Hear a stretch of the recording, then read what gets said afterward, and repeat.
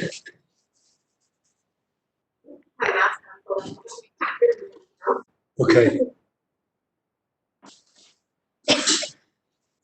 Am I ready to go, or do I need to?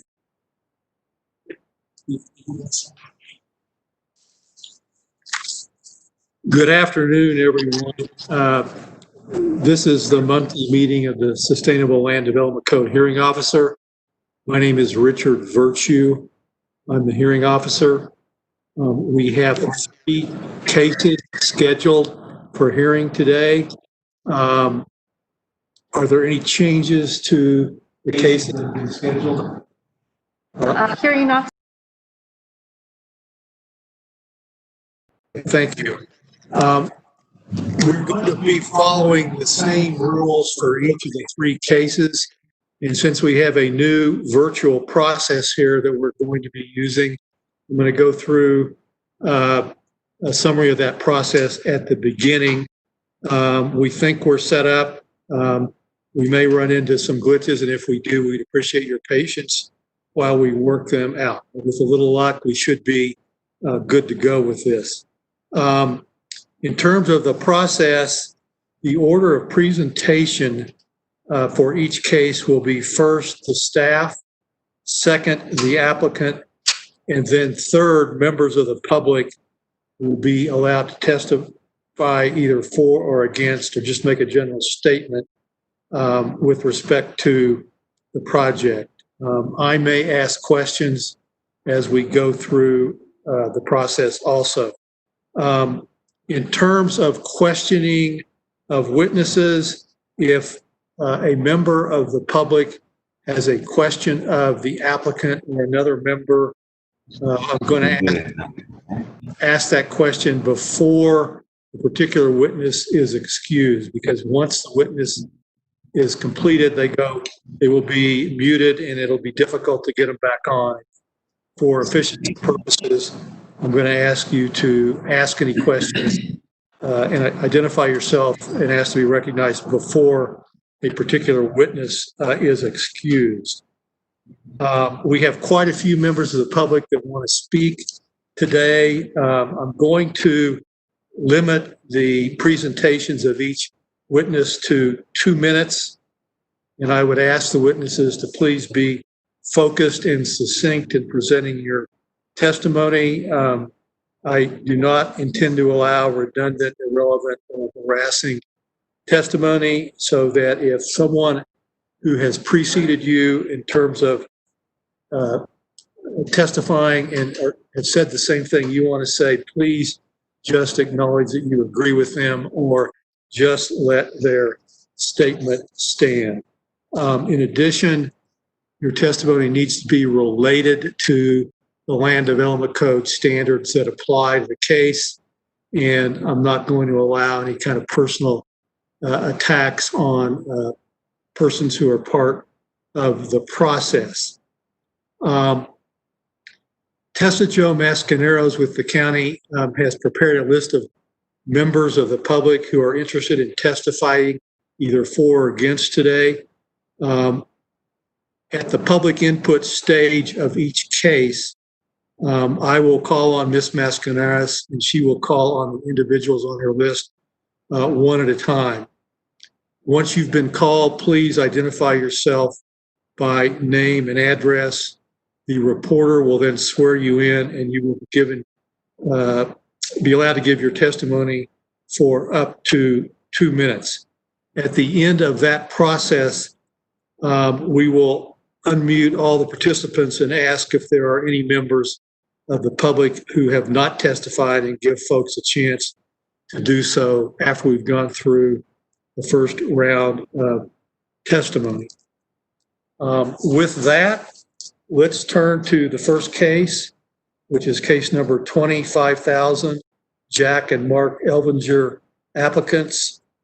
Patrick Collingwood, agent, requesting several variances to property that is within the residential fringe zoning district located at 53 Camino Pacifico in Commission District 4.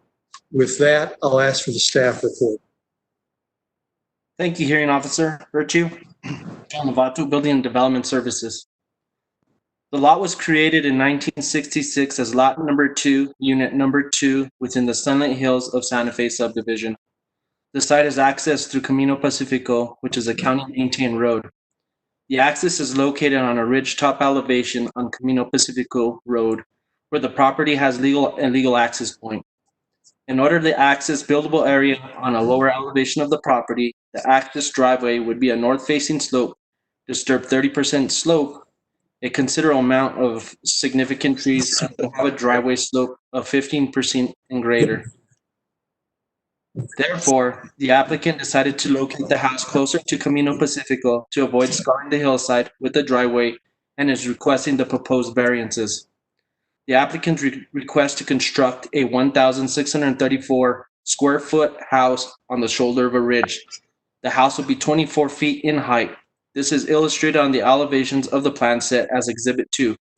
The maximum height limit for structures on ridge tops, ridge lines, and shoulders is 14 feet for a flat roof or 18 feet for a pitched roof. The applicants are proposing a pitched roof, and the applicants intend on exceeding these height requirements on the north elevation.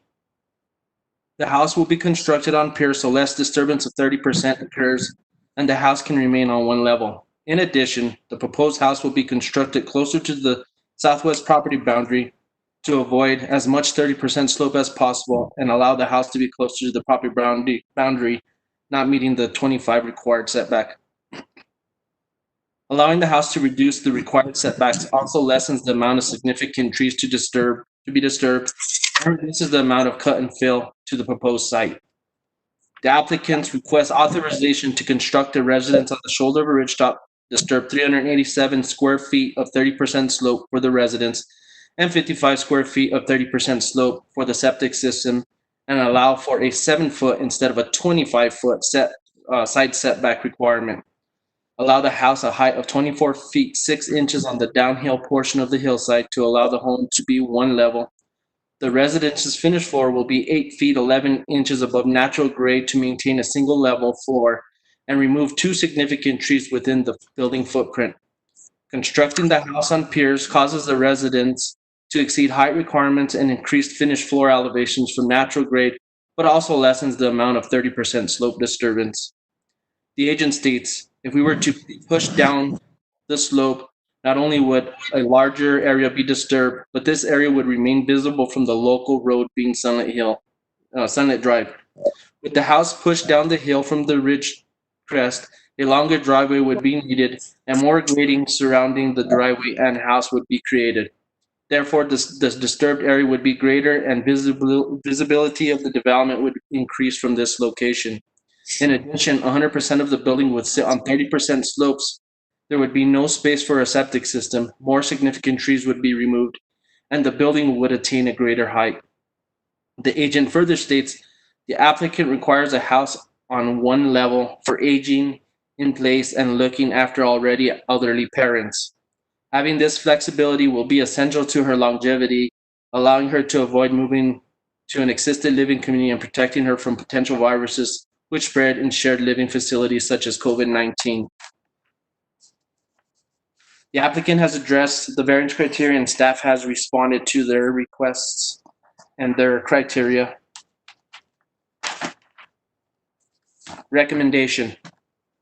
The application is not in strict compliance with the SLDC, but this application meets the criteria necessary for granting a variance. Due to the topography of the land, the applicants are unable to build a home on a lot without variances. The site offers limited buildable area due to topography and the lack of access to buildable area. The applicants have met the variance criteria where due to extraordinary and exceptional situations and conditions of the property, the strict application of the code will result in peculiar and exceptional practical difficulties or exceptional and undue hardship on the owner.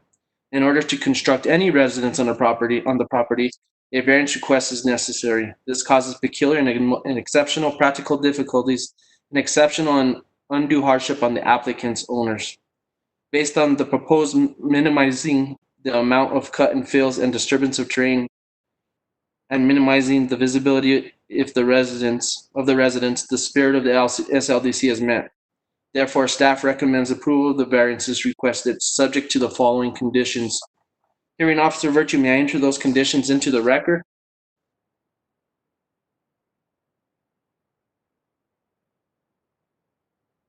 Yes, you may. Thank you, and I stand for any questions. Okay, I have no questions at this time. The next item will be the applicant's testimony, and I'd ask for the main presenter for the applicant to state your name and address, and then we'll swear you in. Hi, my name is Patrick Collingwood. I'm representing the applicants for this case. The address for this case is 53 Camino Pacifico. How long do I have to present?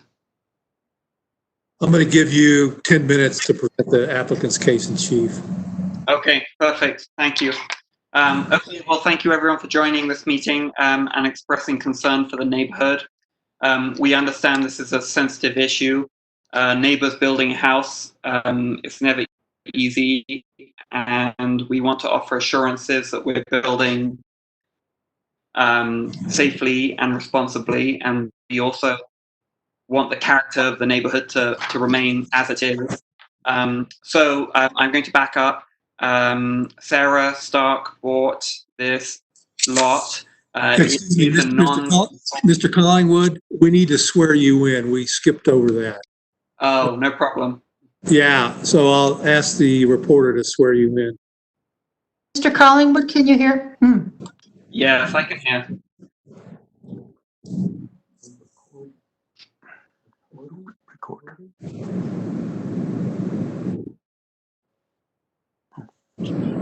Mr. Collingwood, Yeah. do you swear or affirm the testimony you're going to give is the truth? Yes, I do. Thank you, sir. Okay, shall I begin? Please proceed. Okay, I'll proceed. Sarah bought the lot from Mark and Jack Elvinger. It is a non-conforming lot, so what that means is that it was created 15 years before the SDLC came into effect. The SDLC came into effect in 81, and it was created in 66. This lot has no obvious building location on it, which makes it extremely hard for us to find a place to put the house on, and hard for the neighbors likewise. So let me explain our options quickly.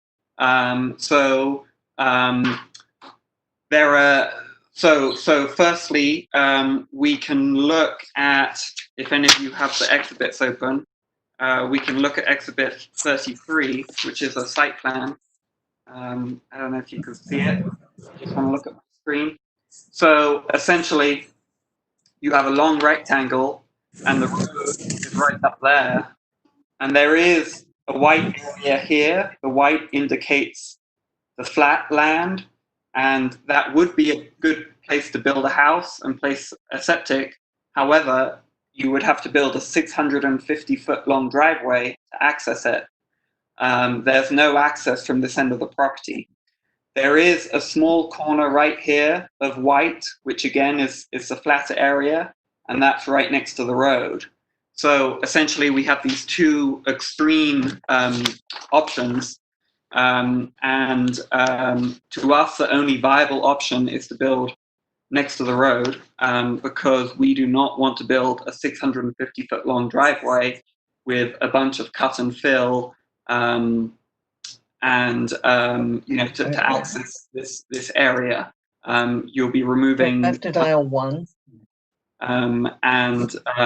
It could cause erosion problems, and in addition, Sarah, the applicant, will be waking up early and will need to get to work. She's a school teacher, and she won't be able to drive up a north-facing driveway that's 650 feet long. I'm keeping track of the time. The second building location, which is next to the road, I admit it's not perfect. It is very close to the road, and it does require a bunch of variances. which, by the way, the other location would as well. The other location would require 8 variances, mostly to do with the driveway. That is where we stand. We're proposing a small house, 1634 square feet. It will be fully solar. The leach field and the septic system will be right next to the house. The pond or the cistern will be right next to the house. So that's to catch the stormwater. It will have very minimal cuts and fills because the design of it is such that it is built on a framed deck. So you could take a look at Exhibit A42. You can see downslope side is on these 4 columns, whereas the backslope side is on a wall. So this allows the natural grade to flow under the house. And I did check with John Mablay, the fire marshal, if this was okay, and he said it was, so long as we use a fireproof material under there. So let's see, we're minimizing cuts and fills. We will build safely. We will provide a stabilization plan, which the county is asking, so the disturbed areas don't erode. We will do construction fencing. We will provide a drainage and grading plan to collect the stormwater safely. We will comply with fire prevention, both in the design and during construction. And lastly, we will hire a licensed New Mexico structural engineer and a licensed New Mexico geotechnical engineer for this project, because the topography is very challenging, and we do not want to build anything that's unsafe. Let me go through the variances really quickly. I know I have about 4 minutes left. Building within so we're asking 2 variances, which are to do with the ridgeline setback. So that's variance 1 and variance 7. Now, this is an unusual case where the road is actually on the ridgeline. And since the only viable building area is right up next to the road, it essentially means that we are building within the ridgeline. In terms of visibility, well, you can only see it from 2 roads, and both those roads are local roads. They are not arterial roads or major arterial roads. They are local roads, meaning they're very remote. They are not traveled on very often at all. They're only traveled on by the people who live there. And in addition, if you look at the view from Sunlit Drive West, which is A37, this house doesn't break the horizon. So I've done a yellow dot right there, and it's actually below the horizon line from Sunlit Drive West. So my next point is about the significant tree removal. This is variance 2. Trees are the character of the site. It's a wooded hillside. They're beautiful, 50, 100-year-old pinon and juniper trees. We are only proposing to remove 2 significant trees, which I think is very reasonable. I'm sure all the other houses in the area removed many more trees than that. And as for building at the bottom of the site on the flatter area and building the 650 feet driveway, well, that would, mean removing dozens of these significant trees. So by limiting our tree removal, we are controlling erosion. We're also being selective as to what we're removing. So we're keeping this cluster of 60-year-old pinon trees right next to the road, meaning they create a screen between the road and the house. Not a full screen, a partial screen, but it screens about 50% of the house. So my third point is the building height. There are 2 variance requests for building height, so that's variance 3 and variance 6. So we were requesting 26'6" height, and we did bring it down. We worked with the staff. So if we look at the building sections again, the heights. So this height is really a function of. Actually, I'll show you this one. So it's really a function of the land just dropping down so steeply. So that's the road up there, and that's a car right there. Now, if you're standing on the road, the highest point of the building in relation to the road surface is only 8 foot 10 inches. You know, when you go down into the property, into Sarah's private property, and when you stand in the canyon and look up, yes, it's a very tall building, but from the public road, it's not tall. The other reason we're requesting this height is because we're doing quite significant roof overhangs, and this is to protect the disturbed land from construction, from eroding. And then the other reason is that the roof is a V shape. It's an inverted pitch. And now this is a special design to catch all the stormwater runoff in one location in the center, meaning, you know, if there's a big storm and say a gutter fails, you won't have water falling off the roof and hitting the land. So essentially it's like a fail-safe drainage plan for the roof. All the water collects in one point and it goes into a roof drain and it goes straight to a cistern or a pond. But what this means is that the roof is tipping up against the slope. So as John Novato mentioned, the applicant is requiring a house on one level, and this is very important for her. She might talk about it later, but you know, she has elderly parents who want to visit and they can't deal with stairs. You know, for aging in place herself, she doesn't want steps. She doesn't want a mechanically operated chairlift or elevator, which is understandable. If there's a power outage, you still want to go in and out of your house. My last point is that the rest of the house. Let's see. I have so on page A39, I actually called out all the building heights at all the corners, and you can see that the one right by the front door is only 5'9" from grade, so it's being cut in.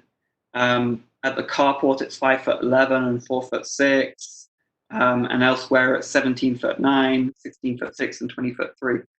So I guess what I'm trying to explain is that we really did our best to drop the house as low as possible into the ground, and you know, cut it into the ground while still allowing it to be accessed with an ADA ramp. And we can't drop it any further, and we can't step it down either. So that's sort of where we stand.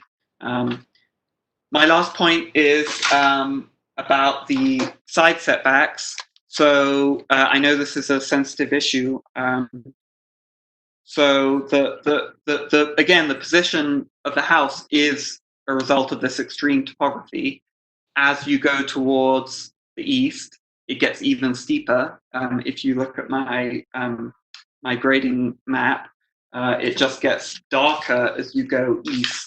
So you know, this is a very hard thing to work with. What we are proposing is just to do the carport in that side setback. The carport will be very low, and it will be a very minimal structure. And we did do a design, which is right here actually. So A36, if you want to look at it. But we did a design for a house which actually avoided both the 30% slope, this black area, and the side setback. And what you have is you have these two very small volumes that add up to being 1,000 square foot. And it's just, you know, it's sort of infeasible as a house. It's a totally impractical design. But we did want to explore that at least, and you know, and show that.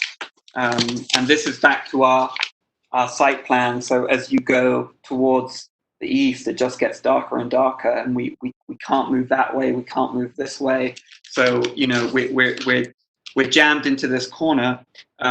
So, you know, we are asking to be 7 feet from the property line, and it is a 25-foot setback. So I know this is a big ask. We are willing to work with the county and maybe reduce this. So that is something we can talk about. Thank you for listening. I will pass you back to Richard.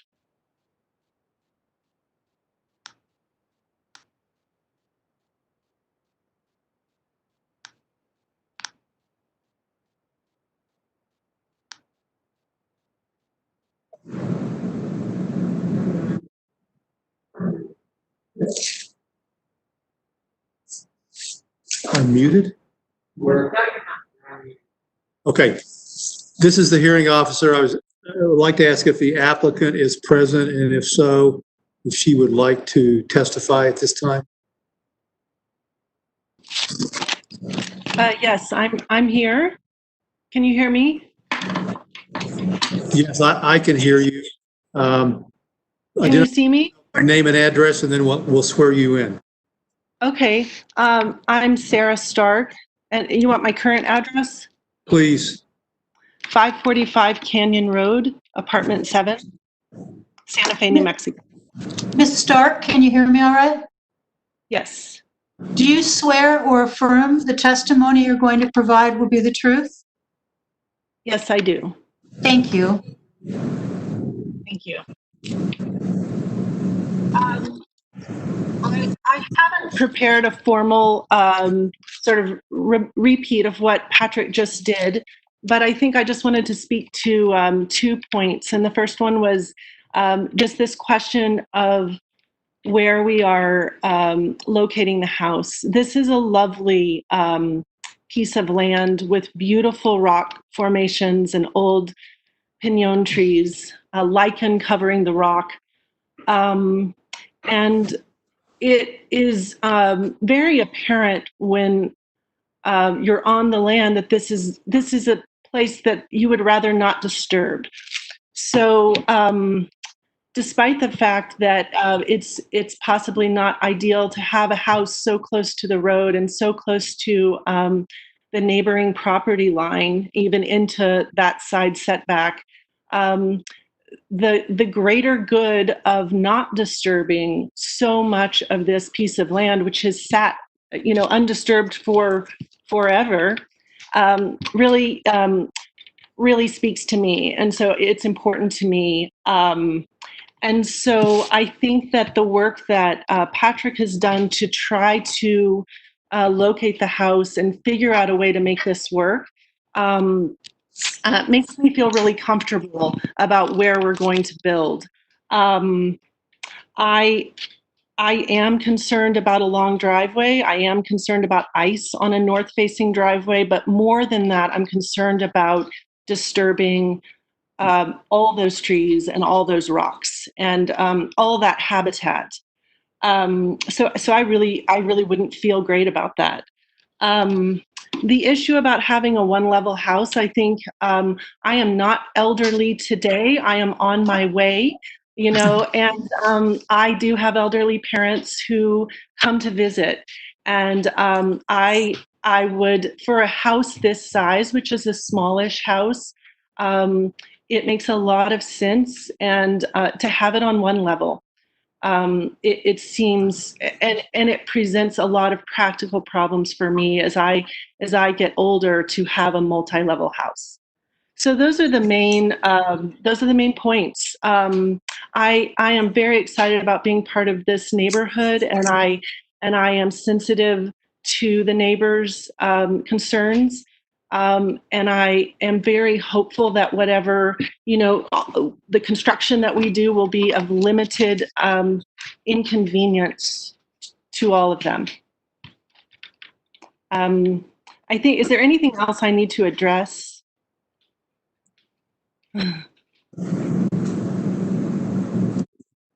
Well, you get to address whatever you would like, as long as it relates to the project. So if you said everything you say, I think that's it. I'll respect everyone's time. Thank you. Okay. Thank you very much, Ms. Stark. With that, I'm going to ask Joe to start calling the witnesses on her list.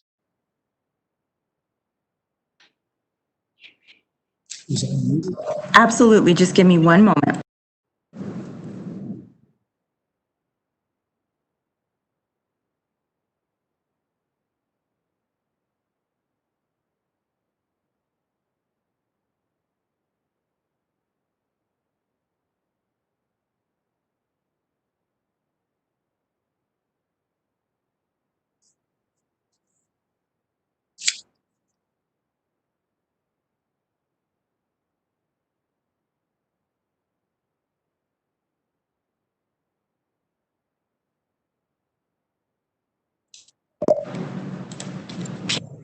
It looks like our first speaker is Chantel Peace.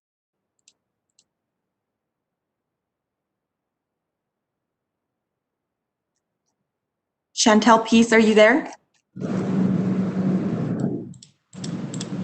I'm going to unmute phones in the event that she's calling in via phone, so please bear with me. Okay.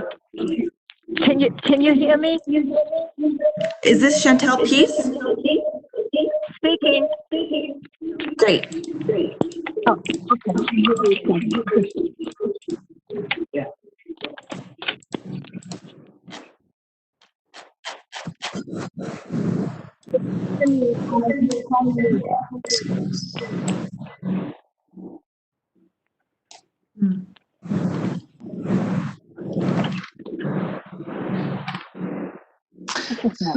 Okay, Ms. Peace, your 2 minutes starts right now.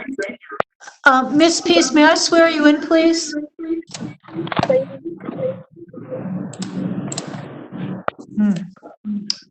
Well,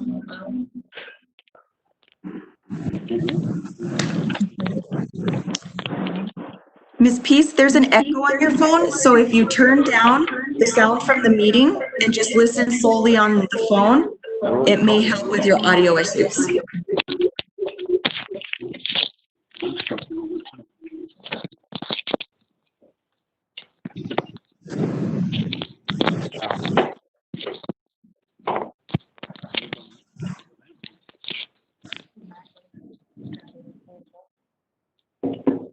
I think we can just talk into the computer. correct. Okay, actually, I have this.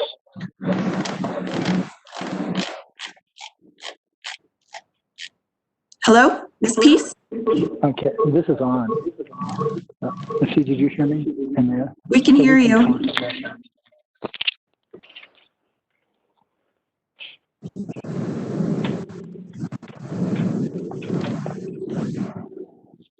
Hello? Hello, do we have Ms. Peace on the phone?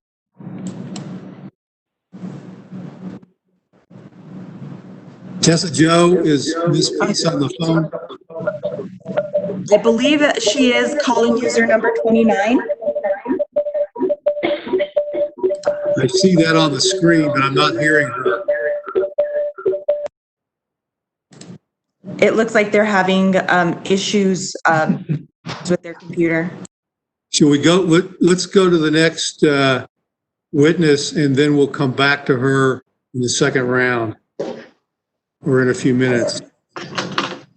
The second speaker is Paul Peace. I'm wondering if they're in the same.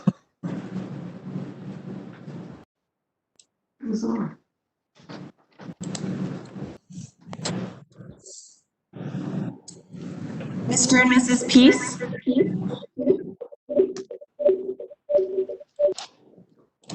It's very garbled. Mr. and Mrs. Peace? This is Paul Peace. Okay, great. We can hear you. Mr. Peace, can you hear me? Yes, I can hear you. Do you swear or affirm the testimony you're going to give will be the truth, sir?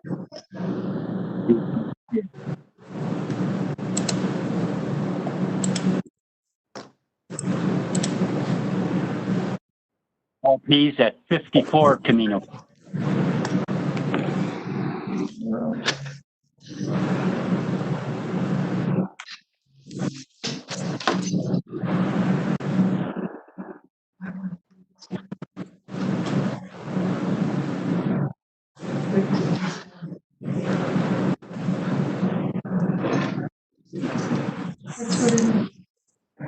This is the hearing officer. I still can't hear anyone on the other end. I've heard Mr. Peace for a minute, but I'm not hearing him now. I'm here. Well, Okay, Mr. Peace, the reporter is trying to swear you in. okay, I'm here. Do you swear or affirm the testimony you're about to give is the whole truth? Yes, I do. Thank you. Your 2 minutes starts now. Thank you. Our neighbor, 53 Camino Pacifico, live across the street, and I'm going to give you a short summary of my position, if you can hear me. Okay, I'm going to continue. Yeah, continue. We're hearing you now. Okay. Speak up. Sometimes you've been fading out, but right now you're okay. Okay. The proposed building is too close to the road and will significantly change the character of the neighborhood, so far as no houses in the neighborhood are so close to the road. Due to the closeness to the road, the value of the property across from 53 Camino Pacifico will likely decrease as the northern and southern views will be blocked. We have no objection for the building to be at a lower level, as already planned, as we were told that the cost of building further below would be a wash because the building site at the road would require special and expensive septic system, and the other site would only require a downhill driveway. Further, to grant permission to requested variances could set a precedence in the county, which could mean that similar requests in the future could be automatically approved. And I'd like to add one more comment. Rather than move the house down to the lowest level, the suggestion we have is to move the house 50 feet from the shoulder, essentially 25 feet further than planned. The house might require quite a step, as Collingwood is now. Moving the house 25 feet further from the road would be much better. End of my comments. Thank you. You haven't heard from Chantal yet. Correct. Is she with you? Yes. Can I also make my comment? And what Paul Pease had, the possibility of moving the house back. Excuse me, Ms. Peace, can you allow the court reporter to swear you in? Oh, yes, forgot. Go ahead. What you're about to give is the whole truth. Yes. Thank you. I'll continue. In continuation to what my husband had mentioned, suggested the ability to move the building further, maybe 20 feet back from the road. And the reason I am saying so is because,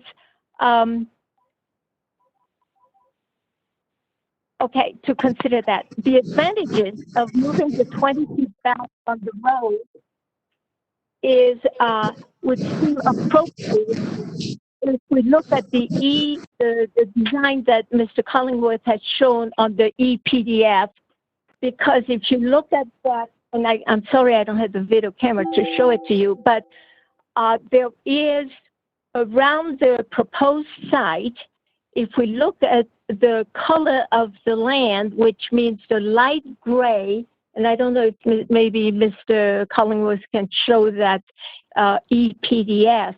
It is a light gray, meaning that the slope is less than the 30 degrees that is a problem right now.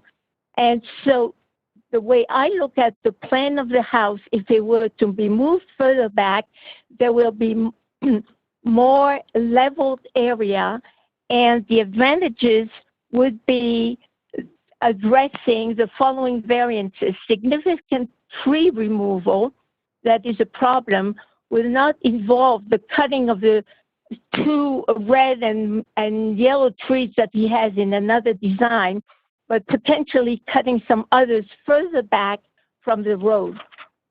Also, to address the finished floor elevation, potentially there will be less 5 feet elevation above ground, less need for greater than 5 feet elevation above the ground. In regards to the 25 property setback, the decrease in variance request abutting the neighbor's property for the driveway and carport and several feet within the road right-of-way would not be necessary. It appears something important that I don't know if the applicant has realized is that we were told that someone. Yes. Ms. Peace, your time is up. You're cutting out. Your time is up. You make this quick point. One point, let me give you 1 minute, okay? Is that the road is going to be paved this summer. And obviously, they're going to have to widen the road. And when we were at a meeting with the county, they talked about having to use the shoulder, the road shoulder for additional. Thank you, Ms. Peace. Your time is up. Thank you. It's impossible. Okay, Ms. Peace, are you still on? I can't hear you. This is a hearing officer. Yes, I'm on. Can you hear me?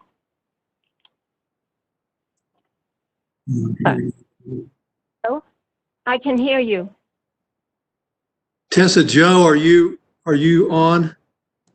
Yes, sir, I am. Okay, I'm sorry, I couldn't hear. I assume that Ms. Peace has completed her testimony? Her time is up, yes. Okay, thank you. Shall we go to the next witness? Those are the only 2 witnesses who had previously signed up for this particular case. Okay, then let's ask if anyone has come on since you compiled your list that would now like to testify.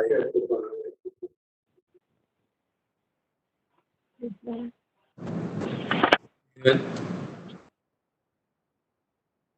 Hearing none.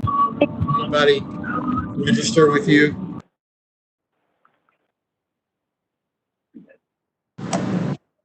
I'm going to unmute all of the telephone callers so that Thank you. give them the opportunity. 1 moment.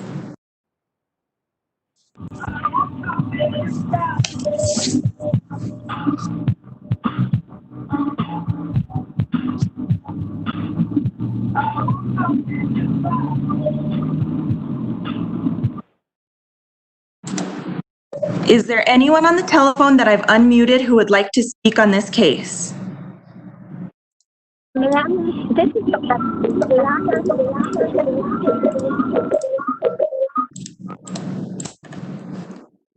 Okay, Mr. Hearing Officer, I'm going to remute everyone. Okay, we have no further persons who would like to testify in this case. So, hearing no requests for additional testimony, I'm going to declare this hearing to be closed, and I will review the evidence submitted and make a written recommendation within 15 working days of today. So the next case is number 205030, Amity Revocable Trust variances. Jack Gerlach, applicant, Joseph Carnes, agent, requesting several variances to allow development of the residence and several outbuildings on the site located at 40 Cloudstone Drive within the residential fringe zoning district. And it's also within Commission District 4. And with that, I would ask for the staff to present its report. Thank you, Hearing Officer Virtue. Amity Revocable Trust, Jack Erlash, applicant. Joseph Carnes, agent, requests a variance of Chapter 7, Section 7.17.10.4.1, disturbance of 25% slope to allow a driveway to access buildable area and disturb 5,100 square feet of 25% slope disturbance. A variance of Chapter 7, Section 717.9 to allow residence to be constructed on a ridgetop. Chapter 7, Section 7.17.10.6, ridgeline setbacks to allow for the main residence to be constructed on the ridgetop with no setback. A variance of Chapter 7.17.9.2.7, significant trees to allow removal of 55 significant trees to accommodate the driveway. A variance of Chapter 7, Section 7.17.10.7.8, retaining walls.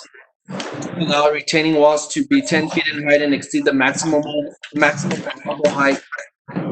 And a variance of Chapter 7, Section 7.17.10.3.1, disturbed area limitation of 12,000 square feet to allow for a total disturbed area of 29,321 square feet.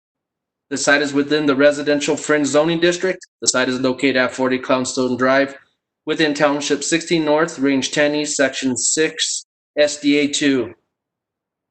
The property is 17.77 acres and designated as an outtract in the Indian Hills subdivision as indicated in Plat Book 369, pages 30 through 31, and recorded in the records of the Santa Fe County Clerks and recorded on August 19, 1997. On February 13, 1990, the BCC granted approval to allow a 31.6 acre parcel to be subdivided into 11 lots, which is Indian Hills subdivision. At that time, the applicant retained a 17.77 acre parcel. This parcel was labeled as an outtract and is the subject of the current application. The subdivision was created prior to the terrain management regulations, which came into effect in 1996. Therefore, the lots created have difficult terrain, which present challenges for access and development sites. The property is accessed through Cloudstone Drive, which is a private road. The access is at a midway elevation on Cloudstone Drive, where the property has legal access. Cloudstone Drive climbs to the top of the ridge near the applicant's buildable area on the ridgetop. However, the applicant has no legal access at that point. Lack of access has been confirmed with surrounding property sites or plats. The applicant requests authorization to disturb 4,100 square feet of 25% slope for the access driveway, disturb and remove 55 significant trees located on 30% slope, allow a disturb limitation area of 29,321 square feet to construct an 8,914 square foot residence, a 2,578 square foot guest house, and a 2,273 square foot barn. Allow the residents to be on a ridgetop with no setback and allow the retaining walls to be 10 feet in height. Therefore, the applicant is requesting variances. In developing as proposed, the applicant will create a SCAR with a driveway and construct a residence on the ridgetop with no setback. Further, the applicant will create a driveway down the other side of the hill and construct a barn and guest house where there is buildable area. The roadway and proposed residence on the ridgetop will be seen from Old Santa Fe Trail, St. Michael's Drive, and I-25. The applicant's agent states, from a planning perspective, it would be far preferable to gain access to the property from Upper Cloudstone Drive to the east, which is about the same elevations as the buildable areas and could be accessed via a substantially shorter driveway. However, Upper Cloudstone is separated from the property by two intervening properties. Mr. Gerlash has attempted to acquire an access easement across either property without success. The applicant's agent states the fattest portion of the property is on top of the ridge to the southwest of the existing residence and to the adjacent property, which is at the top of the same ridge to the northeast. Mr. Gerlach proposes to construct the single main house in the location within the ridgetop.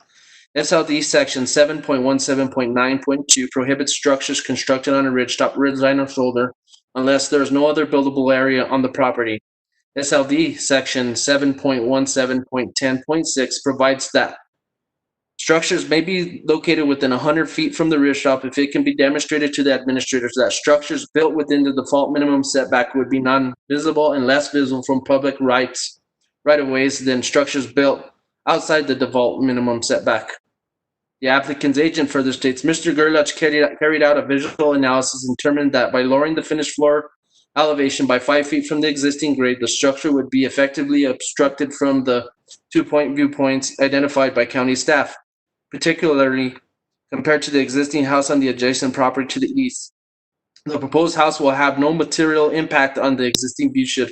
Also, Mr. Gerlach proposed to replace all trees removed from the driveway and house at a 2.1 ratio, and to plant trees along the north side of the house to further minimize potential visibility of the house for the two public viewpoints and to screen the house from the neighboring house to the east. All replacement trees are proposed to be irrigated by recycled water from the on-site cistern system. Mr. Gerlach requests approval of the variance to ridgetop construction prohibition to allow for the main house to be built in this location. Approval of the driveway-related variance is necessary to allow for the development of the property in a manner consistent with the SLDC. The property would otherwise be undevelopable for residential use that is a right pursuant to the county general plan and zoning designation. Staff response. Staff has reviewed the plans and determined that the lot will require variance and has buildable areas that is not located on the ridgetop. The lower southwest portion of the property where the barn and guest house are proposed contains building envelope that will allow residents. That's Exhibit 2. However, in order to access this area, a driveway will need to climb the hillside, crest the hill, and continue down the other side of the hill. Constructing a driveway to get to this area will disturb significant trees, involve significant 25% slopes, and will require the construction of 10-foot retaining walls. Further, the applicant proposes to construct a residence on the ridgetop without any required setback. Staff recommends the applicant build closer to Cloudstone on the western portion corner of the property, which will require variances of 30% slope disturbance for the structures and 25% slope disturbance for the driveway, but will also disturb less as the driveway will not be as long and would not be as much of a visual impact on surrounding areas. Staff has reviewed the variance criteria and has responded to that criteria. Recommendation. Hearing Officer Virtue, there are 3 recommendations. 1, in order to build on the ridgetop location, the following variances are required, and that is 1, a variance of Chapter 7, Section 7.17.10.4.1, disturbance of 25% slope to allow a driveway to access buildable area and disturb 4,100 square feet of 25 slope disturbance. 2, a variance of Chapter 7, Section 7.179.2.1 to allow residents to be construction on a ridgetop variance of Chapter 17.10.6 ridgetop ridgeline setbacks to allow for the main residence to be constructed on the ridgetop with no setback. 3, a variance of Chapter 7, Section 7.17.9.2.7 significant trees to allow removal of 55 significant trees to accommodate the driveway. 4, a variance of Chapter 7, Section 7.17.10.7.8 height retaining walls to allow for the retaining walls to be 10 feet in height and exceed the maximum allowable height. And 5, a variance of Chapter 7, Section 7.17.10.3.1 disturbed area limitation of 12,000 square feet to allow for total disturbed area of 29,321 square feet. Staff recommends denial of the variance to build on this location. The SLDC specifically states the construction on a ridgetop is not allowed unless there is no other place to build, and there is other places on the property. Building on the ridgetop would create a visual impact from I-25, St. Michael's Drive, and Old Santa Fe Trail and surrounding areas, as the home and driveway would both be visible. If the hearing officer recommends approval to build at this location, staff recommends the following conditions be imposed. Hearing Officer Virtue may enter those into the record.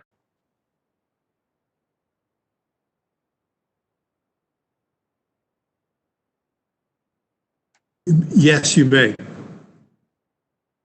Thank you. In order to build on a buildable area on the southwestern portion of the property, the following variances are required. 1, a variance of Chapter 7, Section 7.17.10.4.1, disturbance of 25% slope to allow driveway to access buildable area and disturb 4,100 square feet of 25 slope disturbance. 2, a variance of Chapter 7, Section 717-927, significant trees, to allow removal of 55 significant trees to accommodate the driveway. 3, a variance of Chapter 7, Section 7.17.10.7.8, height of retaining walls, to allow for retaining walls to be 10 feet in height and exceed the maximum allowable height. And 4, a variance of Chapter 7, Section 717.10.3.1, disturbed area limitation of 12,000 square feet to allow for a total disturbed area of 29,321 square feet. Staff recommends denial of the variance to build on this location as it would require a long driveway with a large amount of 25% slopes, disturbance, and removal of significant trees, as well as retaining walls that exceed the height limitations. The driveway would scar up the mountain and be visible from I-25, St. Michael's Drive, and Old Santa Fe Trail and surrounding areas. If the hearing officer recommends approval to build on this location, staff recommends the following conditions be imposed. Hearing officers of virtue, may I enter those into the record? Yes, you may. Thank you. And lastly, in order to build on the area closest to Cloudstone Drive, the following variances would be required. 1, a variance of Chapter 7, Section 717.10.4.1, disturbance of 25% slope, to allow a driveway to access buildable area and disturb 4,100 square feet of 25 slope disturbance. 2, a variance of Chapter 7, Section 717.927, significant trees, to allow removal of significant trees. And 3, a variance of Chapter 7, Section 717.10.3.1, disturbed area limitation of 12,000 square feet. Staff would support the variance request to build at this location as it would result in a shorter driveway with less disturbance of steep slopes and removal of significant trees, and it would reduce the need for large retaining walls. Staff recommends approval to build on this location subject to the following conditions. Hearing officer of virtue may enter those conditions into the record. You may. Thank you. Yes. Nice to answer any questions. Thank you. Okay. I have no questions at this time. So we can move on to the applicant's testimony. And I would ask the applicants himself or herself. Thank you. Hearing Officer Virtue. This is Joseph Carnes with Summer Carnes and Associates, 125 Lincoln Street, Suite 221. Okay. Mr. Virtue? Yes, I can hear you. Okay, great. I'm here on behalf of the applicant, Jack Gerlach. I'm going to go through a brief PowerPoint presentation. Then project architect Mark Hogan will present the visual analysis, and Mr. Gerlach would like to say a few words and finish the presentation. Also, project engineer Maury Walker is also on the call, and I'm going to ask him a couple of questions in the middle of my PowerPoint presentation. So with that, and then we'll stand for any questions you may have. I'm sorry, I can't hear you, Mr. Virtue. I had intended to limit the presentations to 10 minutes. It sounds like you've got a list of folks. So can you ask how much time you think you'll need? You know, I would say not more than 15 minutes. I'll move through as quickly as I'm able. Okay, thank you. Thank you very much. We'll stick with Thank you. Initially, I need to make one correction for the record. In his staff report, Mr. Lovato was talking about the requested variance to disturb slopes of greater than 25% for the driveway. He used a disturbed area figure of 4,100 square feet, and I put in writing, it didn't make it into the staff report, but the actual figure is about 29,000 square feet for the driveway. So I just wanted to make that correction. It should be in your packet in my letter that I submitted to Mr. Lovato. With that, I'm going to go ahead and try to get my PowerPoint presentation on. You'll bear with me just a moment.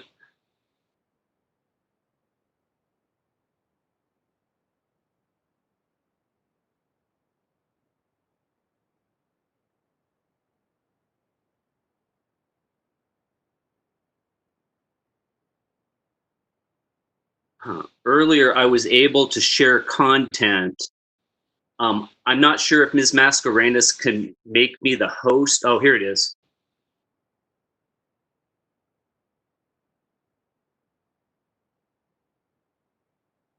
Change your role to presenter, so it should allow you to do your PowerPoint. Okay, thank you very much. Absolutely.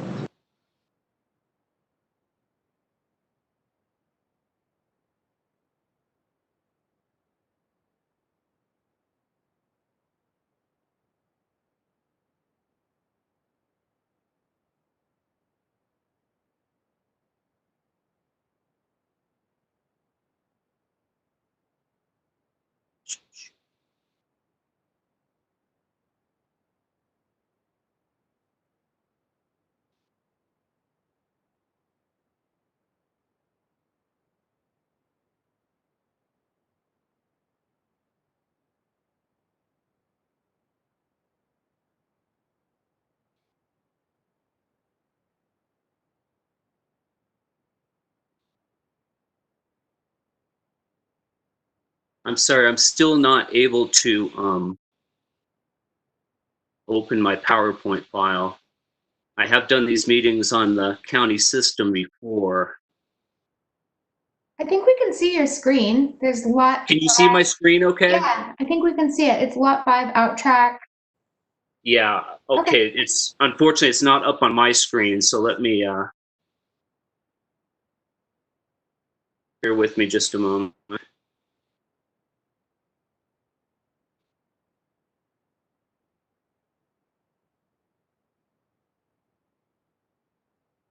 Okay, can you see the out track now?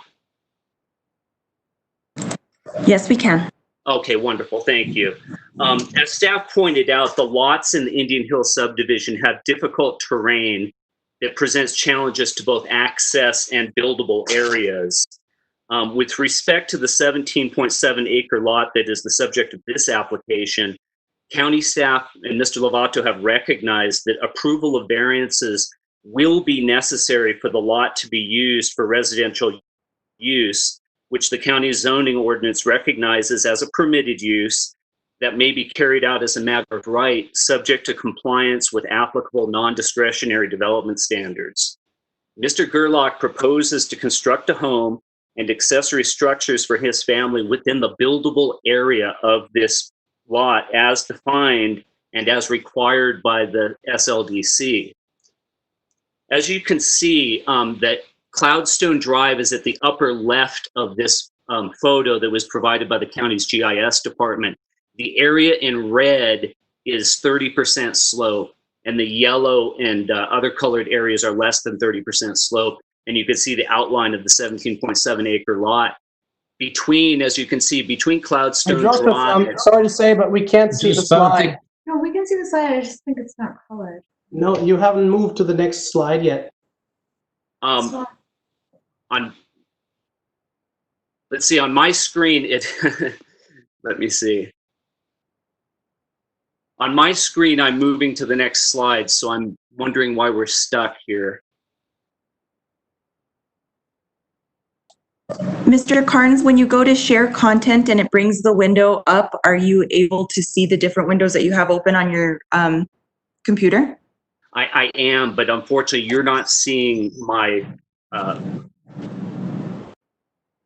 there we go. Can you see the proper slide now? We cannot. It's showing on my screen. I have an air photo with the red and the yellow areas of the site. Mr. Carnes, if you would like to email the PowerPoint presentation to me, I'd be happy to share the content and switch the slides for you. If you'd like to do that, it's going to take me just a moment. I need to log on to my, actually, can you give me your email address and I'll shoot it right to you? Sure, it is T and then Mascareñas,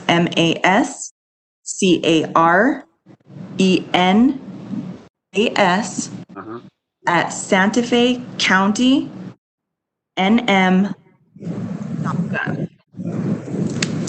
It's going to be filed to email to you. Let me, but I have a link. Let me send that to you right now.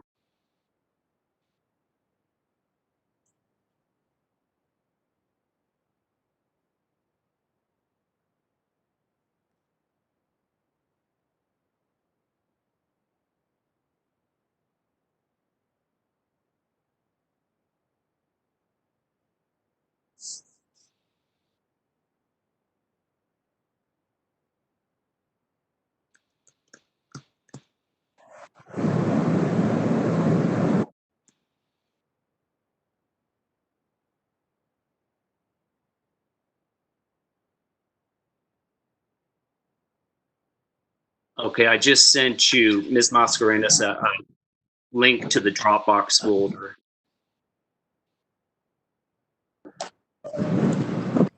pull it up as soon as I receive it. Okay. And let me know. I just tried a different way. Is the hearing officer Virtue, it's loading right now on my screen, so let me know if you can see it. Okay. We're waiting. It's still loading right now.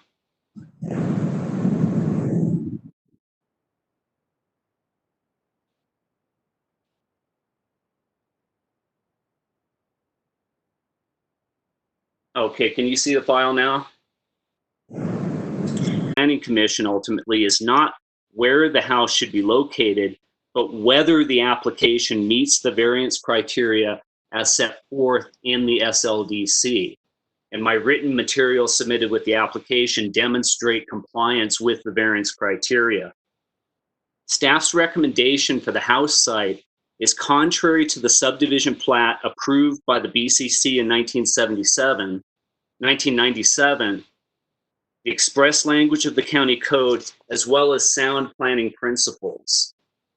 As Mr. Lovato pointed out, the BCC approved the original subdivision in 1990 and approved modifications to the subdivision in 1997 after the BCC adopted its land use code in 1996 that contained terrain management requirements. The fundamental basis for the county subdivision requirements is that each lot include a buildable area that meets the terrain management performance criteria as they existed in 1996. In this case, as Mr. Lovato pointed out, the site contains ample buildable area on top of the hill and no buildable area whatsoever on the side of the hill closest to Cloudstone Drive. In addition to exceeding staff's scope in reviewing the variance applications, staff's recommended site is exactly the opposite of the express prohibitions set forth on the approved subdivision plat, as well as the county code. Condition 7, imposed by the BCC on the 1996 approved subdivision plat, states no building construction is permitted on slopes greater than 30% grade. The application complies with this condition, while staff's recommendation facially violates the condition. And critically, there is no variance procedure available for violating a condition of subdivision plat approval, and staff does not address that condition of the plat approval. Likewise, condition 12 of this printed on the subdivision plat states that, quote, terrain management regulations, Article 7, Section 3.2 of the County Land Development Code, shall be complied with at the time of building permit application on each lot. That condition is also not subject to a variance decision, and the applicant has not applied for such a variance. In making this ultra vires recommendation, staff ignores the express conditions of the plat and is willing to throw the terrain management regulations and plat conditions out the window in favor of a building site that would require some 40 feet worth of retaining walls that would take up about at least half of the permitted 12,000 square feet of disturbed area, as well as all the trees within that disturbed area. This is a forested hillside, and all of those trees would have to be removed. Given the steep slope, a house on the side of that escarpment would have substantially greater impacts than would the proposed driveway. And at this point, I'd like project engineer Maury Walker to just address the magnitude of the impacts of a building pad on the side of that escarpment versus a narrow driveway crossing that escarpment, as many driveways do in this area of hillside development in Monte de las Piedras Rosas, which is above the Indian Hill subdivision and the surrounding development. So Mr. Walker, if we could switch to him for just a minute and he could address the magnitude of disturbance, I'd appreciate it. Yes, I assume everybody can hear me? Yes. Okay, good. Now, generally what This is very unusual. Mr. Walker, we're going to need to have you identify yourself in terms of your address, and then we'll swear you in. Oh, yeah, that's right. Okay. Do you swear or affirm the testimony you're about to give is the whole truth? Yes, I do. Please state your name for the record. I'm Maury Walker with Walker Engineering, 905 Camino Sierra Vista here in Santa Fe. Thank you. Just as a quick comment on all that, I've never really have seen building this a house on 30% slopes. The fallacies here is it's greater than 30% slopes. The actual slopes that's being recommended to build the house on is actually 40 to 45% slopes, which means if you build a house like 100 feet wide, we're talking almost 40 feet of change in elevation from one side of the house to the other. That would require walls, unbelievably tall walls. I saw that a variance of 10-foot walls. We're talking about walls 30 to 50 feet high to build a house where it's located. Every time we have to cross 30% slope, it's only because of roadways. I've never built a house on it. We usually build a road on there because driveways minimize the amount of disturbance on steep slopes. The driveway itself is only be 14 feet wide, and we had it just winding up that roadway. And I don't have it in front of you. You don't see it in front of you, but we designed that roadway so it just winds up that driveway up that steep slopes, just to minimize the amount of trees and minimize the amount of walls.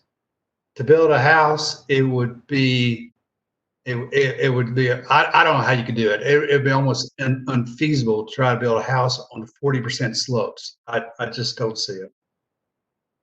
Thanks. Thank you, Mr. Walker. With respect to the driveway, the requested variances are necessary and required to achieve access to the buildable area as defined in the county code. Mr. Walker, as he described, designed the driveway to minimize land disturbance and tree removal. And it's obvious that an 14-foot wide driveway crossing slopes substantially in excess of 30% slope would disturb much less land than would a 100-foot wide building pad, would require substantially less grading and retaining wall construction. Further, I wish I could show you the photo, but this proposed driveway is in character and is has less switchbacks than existing driveways in the vicinity. I have an air photo that shows two driveways existing off of Cloudstone Drive, one that has 4 switchbacks and another that has 5 switchbacks. The proposed driveway that Mr. Walker designed has been reviewed by the Fire Marshal's office. Fire Marshal Jaime Blais has reviewed and is comfortable with the turnouts and the design of the driveway. And this driveway will actually be better and safer than existing driveways in the area that were constructed many years ago, and again, have substantially more elevation gain and switchbacks than the proposed driveway.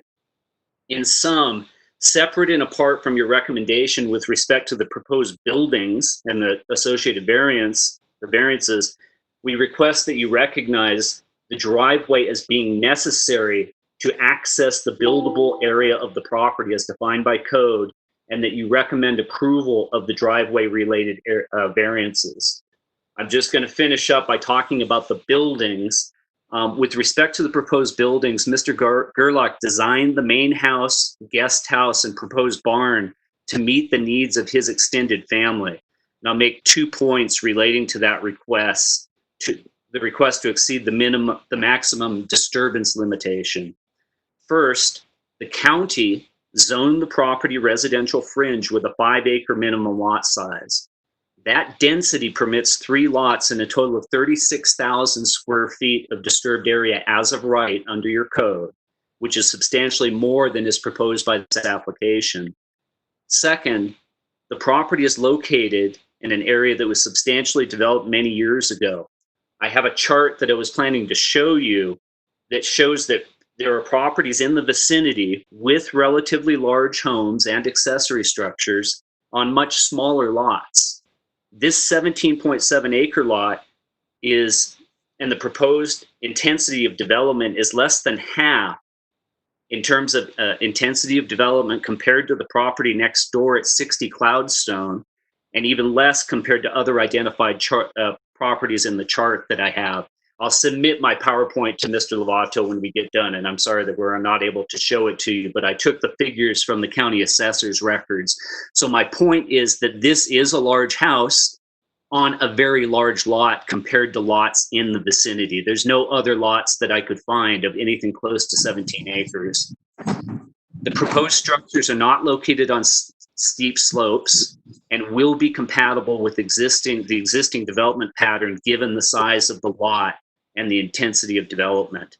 I was hoping that Mr. Hogan could walk through his visual analysis and show you how Mr. Gerlach and Mr. Hogan have sunk the house, the single-story house, into the ground in order to minimize impacts on existing distant views from Old Santa Fe Trail and from I-25 and St. Michael's. At this point, I'd like to turn it over to Mark, and I'll finish up if Mark can make a few comments. But in sum, Hearing Officer Virtue, we request that you recommend rejection of staff's attempt to redesign the project in a manner that is directly contrary to the subdivision plat, the county code, the spirit of the code, and sound planning principles.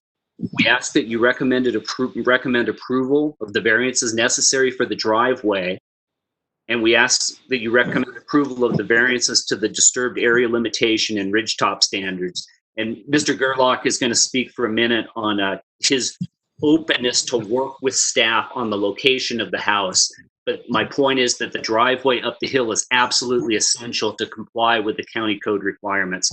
With that, I'll hand off to Mr. Hogan, and I thank you for your time and your patience. Thank you very much, Mr. Carnes. If we could get some succinct statements from Mr. Gerlach and Mr. Hogan, I would appreciate it. Very good. Do I need to be sworn? Yes, you do. Okay. What to give is Mark the whole Hogan, truth. 994 Old Pecos Trail. Yes. Thank you. Well, without the pictures, that will help me be brief. I wanted to point out that the value of the visual preference in the visual analysis was proven in the work on this site because we erected story poles at all the corners of the house as required. And we've had them a couple feet more, maybe 4 feet higher than they needed to be, and painted the tops of them red so that we could be sure we could locate them easily. And then we put the original design of the house, we taped that off in a bright green tape, and then did a visual analysis of it, and which from the only locations of visibility, which we did review with staff, nailed those down, and then the visual preference study that we performed was taken from those locations, and we amended the siding of the house until it became out of sight, and it used the tree line and the low saddle of that ridge to accomplish that. So without further ado, there's really nothing to see, literally, because the current design pushes the parapets of the house down below the tree line. And I'm sorry I can't show you that in the slides. Thank you, Mr. Hogan. Let's go to the next witness. Hi, I'm Jack Gerlach. I'm the applicant. Okay, please give us your address and then we'll have you sworn in. My name is Jack Gerlach. Address is 28460 Villa Street in Malibu, California. Mr. Gerlach, do you swear or affirm the testimony you're about to give is the whole truth? Yes. Thank you very much.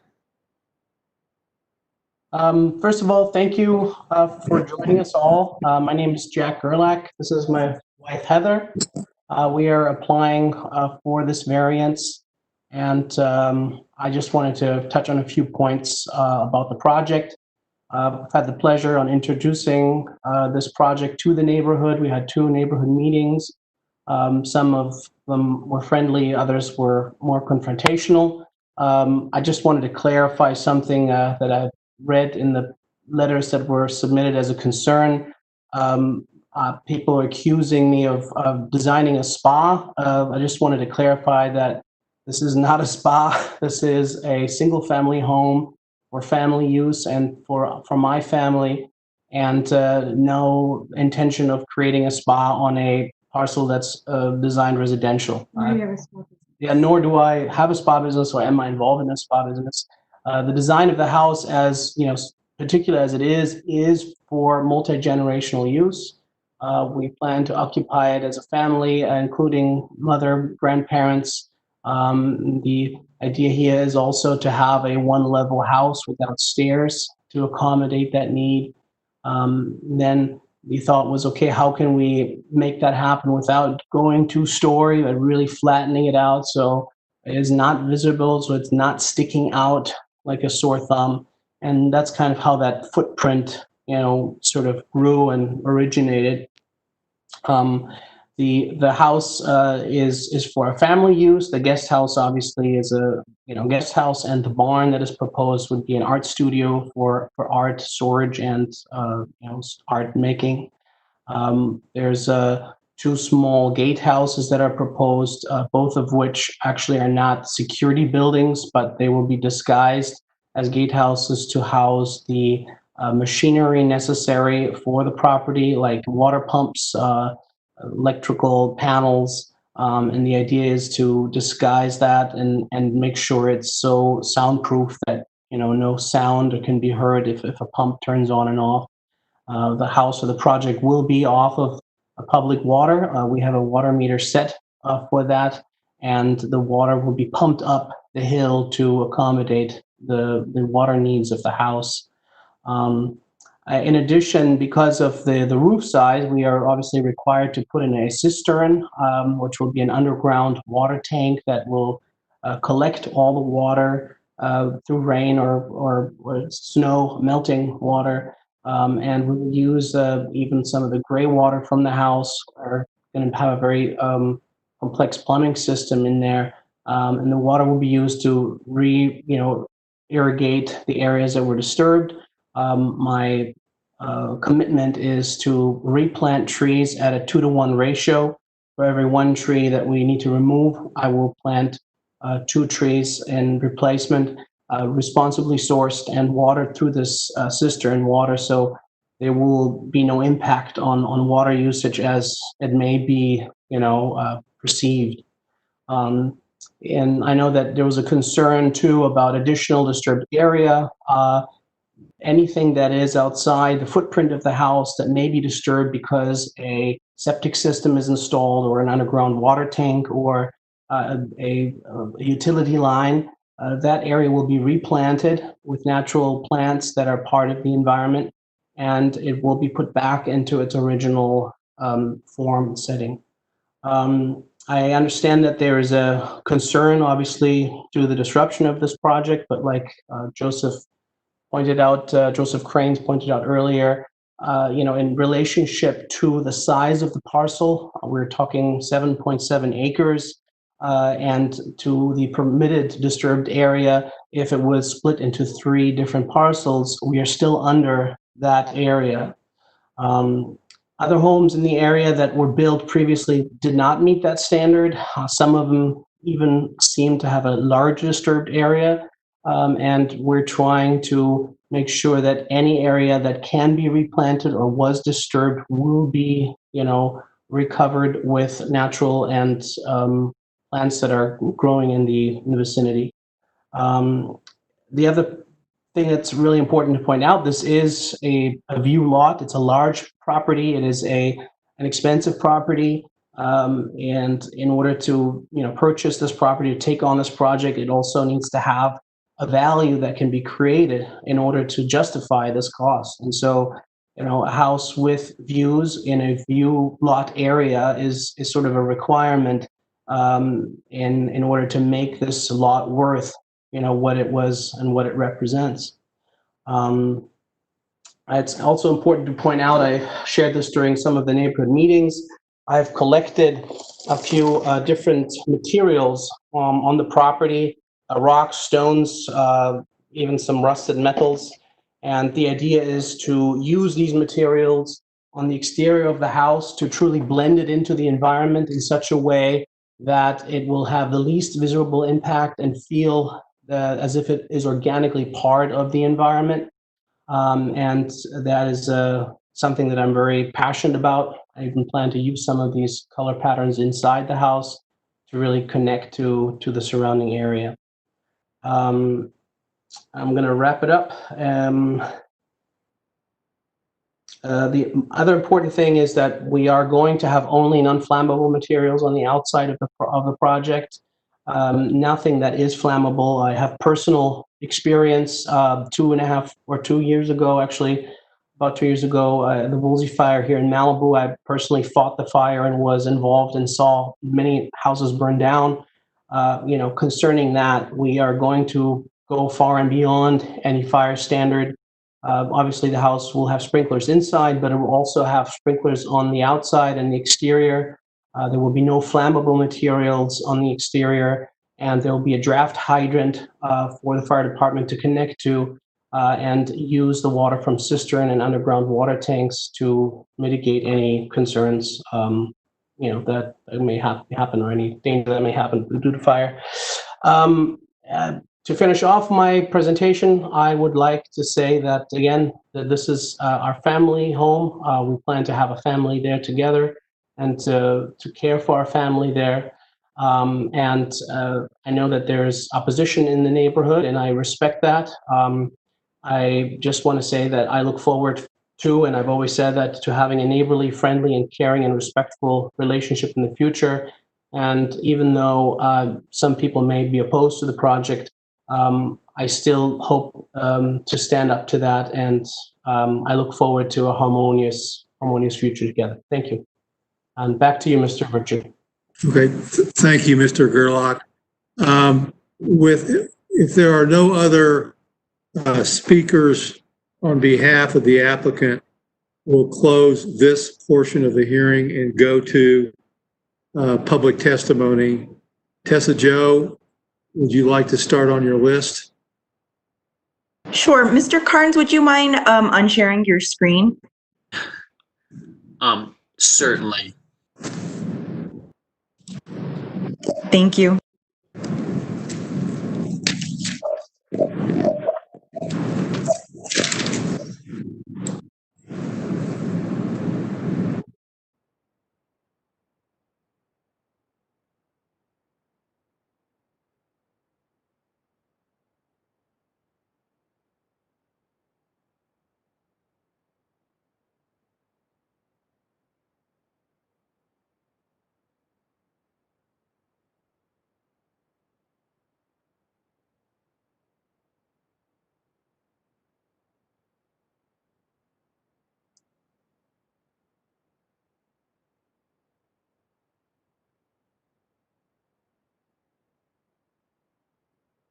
I'm still showing it on my screen. There should be a stop sharing button at the top of your screen.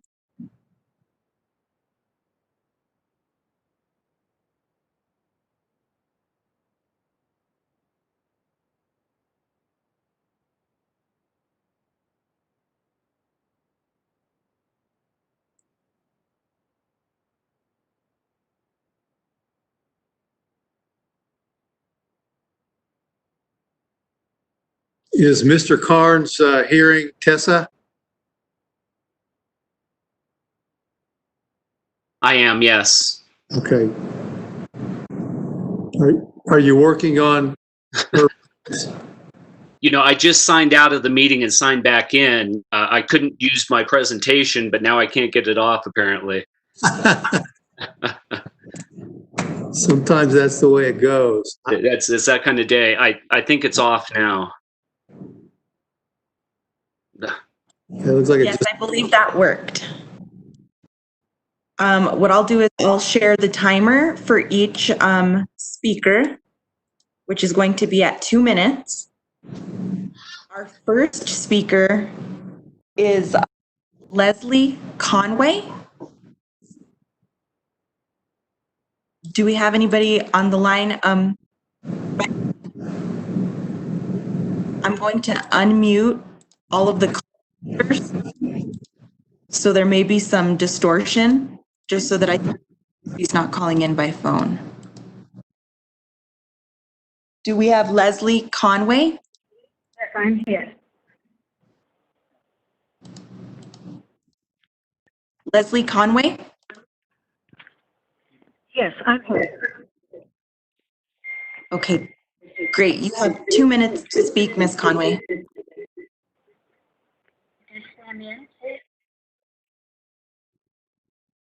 Miss Conway? Would you please swear me in first?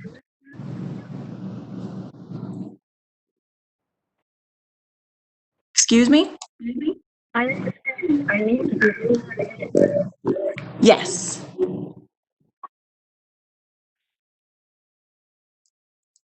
Did she hear me? I can hear you. Do you swear or affirm the testimony you're about to give is the whole truth? I do. Thank you. Mr. Hearing Officer, could you please confirm who the applicant is? Because the yellow public notices appear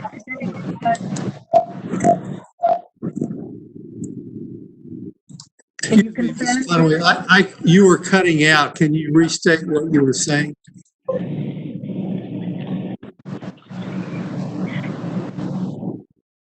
I said that the yellow public notices state that the applicant in this issue is the applicant. But all I've heard today is, can you confirm whether who is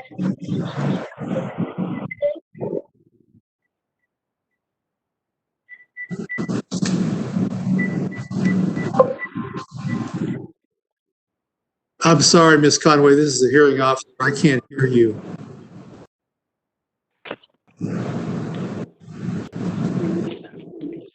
Can you hear me now? I can't. There's an echo, but I couldn't hear you. Okay, I would like you to confirm, sir, who the applicant is here today, because the yellow public notices on the road say that the Amity Revocable Trust is the applicant. But Mr. Gerlach appears to be presenting himself as the applicant.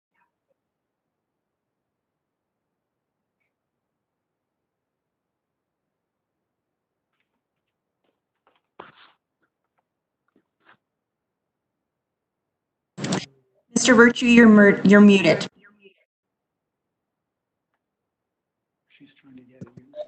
Sorry about that.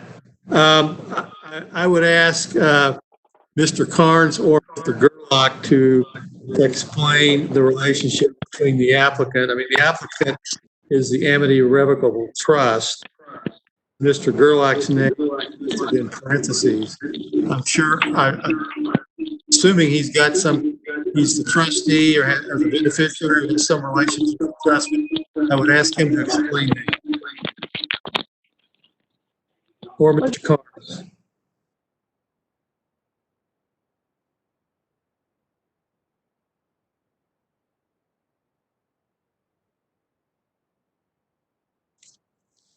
Mr. Carnes or Mr. Gerlach, could you hear what I just said? Can you hear me? Yes, I can. So the property owner is the Amity Revocable Trust. Mr. Gerlach is under contract to purchase the property. As with many applications in the county, the property owner authorized Mr. Gerlach to submit the application. I'll let Mr. Lovato or county staff address how they characterize the various parties, but I think they accurately represented on the sign that the property owner and hence the applicant is the trust. Mr. Gerlach is the one bringing the application forward in conformance with written permission from the trustee of the trust. I hope that answers your question. Okay. Thank you for that, Ms. Conway. Is that an adequate answer for you?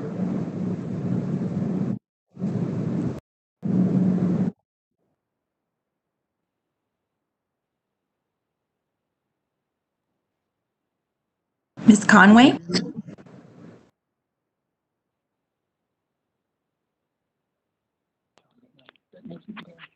Hello? Ms. Conway, are you Can you hear there? me now? Yes, Can this you is hear the me? hearing officer. I can hear you. Did you hear Mr. Connor's explanation of the Yes. regard of the applicant?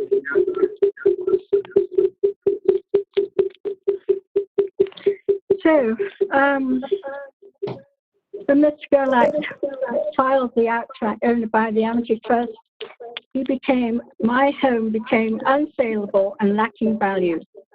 Who would buy a house right next door to a project, the construction of which will take years? The constant noise, truck traffic, and vibration caused by the excavation of the bedrock granite by rock-breaking means such as a hoe ram would be totally untenable.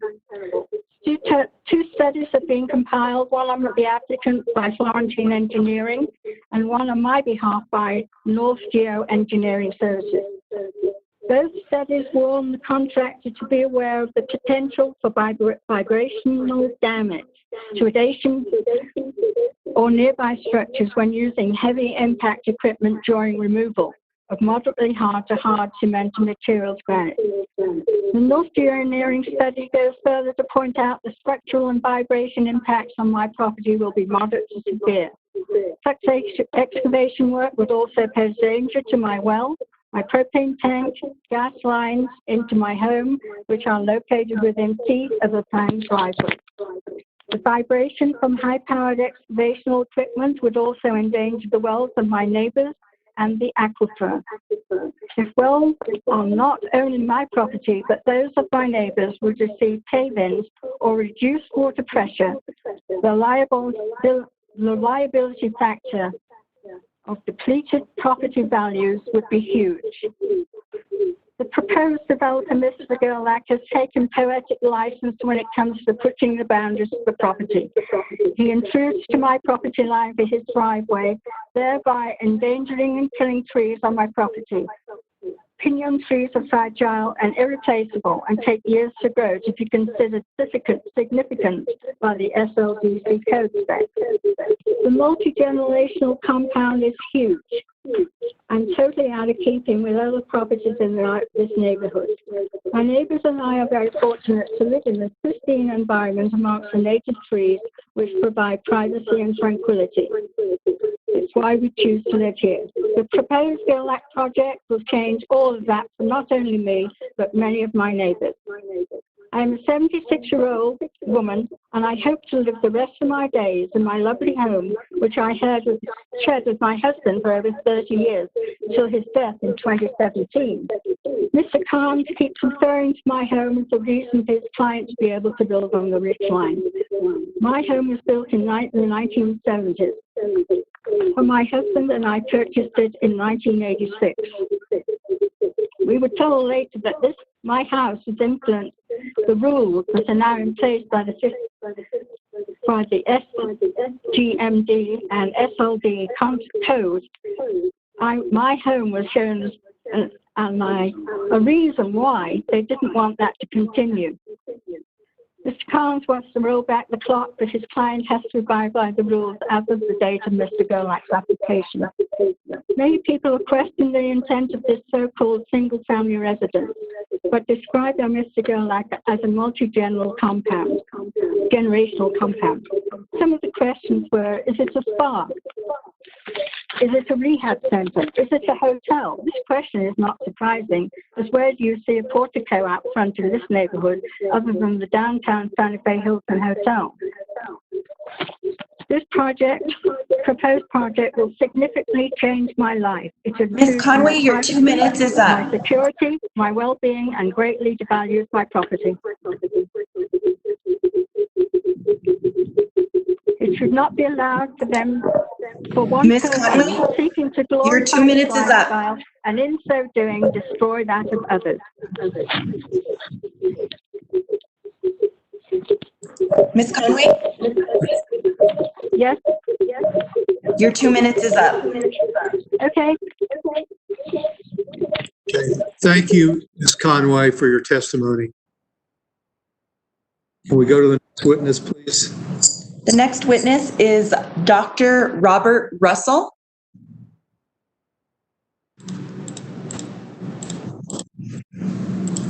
Do we have Dr. Robert Russell with us? Can you hear me? Yes.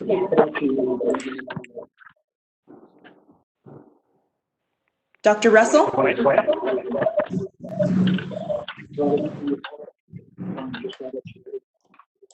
you hear me? Yes. Can you swear me in? Yes, just allow me to mute all the other call-in users to avoid any audio issues.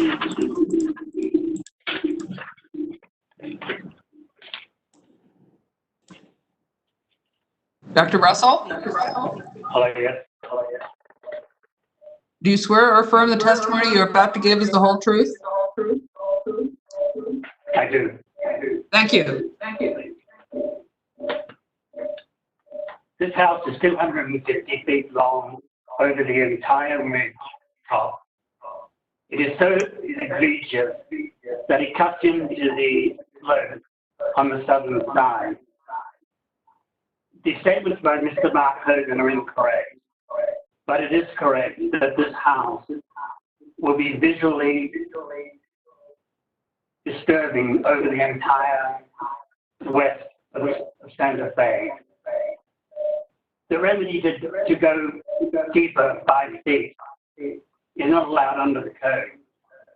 The code only allows 3 remedies when there is visual impact. Excavating 5 feet deeper is not a remedy under the code. Terrain damage. It has been cited today that there will be 29,321 square feet of terrain disturbance by the house, for a total of 58,321 square feet. We have the applicant plan reassessed by a geotechnical engineer. He determined that the area of disturbance under the main house, plus the guest house, plus the barn, plus the associated terrain damage and cuts and fills will be 79,600 square feet. That is 6.6 times the SLDC limitation of 12,000 square feet. The terrain damage associated with this ridgetop development is massive. The total disturbance calculated by the geotechnical engineer using the applicant's plan is 115,600 square feet. That is unbelievable. It is unacceptable. The county cannot allow it. Mr. Khan has stated that there are 55 significant trees that will be removed by the driveway. We did a count over the driveway on the exact area in the area photo. Dr. Russell? Mr. Khan. There are 222 significant trees that will be Dr. Russell, your time is up. a total of 1,124 trees. Dr. Russell, Yes.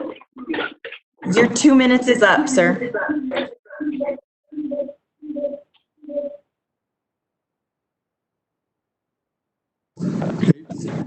Thank you, Dr. Russell. We'll go to the next witness now.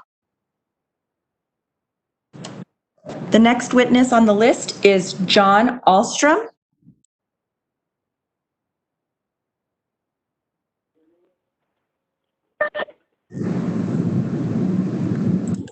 Do we have John Alstrom?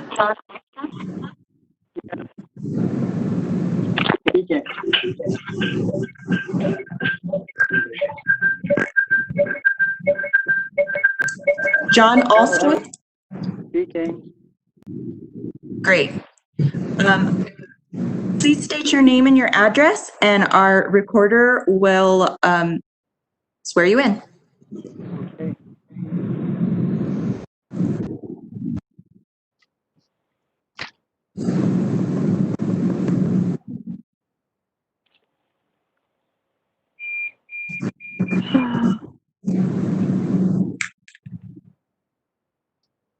Mr. Alstra, Speaking. do you swear or affirm the testimony you're about to give is the whole truth?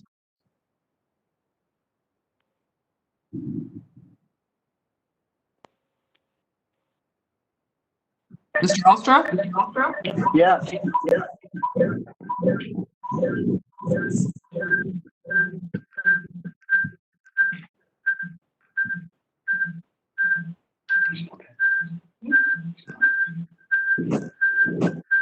Hello.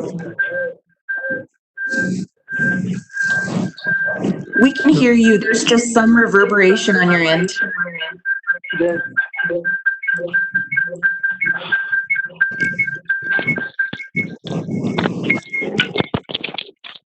Can you hear me now? Yes. Okay.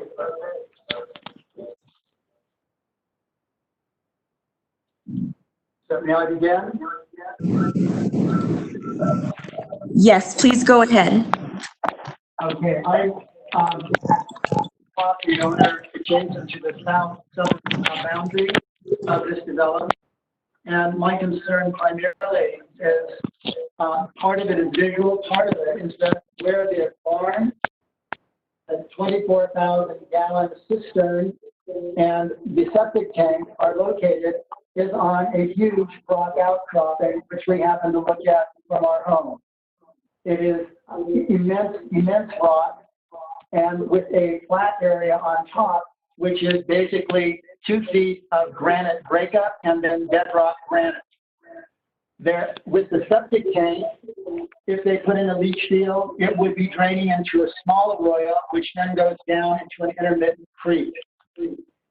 In addition, from our home, all of our property, we can see not only the ridge line, which will definitely be disturbed, as well as the guest house, but also a 500-foot driveway across the mountain. So clearly, that is a concern. The main point I have is, having looked at the county requirements, is that it is a rock outcropping is a no-build zone. And here they have not only the barn, but the septic tank, and in addition to the cistern of 24,000 gallons that they will be drilling into bedrock to create. I don't believe any of that is in line with county requirements or what they allow. And those are my primary concerns. I've lived here for 10 years. My wife built this house 17 years ago.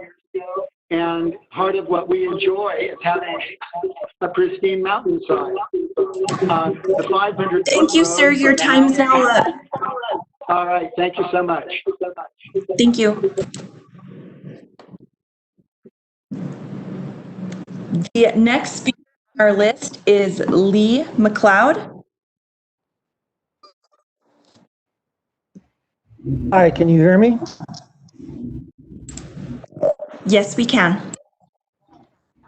Okay, do I need to be sworn in? Will you please state your name and your address for the record first? Certainly. Lee McLeod, 26 North Cloudstone, Santa Fe, New Mexico, 87505. McLeod, do you swear or affirm Yes, the testimony you're about to give is the whole truth? I swear and affirm that the Thank you. testimony I'm about to give is the whole truth. Thank you very much. You're welcome. Please go ahead.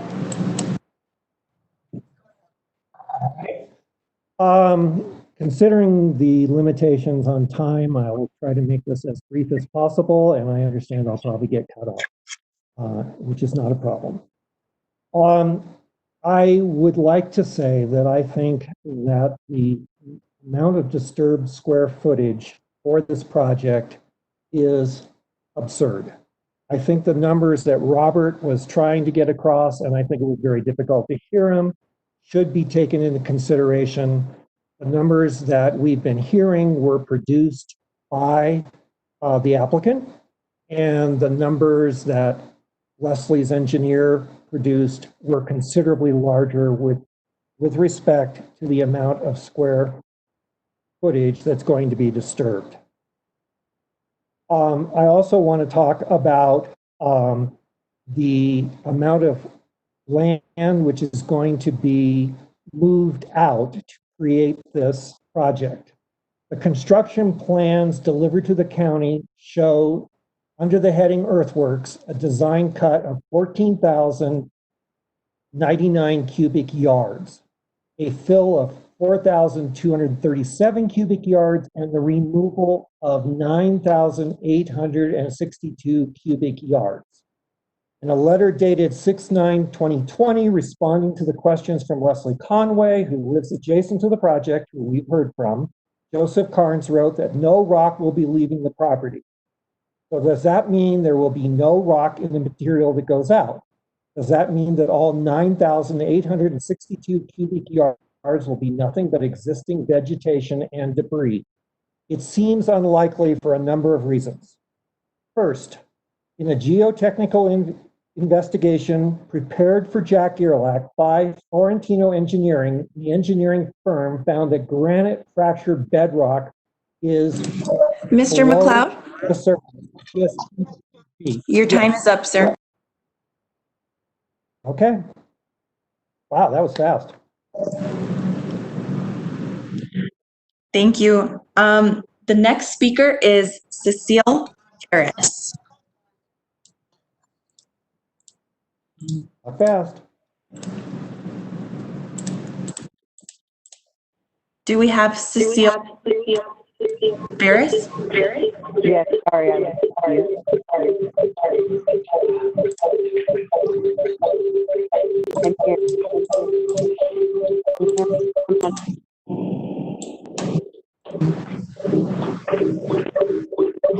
Ms. Ferris, if you would turn down any devices in the background, it might help eliminate the background noise.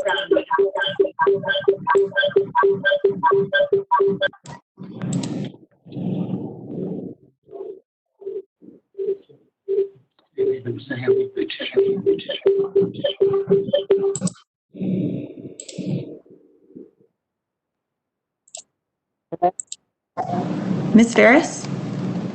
speaking. Will you please state your name and address for the record? Cecile Victoria Ferris, 94 Cloudstone Drive, Santa Fe, New Mexico, 87505. Hello, can you hear me? Yes. I can hear you. Do you swear or affirm the testimony you're about to give is the whole truth? Yes, I affirm. Thank you.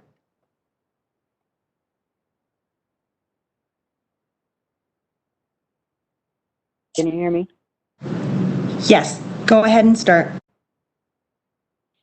I live at 94 Cloudstone Drive, and this project will really affect not only my private property, but the entire ridge line, I feel.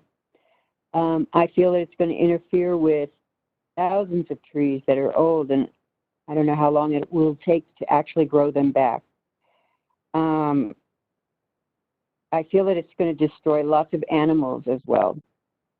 There's so many animals that live in this neighborhood that are wild. that driveway also that they plan on developing doesn't seem up to code. It seems like a violation also of my own property line. And it's a very dangerous area for them to try to build a driveway. I don't know how they could possibly make that a safe way to have a driveway. I'm against the particular thoughtless and evasive architecture, and I will be grateful that you're hearing me right now. I just love this neighborhood. I've lived in Santa Fe for a very long time, and the water is one of the biggest concerns for me. Thank you for hearing me. Thank you. That was our last speaker that signed up on this particular case. Okay, shall we see if there's anybody else that wants to testify?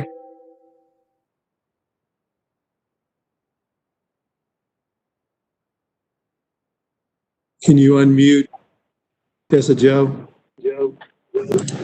Yes, I'm unmuting everyone on the phones right now.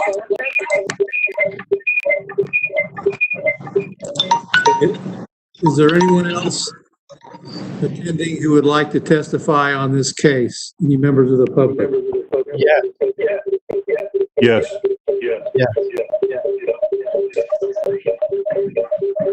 If you would please state your names.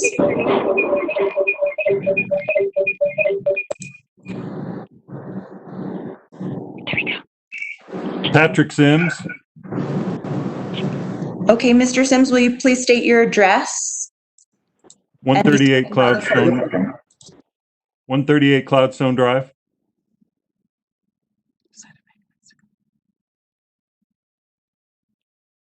Mr. Sims, can you hear me?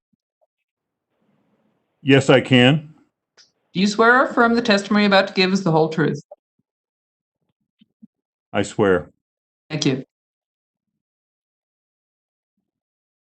May I use my time to give it back to Lee McLeod, who was about to make quite an important point when he was cut off?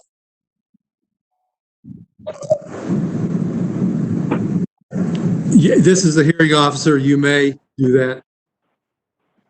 Then I pass it over to Lee McLeod. He was about to discuss how many truckloads of material would have to come down Cloudstone Drive, according to the applicant's projections of removal.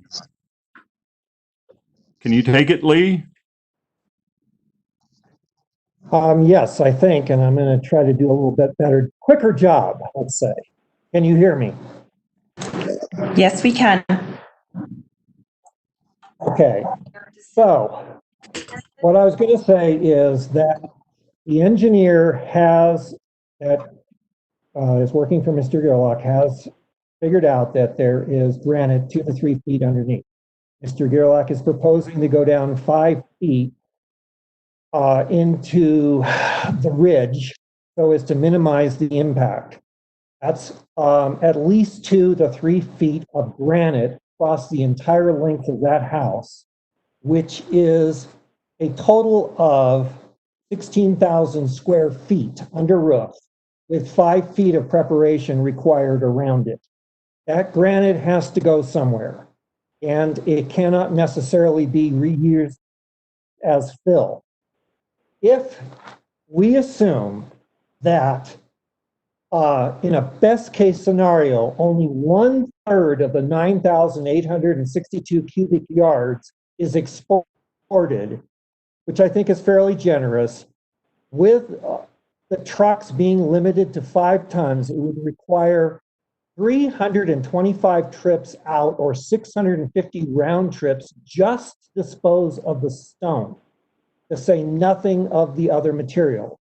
This will certainly have a major impact on our road and this neighborhood.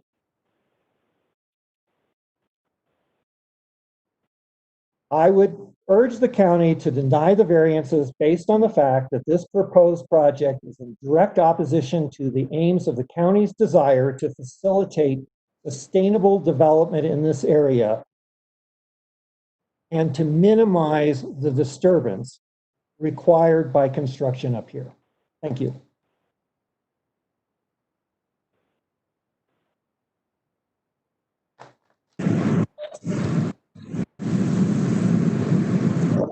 Okay. Thank you, Mr. McLeod.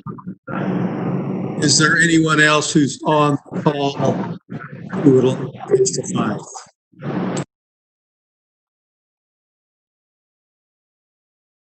Okay, hearing none, I declare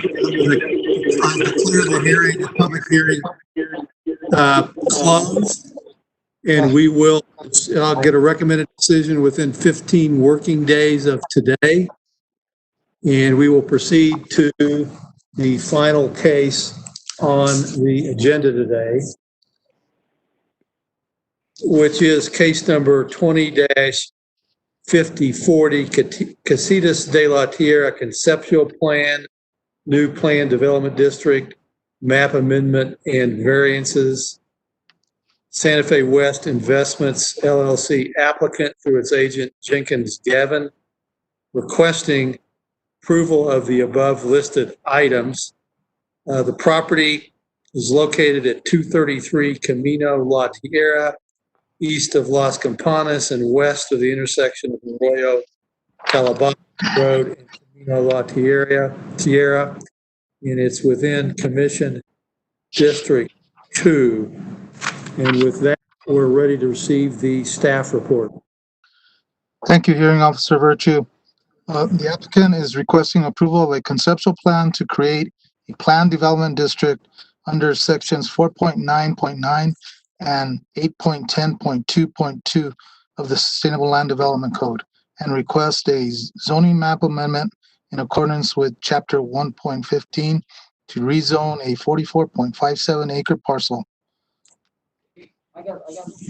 from residential estate to planned development district to allow a 64-unit detached residential condominium project.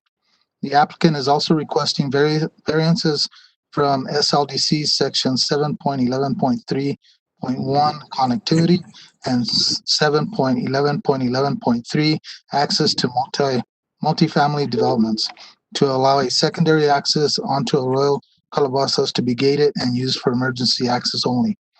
The 44.57 acre site is currently zoned as residential estate.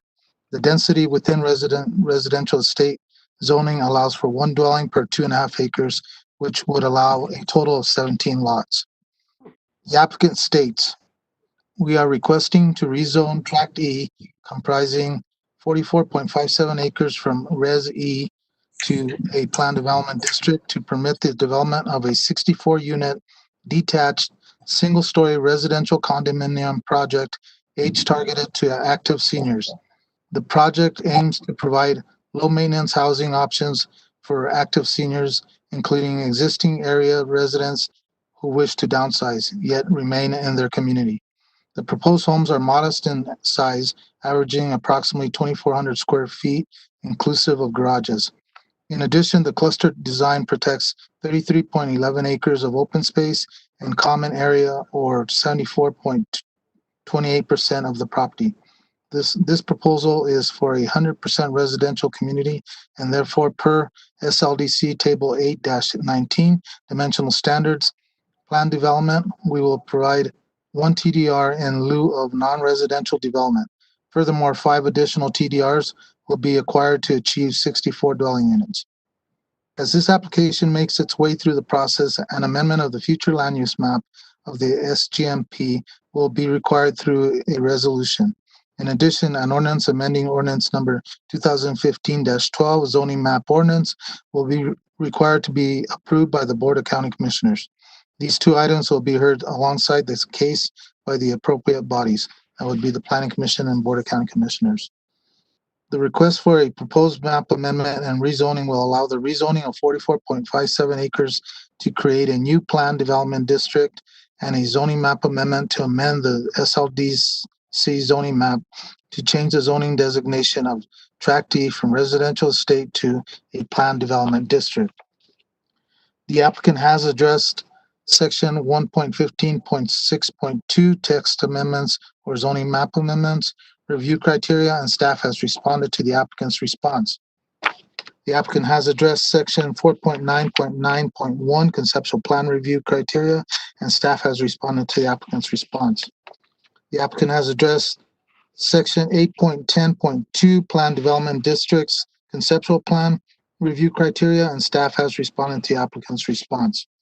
The applicant has addressed the variance review criteria per section 4.9.7.4 for a variance of section 7.11.3.1 connectivity and section 7.11.11.32 access to multifamily developments, and staff has responded to the applicant's statements.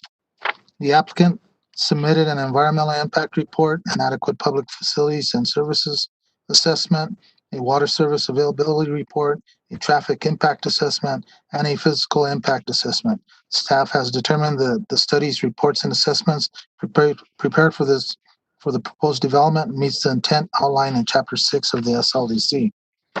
The applicant addressed the applicable design standards outlined in Chapter 7 of the SLDC. The applicant addressed access, fire protection, landscaping and buffering, lighting, road design standards, water supply, wastewater and water conservation, open space, protection of historic and archaeological resources, terrain management, and flood prevention and flood control. Staff has determined that the above-mentioned design standards, as addressed by the applicant, meet the criteria set forth in Chapter 7 of the SLDC. Rezoning and map amendment. Building and Development Services staff has reviewed the request for a proposed zoning map amendment and rezoning to allow the rezoning of 44.57 acres for compliance with pertinent Sustainable Land Development Code and Sustainable Growth Management Plan requirements, and has found the facts presented do not support the request. The submittal does not meet the SGMP goals to support the development of affordable housing and does not integrate affordable housing in the development. The submittal is not consistent with the SGMP future land use map. The submittal does not meet the SGMP goal to provide adequate workforce housing. The request to allow 1.4 dwellings per acre is not compatible with the densities in the surrounding areas. The submittal did not address all pertinent criteria policy outlined in the SGMP. Conceptual plan. Building and Development Services staff has reviewed the request to create a new plan development district on 44.57 acres for compliance with pertinent SLDC requirements and has found that the facts presented do not support the request. The proposed project is not consistent with the principles of the SGMP. The proposed PD district is not consistent with the future land use map and will require an amendment to the SGMP future land use map. The proposed zoning is not consistent with the overall densities in the surrounding areas. If the request to rezone the subject property to a PDD is approved, it would allow for a 64-unit detached residential condominium project on 44.57 acres with the transfer of development rights. Variances.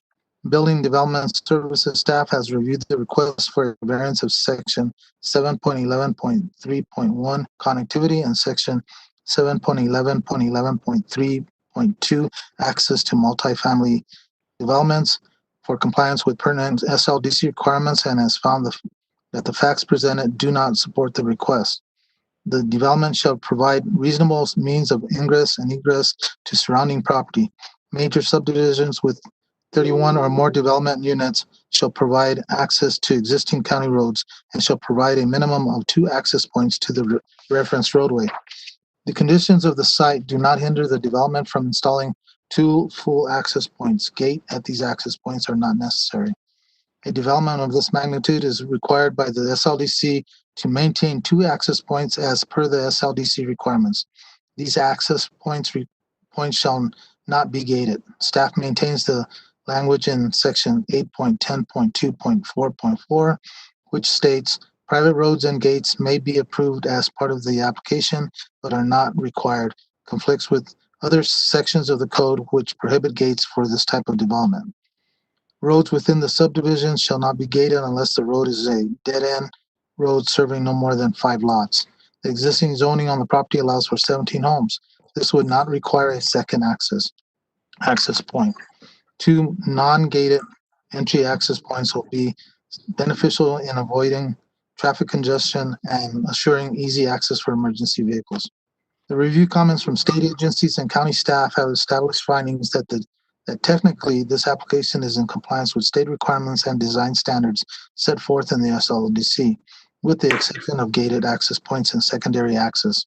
The reviewing agencies did not comment on the appropriateness of the rezoning, with the exception of the planning department. Recommendation: staff recommends denial of the request for a conceptual plan to rezone the subject property and create a planned development district for the following reasons. The proposed zoning is not consistent with the overall densities in the surrounding areas. The site is currently zoned correctly, and this property is suitable for the zoned use. The SGMP does not substantially support rezoning unless there has been a change or a mistake, and in this instance, there has been neither. If the rezoning request is denied, there is no need for a zoning map amendment. Therefore, staff recommends denial of the zoning map amendment. If the zoning request is denied, the proposed density of 64 dwelling units on 44.57 acres will not be allowed. Therefore, staff recommends denial of the proposed development. The variance request would then be a moot point. If the hearing officer recommends approval of the rezoning to a planned development district, approval of a zoning map amendment, and approval of the proposed development, staff recommends denial of the requested variances to allow secondary access into Arroyo Calabasas to be gated and used for emergency access only. If the hearing officer recommends approval of the rezoning and the proposed development with or without the variances requested, staff recommends the following conditions be imposed. Hearing officer Richard may enter these 9 conditions into the record. Yes, you may. Thank you. This report and the exhibits listed below are hereby submitted as part of the hearing record. Staff requests the hearing officer memorialize findings of fact and conclusions of law in a written order. The Santa Fe County Planning Commission may be holding a public hearing on this matter on September 17, 2020. Also, hearing officer Virtue, there has been other letters that have come in after the deadline for the packet material. That is on the website on board docs. It's approximately 20 letters opposing this project and an additional 20 letters. And the hearing officer Virtue, I stand for any questions. Okay, thank you very much. I don't have any questions at this time. So let's go to the applicant's testimony. We have the applicant's representative identify his or herself. Yes, I'm here, Mr. Virtue. I'm Jennifer Jenkins here on behalf of the applicant with Jenkins Gavin. Okay, let's have Ms. Jenkins sworn in and let her proceed. Ms. Jenkins, do you swear or affirm the testimony you're about to give is the whole truth? I do. Thank you. Design standards set forth in the SLODC with the exception of gated access points Right. and secondary access. Not on the appropriateness of the rezoning with the exception of the planning department. Recommendation. Staff recommends denial of the request for a conceptual plan to rezone the subject property and create a planned development district for the following reasons. The proposed zoning is not consistent with the overall densities in the surrounding areas. The site is currently zoned correctly, and this property is suitable. Are we proceeding? What we just did, can we fast forward? Tessa Jo, may I share my screen? Yes, absolutely. I apologize for that. It appears that someone was listening to the video and unmuted themselves. So I've muted them. You can go ahead and proceed. Great. Ms. Jenkins, may I ask?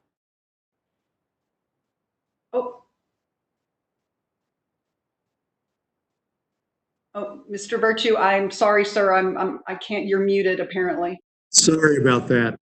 Asking if you have a targeted time limit on your presentation. You know, I think we can probably get through this. It's only myself and one other team member who are going to present during kind of the formal part of the presentation. So I think we'll be able to get through it probably in about 25 minutes if and we're shooting for 20, but I think we can get through it within about 25 minutes or so. Maybe. Okay, we'll keep track and inform you when we hit the 20 minutes, and we'll go from there. Great, thank you, sir, very much. So I will get started and pull my presentation here.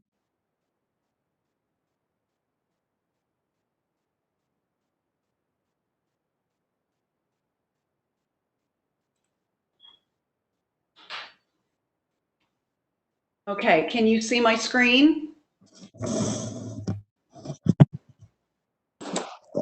Not yet. Because as far as I'm concerned, it is up. What I am seeing.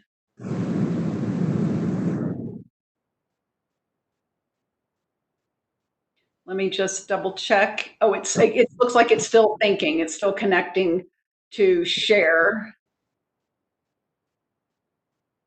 Okay. Okay, can you see it now? Yes, we can. Oh, wonderful. Okay.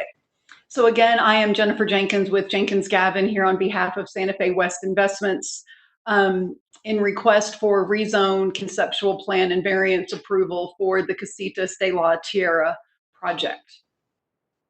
As so a summary of our requests that are before you this afternoon, again, rezone, zoning map amendment, a conceptual plan for an age-targeted senior community comprising 64 single-story casitas, and then a couple of variances from SLDC roadway standards.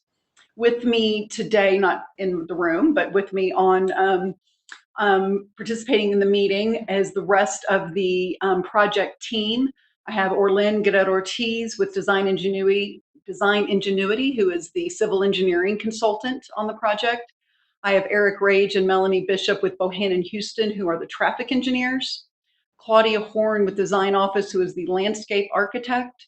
I have Drusha Rawlings and Heather Parmiter with Ecosphere, who can prepare the environmental impact report, and then Rochelle Howell with Southwest Planning and Marketing, who prepared the fiscal impact analysis, and also Chris Grazier with Grazier and McQueen, and Kyle Harwood also, oh, pardon me, go back up, and Kyle Harwood with Egolf, Furlick, Martinez, and Harwood also as legal counsel. So we're gonna go through the presentation, and then Mr. Grazier will have some follow-up comments, and then at the completion of that, we'd be happy to stand for any questions.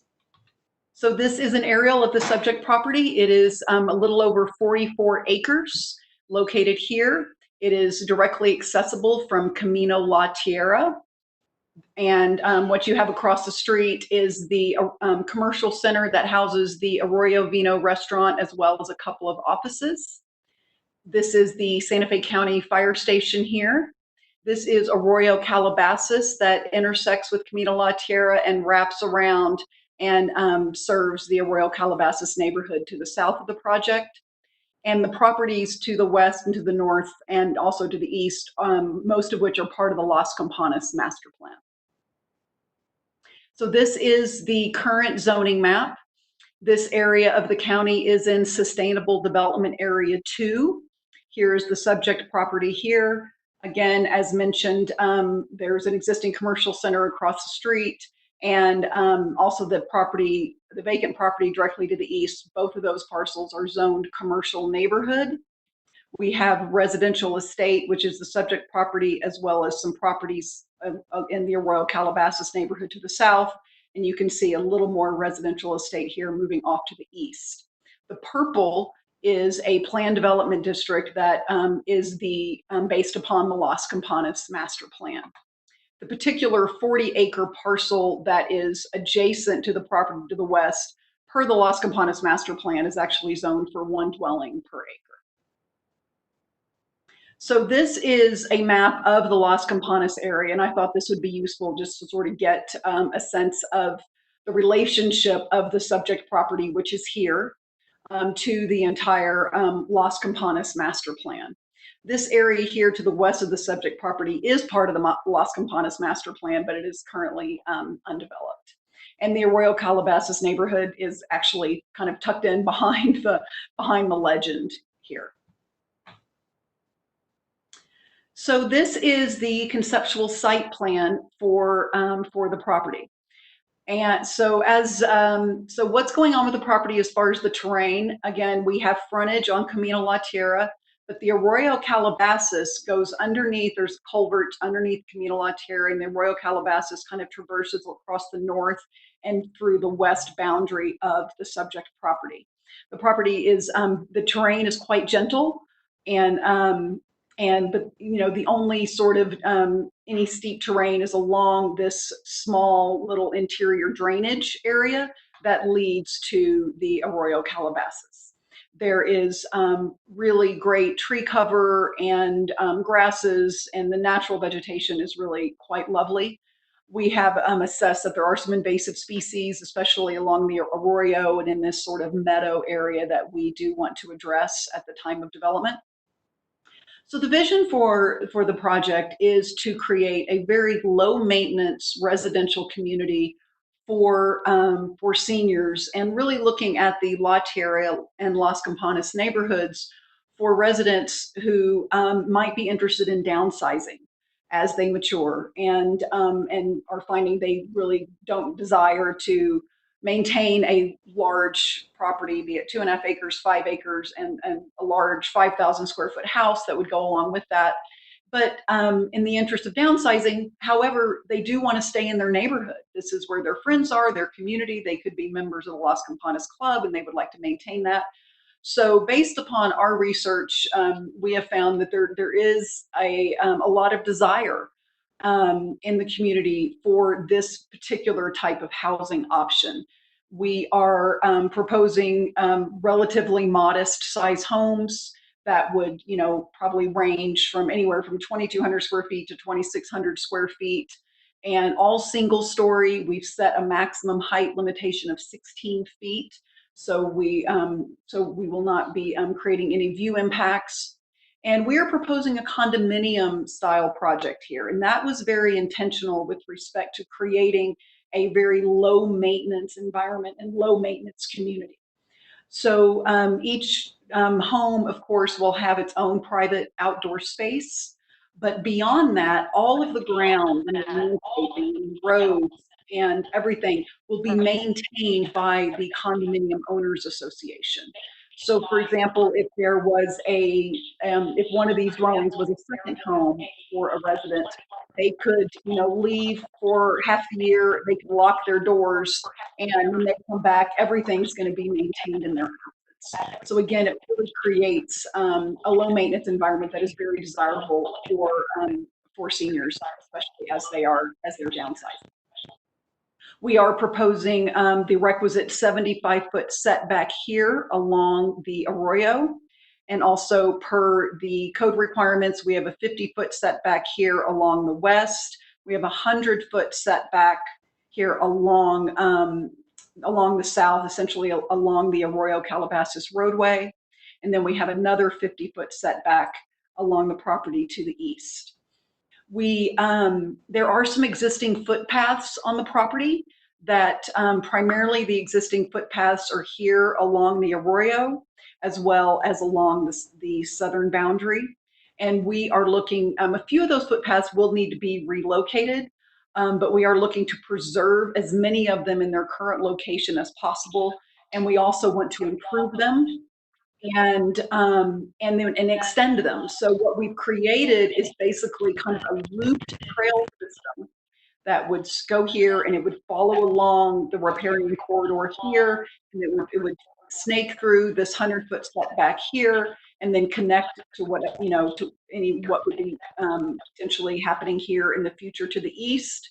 And then we also have a connection to an existing kind of footpath that go off to the west here, and then extending the trail along the interior roadway. This creates a really nice loop in order to enjoy the outdoors. We also, and it's very important to note that we will be dedicating public trail easements on the trail network in order to, because the neighboring community, they do walk on this property quite a bit.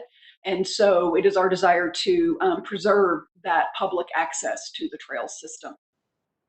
As part of this, Santa Fe County Code obviously requires the dedication of open space. So the minimum open space requirement is 30% or a little over 13 acres. We're actually dedicating over 33 acres of open space. So, so 17 of that is dedicated open space, and then over 15 of that is dedicated as common area that will, and both the open space and the common area will be maintained by the Condominium Owners Association. And so basically 74% of this property is going to be left undisturbed. And so we have roadway construction, we have home construction, and then we are working diligently to preserve vegetation, existing stands of trees, as I mentioned, address some non-native species that we're looking to remove, and really, you know, acknowledge the natural environment here as much as possible. There's also an archaeological site here that we will be preserving in a formal archaeological easement. And this will be protected during construction. And then once construction is complete, we have been advised by SHPO that they do not want this fenced because it just tends to bring too much attention to it. So we obviously are going to comply with that. And so that is, like I said, sort of an overview of the project itself. As permitted in the Plan Development District standards, we are proposing a gated access at our main entrance, Tierra del Prado, to Camino La Tierra. And the subject of the variances is this access here to Arroyo Calabasas. And you know, we don't see any compelling traffic circulation reason to create an open connection to Arroyo Calabasas. Arroyo Calabasas heads straight out and connects to Camino La Tierra here, and we have our own connection to Camino La Tierra. So this internal connection doesn't really serve a traffic circulation purpose, and we have no desire to put any of the vehicles from this project onto Arroyo Calabasas. So out of a desire to protect that, we have requested that this access serve strictly as a secondary emergency access only. So the two variances before you would permit us to do that, and so all of our vehicles will be utilizing and going straight out to Camino La Tierra. So first, I'm going to address the rezone request. It states in the SLDC that a rezone shall not be granted by the Board of County Commissioners unless one of three things has occurred or is occurring or can be demonstrated. Either that the conditions around the property have changed, which warrants a change in zoning, that there was a mistake or error in the zoning map, or that the proposed rezone or zoning map amendment is consistent with the Sustainable Growth Management Plan. And so this is an either-or situation. I think it's a very important distinction. So we are not asserting that there's been a mistake in the zoning map, nor are we required to demonstrate that. We are not asserting that there have been a change in the conditions surrounding the property, and we are not required to demonstrate that either. What we are asserting and what we have demonstrated is that this request is consistent with the SGMP. And the list is long, so I'm not going to go through it verbatim. I believe you have all of this information in our application as well as in the staff report. But a key elements to highlight: the SGMP very clearly states, and they're part of their principles, goals, policies, and strategies, that to minimize unsustainable residential development patterns, which are defined as large lot, low density residential development, also encourages a diversity of housing options should be considered.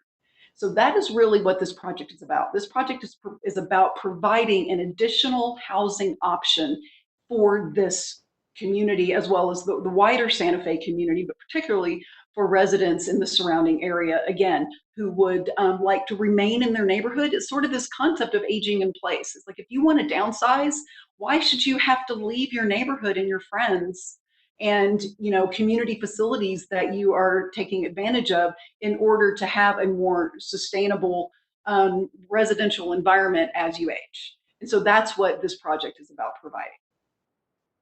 And also number 5 is really key, that the SGMP says we should be transitioning between land use types, intensities, and densities.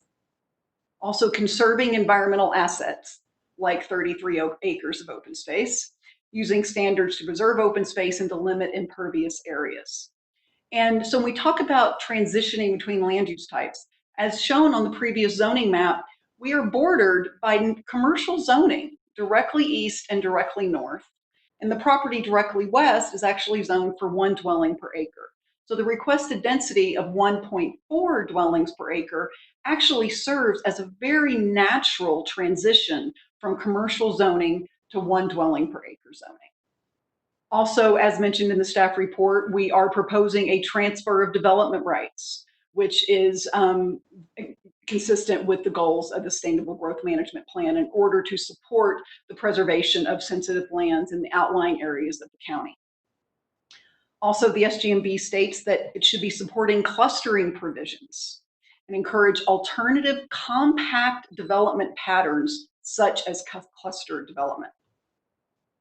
Then there's a lot of language here about preserving archaeological sites and preserving native vegetation, dealing with invasive species, and protecting waterways. All of these elements are incorporated into our terrain management plans, our landscape plans, and addressed in our environmental impact report. And then number 12, creating standards for sensitive siting, design, and the screening of new development to minimize visual and physical impacts to the land. And one thing I neglected to mention earlier is this project is what we would call a terrain-based model. And what that means is there is no mass grading of this site. When this project goes under construction, the first thing that's going to happen is the utilities and the roadway network are going to be constructed. No other portion of the property is going to be touched except for what is absolutely necessary in order to construct the private internal roadways and the utilities themselves. And so the houses are going to be sited individually in their locations and to be tucked within the terrain and sited sensitively relative to the surrounding area and relative to one another. And so there has been some concern expressed by adjacent neighbors who have had some different experiences with some higher density development in Las Campanas around mass grading, and that is not what this project is about. And again, it's about housing choices. And it says within existing communities should contain a variety of dwelling types and densities. And that is exactly what this project accomplishes. So there's also elements in the SLDC that talk about public policy with respect to rezoning requests. And it says map amendments shall be granted primarily to promote compact development, mixed uses, sustainable design, and higher densities. We are, I venture to say, a poster child for a zoning map amendment in that regard. So some of the public policy elements talk about provision for a greater amount of affordable housing.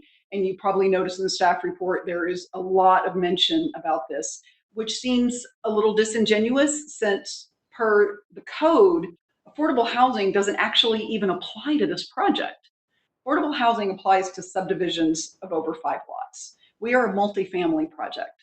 So it's not even applicable. So I find it odd that staff has dedicated so much time and attention to the affordable housing question when it's not even applicable.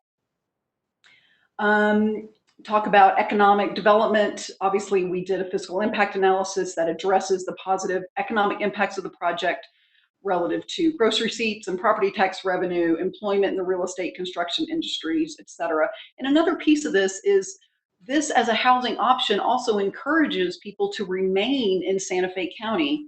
There could be residents who, if they can't find a housing option that works for them, they may decide to leave Santa Fe County and keep them here and keep their incomes here and keep them spending money in this community.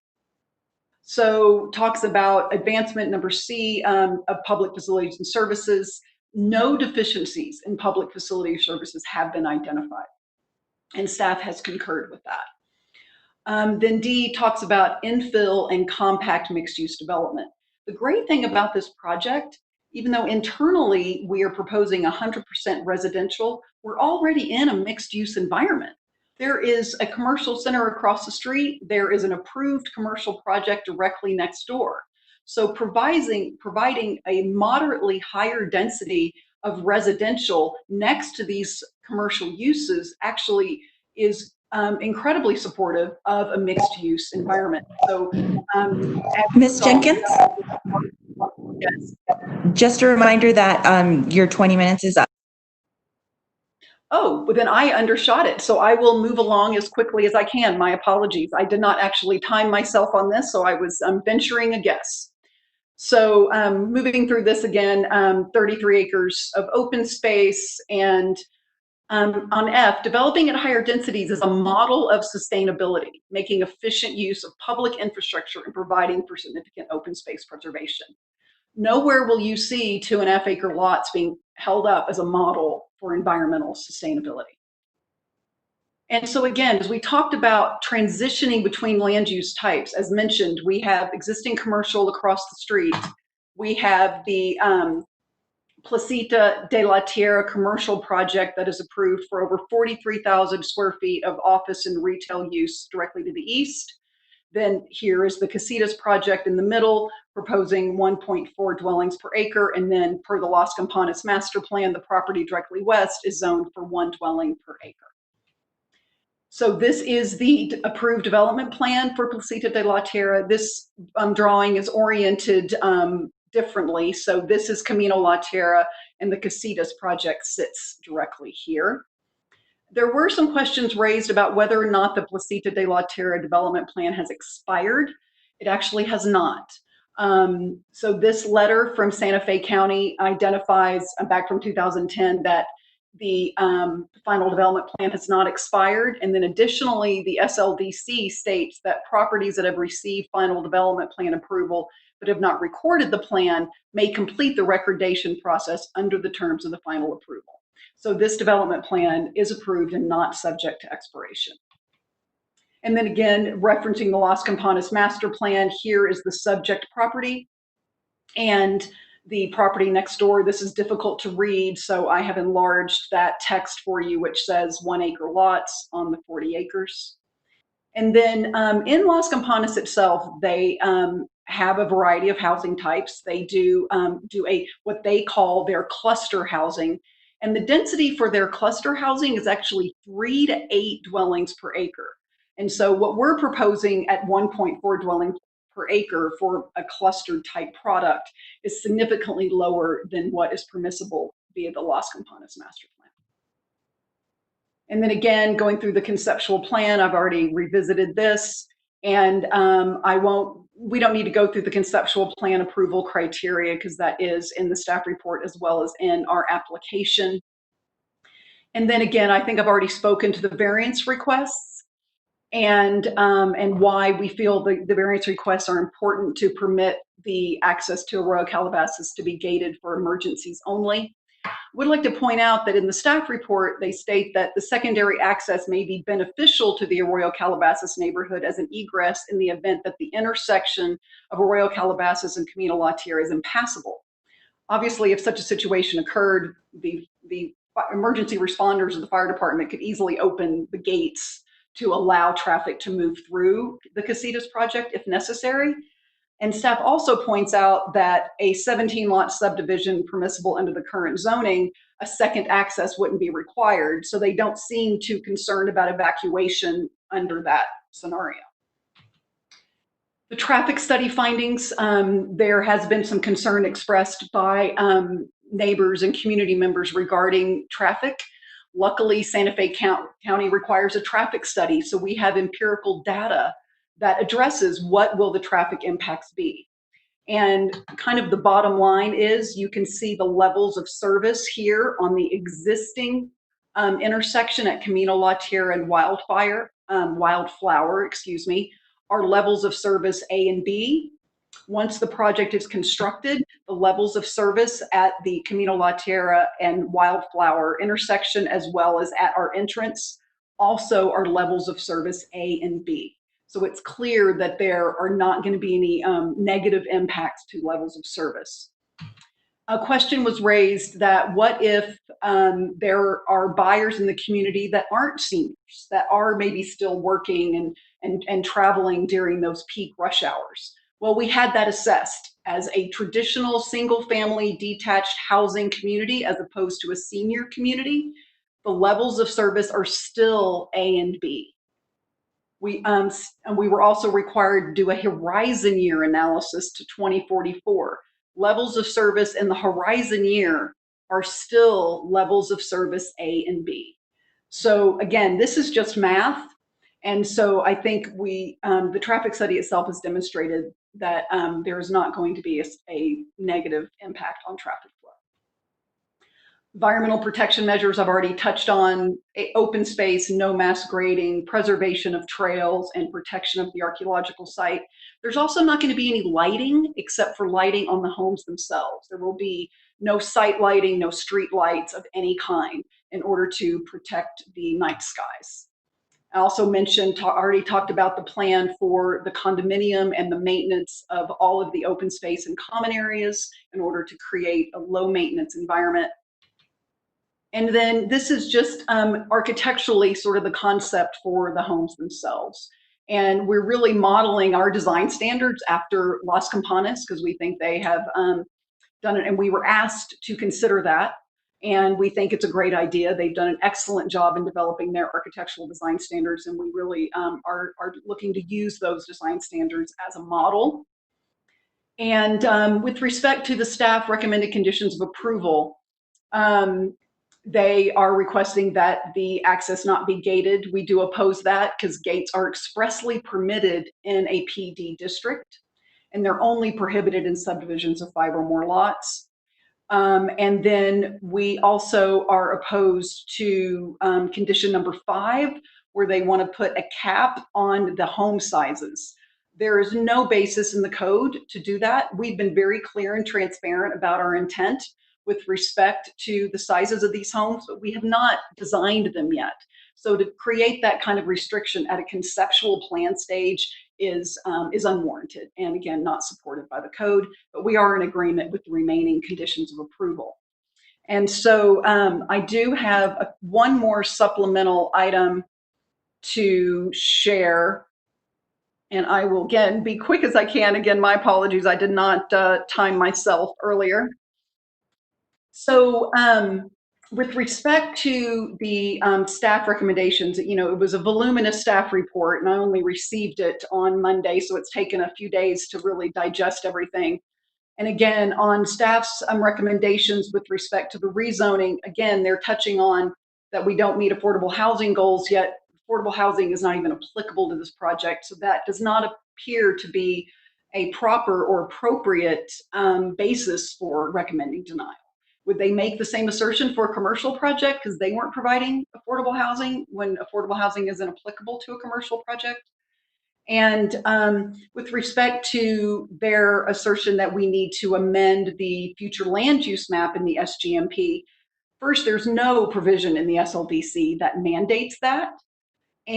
But even if there was a provision that mandates that, the applicant is not even permitted by the code to request that. So something I'm not even allowed to initiate, and using that as a basis for denial, because the future land use categories and the zoning categories match. They are the same. So essentially, any rezone is going to require an amendment to the map. So if staff is asserting that this is a normal part of the process, then a normal part of the process is not a basis to recommend denial of a project. And then they get into the compatibility of the zoning, and I'm actually going to let Mr. Grazier speak to that more. But again, the property is bordered by commercial zoning to the east and the north, PDD zoning of 1 dwelling per acre to the west. And this is an infill transition among these land uses and the surrounding residential estate zoning. And again, the SGMP states that that neighborhoods should contain a variety of dwelling types and densities while minimizing large lot residential development. And then staff says, without giving much detail, that we did not address all the pertinent criteria and policy outlined in the SGMP. I have received no details about exactly what they're looking for, what they think is missing. There's been a over 4-month review process on this application, and they never contacted me and asked for additional information in this regard. Similar on the recommendation for denial in the conceptual plan, again, talking about the consistency with the densities and the SGMP and the public policy clearly supporting compact development and higher densities. And again, it says the site is currently zoned correctly. We are not asserting a mistake was made, and nor are we required to demonstrate that. And according to the Sustainable Growth Management Plan provisions we have cited, which are numerous, the property is actually not suitable for its current zoned use. And again, it says the SGMP does not substantially support rezoning unless there's been a change or mistake. And they provide no citation for this. I scoured the SGMP. I could not find any statement in that regard. And again, as we said, this is an either-or situation. We are not asserting that, and we are not required to demonstrate it. And what we have demonstrated is our consistency with the SGMP. With respect to agency reviews, the staff report said, and Jose also said in his report, that that this application is in compliance with state requirements and the design standards set forth in the SLDC.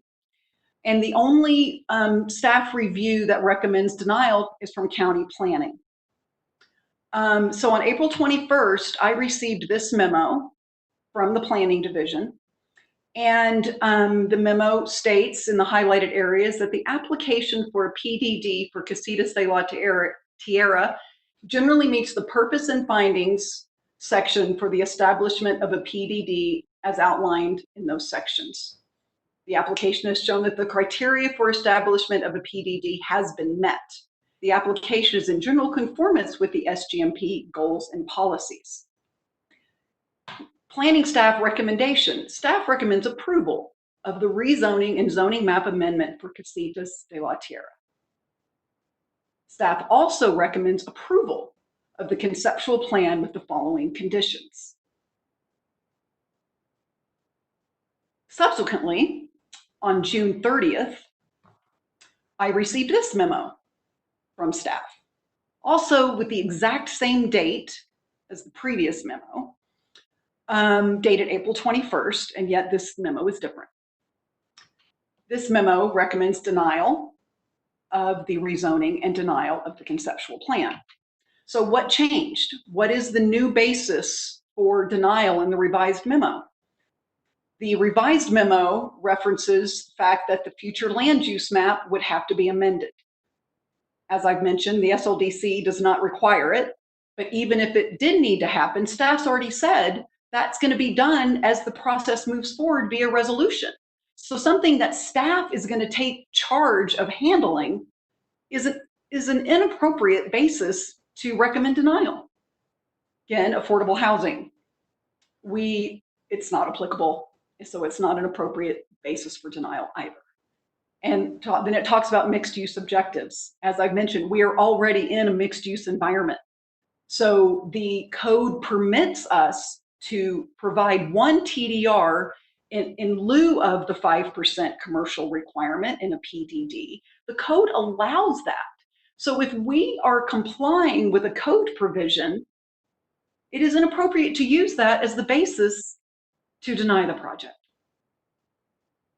So I am going to ask that Mr. Grazier actually be made the presenter now. He has a few comments. And again, I thank you for your patience. Again, I should have timed myself, so I was a little more accurate in my assessment of timing. But I'm going to stop sharing. And how do I get down to the stop sharing? I can see it, but I can't. Yeah, there should be a button at the top of your screen that says stop sharing. There's like a bar. Yeah, there is a bar, but I lowered it, and so I'm having trouble getting it back because it's kind of like underneath my, let me try something else. Let me see if I can get it. There we go. I changed it. Wonderful, thank you, because I hid. So yeah, if you could make Mr. Grazier the presenter, that will be when we'll be able to wrap up. One moment.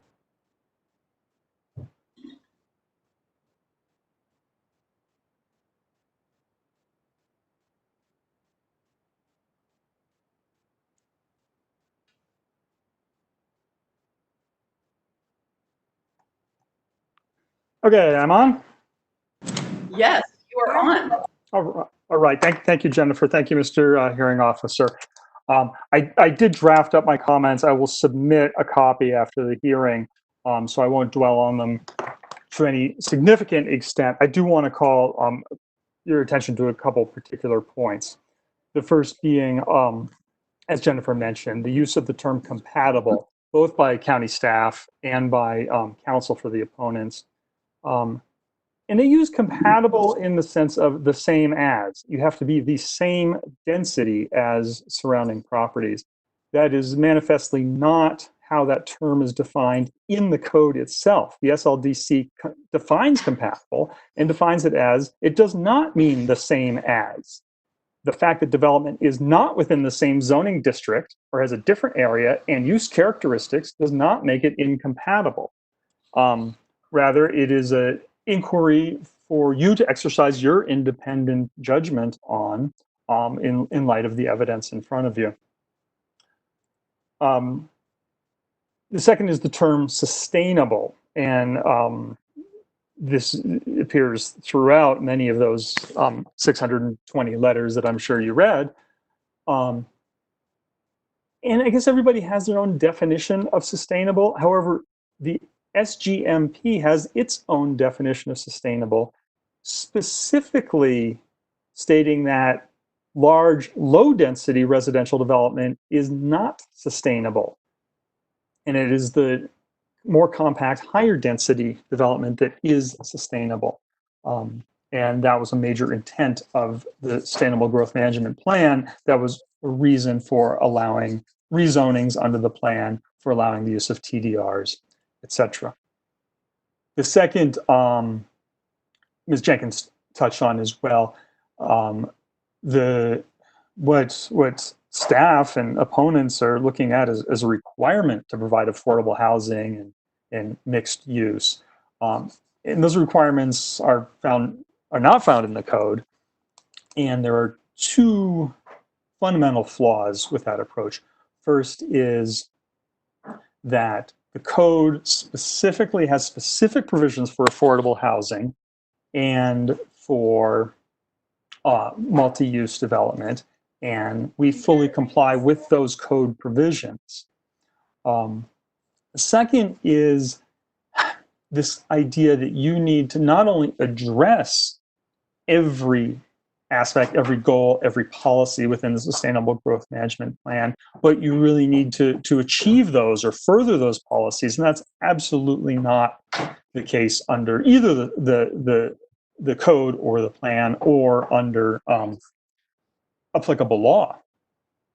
So that I do cite Sequoia Hills Homeowners versus City of Oakland, which is the case that gets cited repeatedly in this context of consistency. And what the court there disagreed that not only do you have to achieve all of those goals or policies, but you even have to address them. And that is in line with the Sustainable Land Development Codes dictate that your job, not that I deign to tell you your job, but that the requirement of the code is that no single factor is controlling. The purpose is to weigh all the various competing factors and make a decision based on that. In the Sequoia case, there were 14 different factors, and the applicant met 11 of them, I believe, and maybe didn't meet 3 of them, and that's probably about the same ratio that we have in this project here. Mr. Grazer, this is the hearing Yes, sir. officer. If I Yes, could sir. just, if these points are in the letter you've prepared or the memo you've prepared, I just hit the highlights. I will read your legal memo.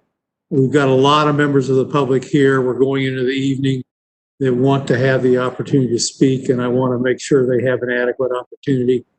And if you've prepared these points in a memo, I will guarantee you that I will read them carefully and analyze them in making my decision.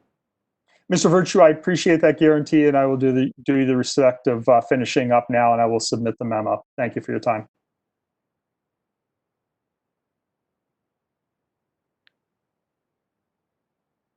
Your points get considered. So we are now at 6 o'clock in the evening. Tessa, Joe, how many people do we have signed up to testify? Members of the public do we have signed up to testify? We currently have 40. All right, so we're going to be here for a while. Let's take a 10-minute break and we'll come back at 6:10 and start with the public testimony. Great, thank you.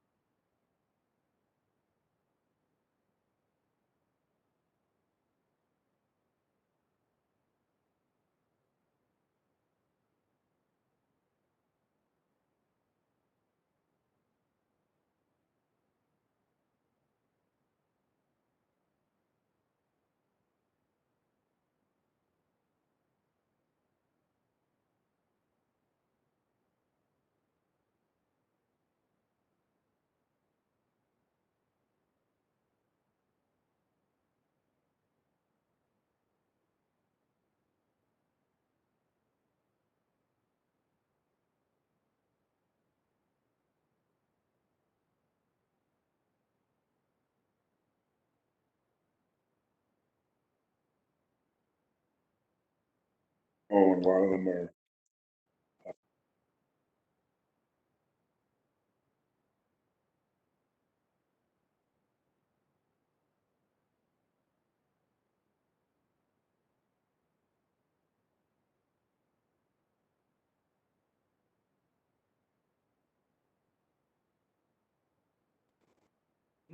She's not, she it had something to do with when Nancy and I were getting into it. She was a player. Melinda.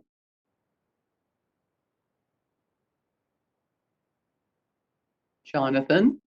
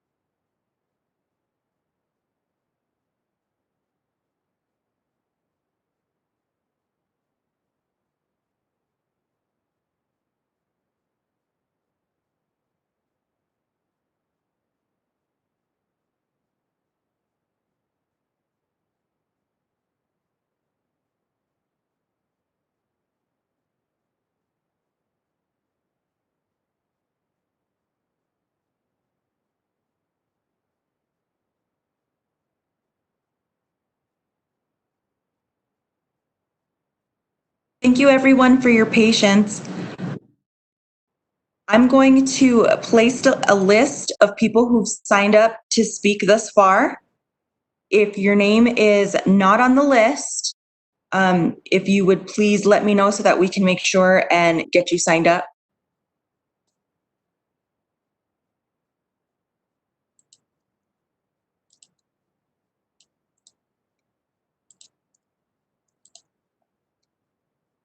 Hello, can you hear me?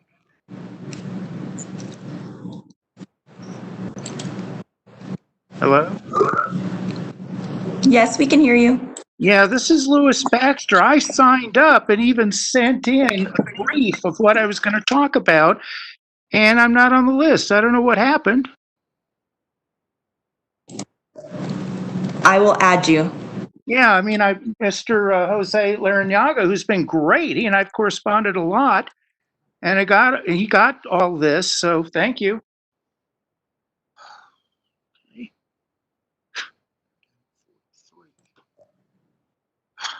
Is there anyone else? Yes, my name is Juan Fernandez, and I don't believe I'm in the list, and I would like to speak. Absolutely, I will add you. Thank you.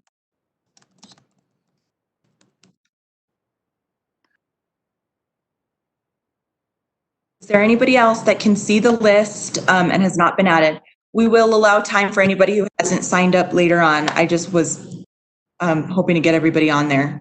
Yeah, can you hear me? Yes. This is David Paulson. Can you hear me? Yes.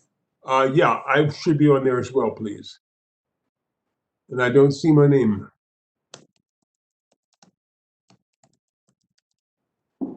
Thank you.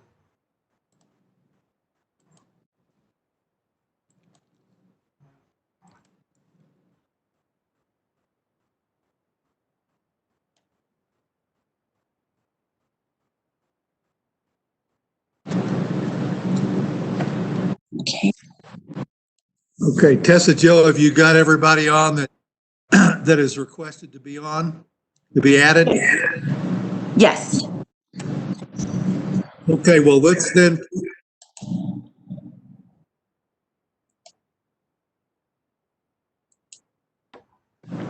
let's proceed in the order that has the testimony listed.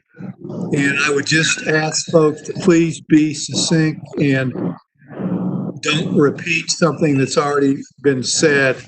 And see if we can do this in a very efficient manner. Thank you.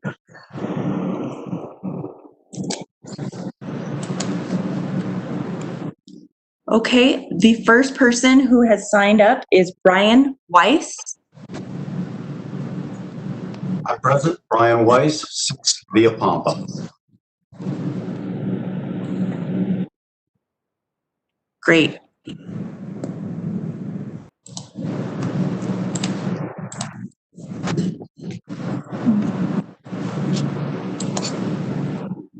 If the recorder would please swear him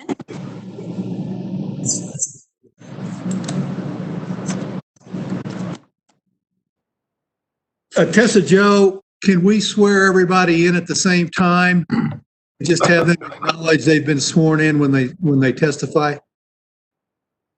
Yeah, if you'd like. Okay, let's just let let's just have everybody on the list. There are 45 people on the list.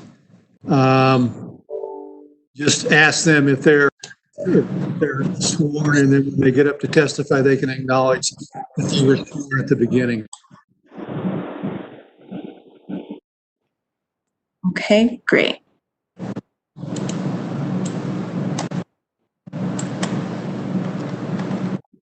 Is the recorder there?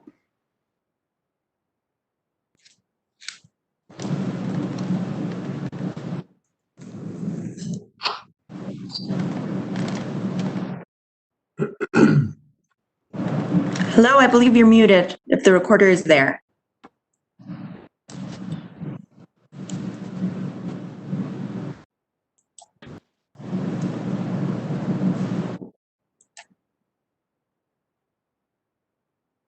Well, we don't have the reporter.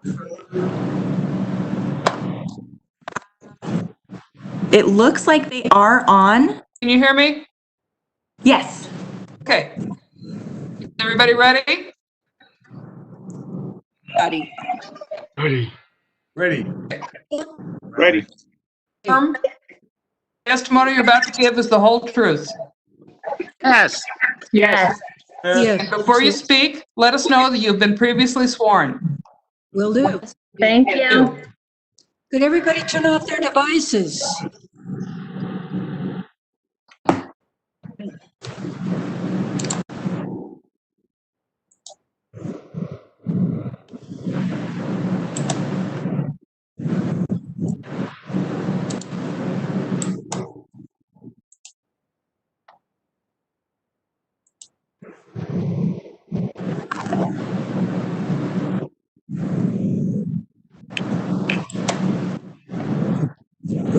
Is Mr. Weiss ready to proceed?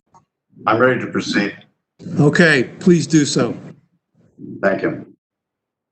I'm a UNM graduate, master's degree in archaeology, so I have a particular interest in the archaeology of this site. In 1996, this site was subject to a surface archaeological survey.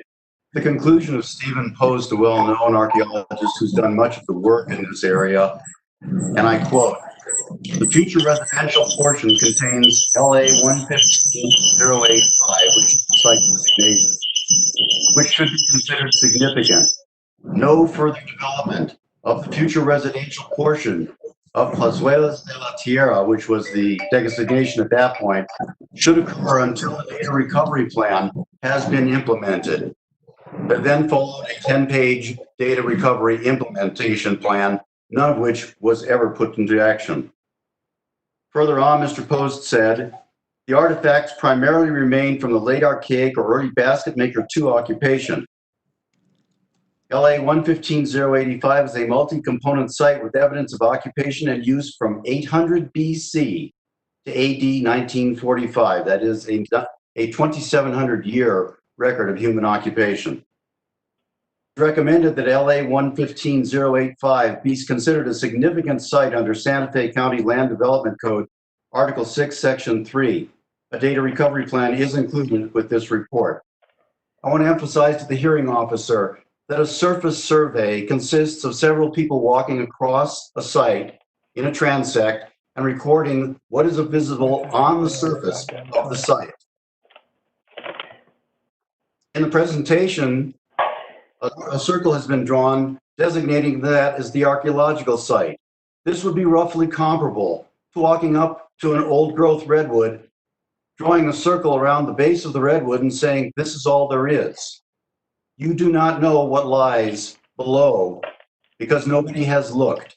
The next reasonable step in the sequence here would be to use current technology, which would include ground penetrating radar, to survey the entire site. And from then to do trenching so that you really know vertically what is on this site. You have already, on the basis of surface remains, you know there's 2,700 years of human resources here. I'm number fucking 42. Are you going to talk? You've received numerous letters from individuals because they had a voice. You've received a letter from the Las Campanas board because it had a voice. You've received letters in opposition from the registered organizations because they had a voice. I signed up today to speak because the archaeological remains have no voice, but they are there, or they could be there. And until there's a full determination, I think that this petition should be denied. Thank you. Thank you, Mr. Weiss. Could you give us your address for the record and confirm you were sworn? Yeah, I did earlier at 6 via Pampa, and I confirmed that I was previously sworn. Okay, thank you. I didn't hear it. Okay, our next speaker will be Mona Shoup.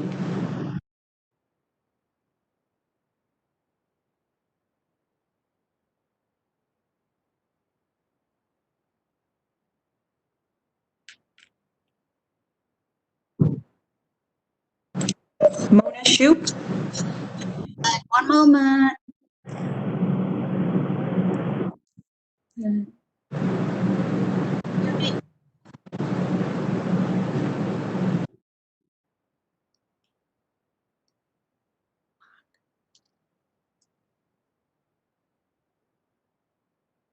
Hi, can you hear me? Yes. Oh, okay. Hi. I was sworn in earlier with everyone. I live at 7 Tecolote Circle, Santa Fe, 87506. And I am a representative of Northwest Representatives Registered Organization with Santa Fe County. And we are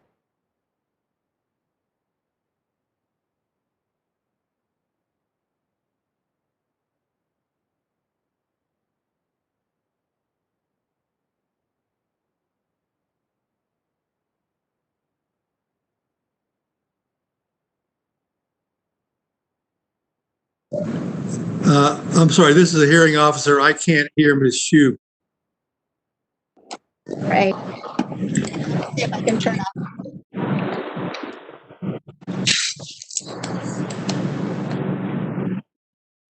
Can you hear me better now, Yes. sir? Yes. Okay. Yes. Okay. I turned up my computer. My name is Mona Schaup. I represent Northwest Residents United Registered Organization. We are a small group of concerned residents who live in the Northwest Quadrant.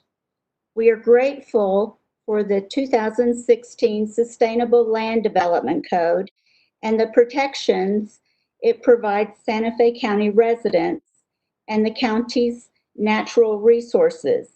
As RO representatives, we view our jobs to be the guardians of the Santa Fe County Sustainable Growth Management Plan and the Sustainable Land Development Codes, and to ensure these are upheld as Santa Fe County officials and its residents have envisioned. As such, I wish to stress that the proposed project, Casitas de la Tierra, if approved for rezoning, could weaken the development codes. The applicant's agent may try to cast the Casitas de la Tierra project as a NIMBY project that nearby residents must accept, or the applicant's agent may cast this project as too small for the SLDC to fully address. Or the applicant's agent may say that the SLDC cannot possibly address all situations and all concerns that may arise in Santa Fe County. However, none of the above is true.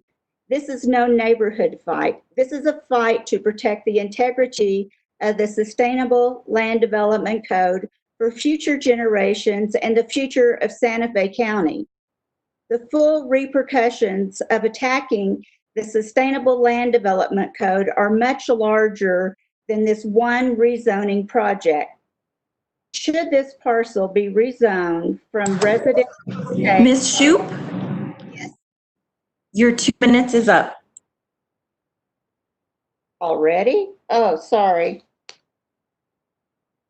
I have just 2 more paragraphs. Please go ahead and finish your point. Okay, thank you very much. Should this parcel be rezoned from residential estate to planned development district, this rezoning variance could weaken the entire 2016 Sustainable Land Development Code by setting a legal precedent for weaker zoning and could potentially open Santa Fe County to urban sprawl, loss of natural resources, and more. Since the Sustainable Land Development Code and zoning map were enacted in 2016, the county hasn't approved any zoning changes in, zoning. I'll repeat this, according to the county Attorney's Office. Since the Sustainable Land Development Code and zoning map were enacted in 2016, the county has not approved any changes in zoning. Please do not let this be the first. Thank you for my time today. That is all. Our next speaker is John Salazar.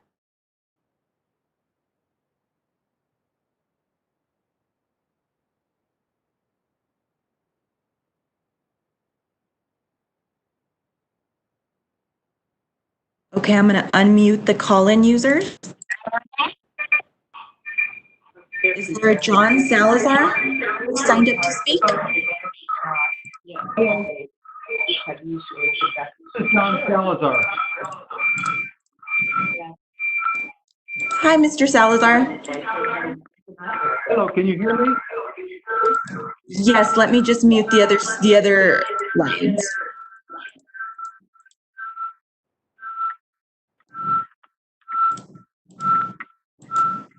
Okay.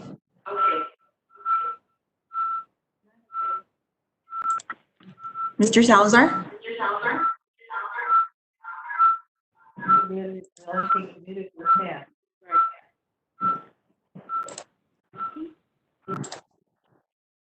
Mr. Salazar? This is John.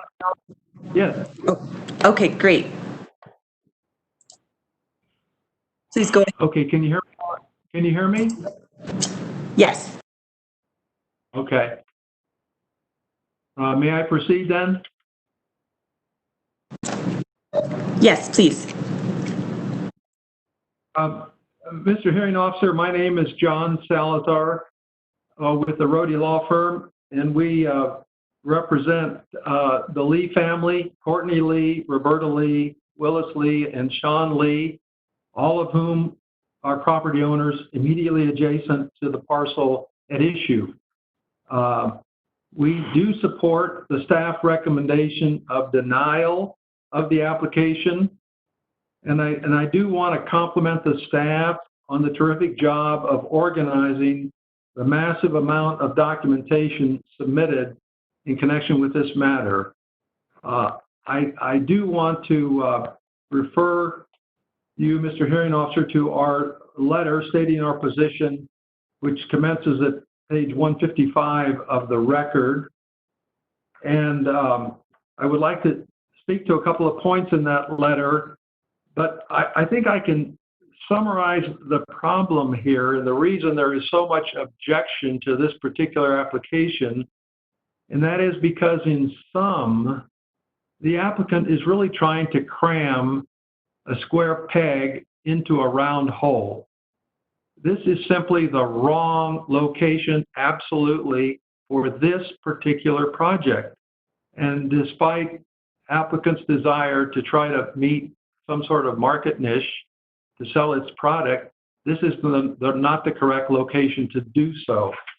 And the applicant does indicate that in terms of trying to get a zone change, they're relying only on that portion of the application procedure that pertains to an amendment being consistent with the SGMP. And we have pointed out in our letter that their application is not consistent with the SGMP. And because there are so many points, I won't mention those specifically. There's a list of them. There's a litany. Mr. Salazar, your 2 minutes is up. I believe some folks who are are signed up are willing to give me some of their time. Is that correct? Yes. This is the hearing officer. Are there any people who have signed up that want to allocate time to Mr. Salazar? Yes. Yes. Yes. Is that one? You can have all of my time. So. What's the name? Yes.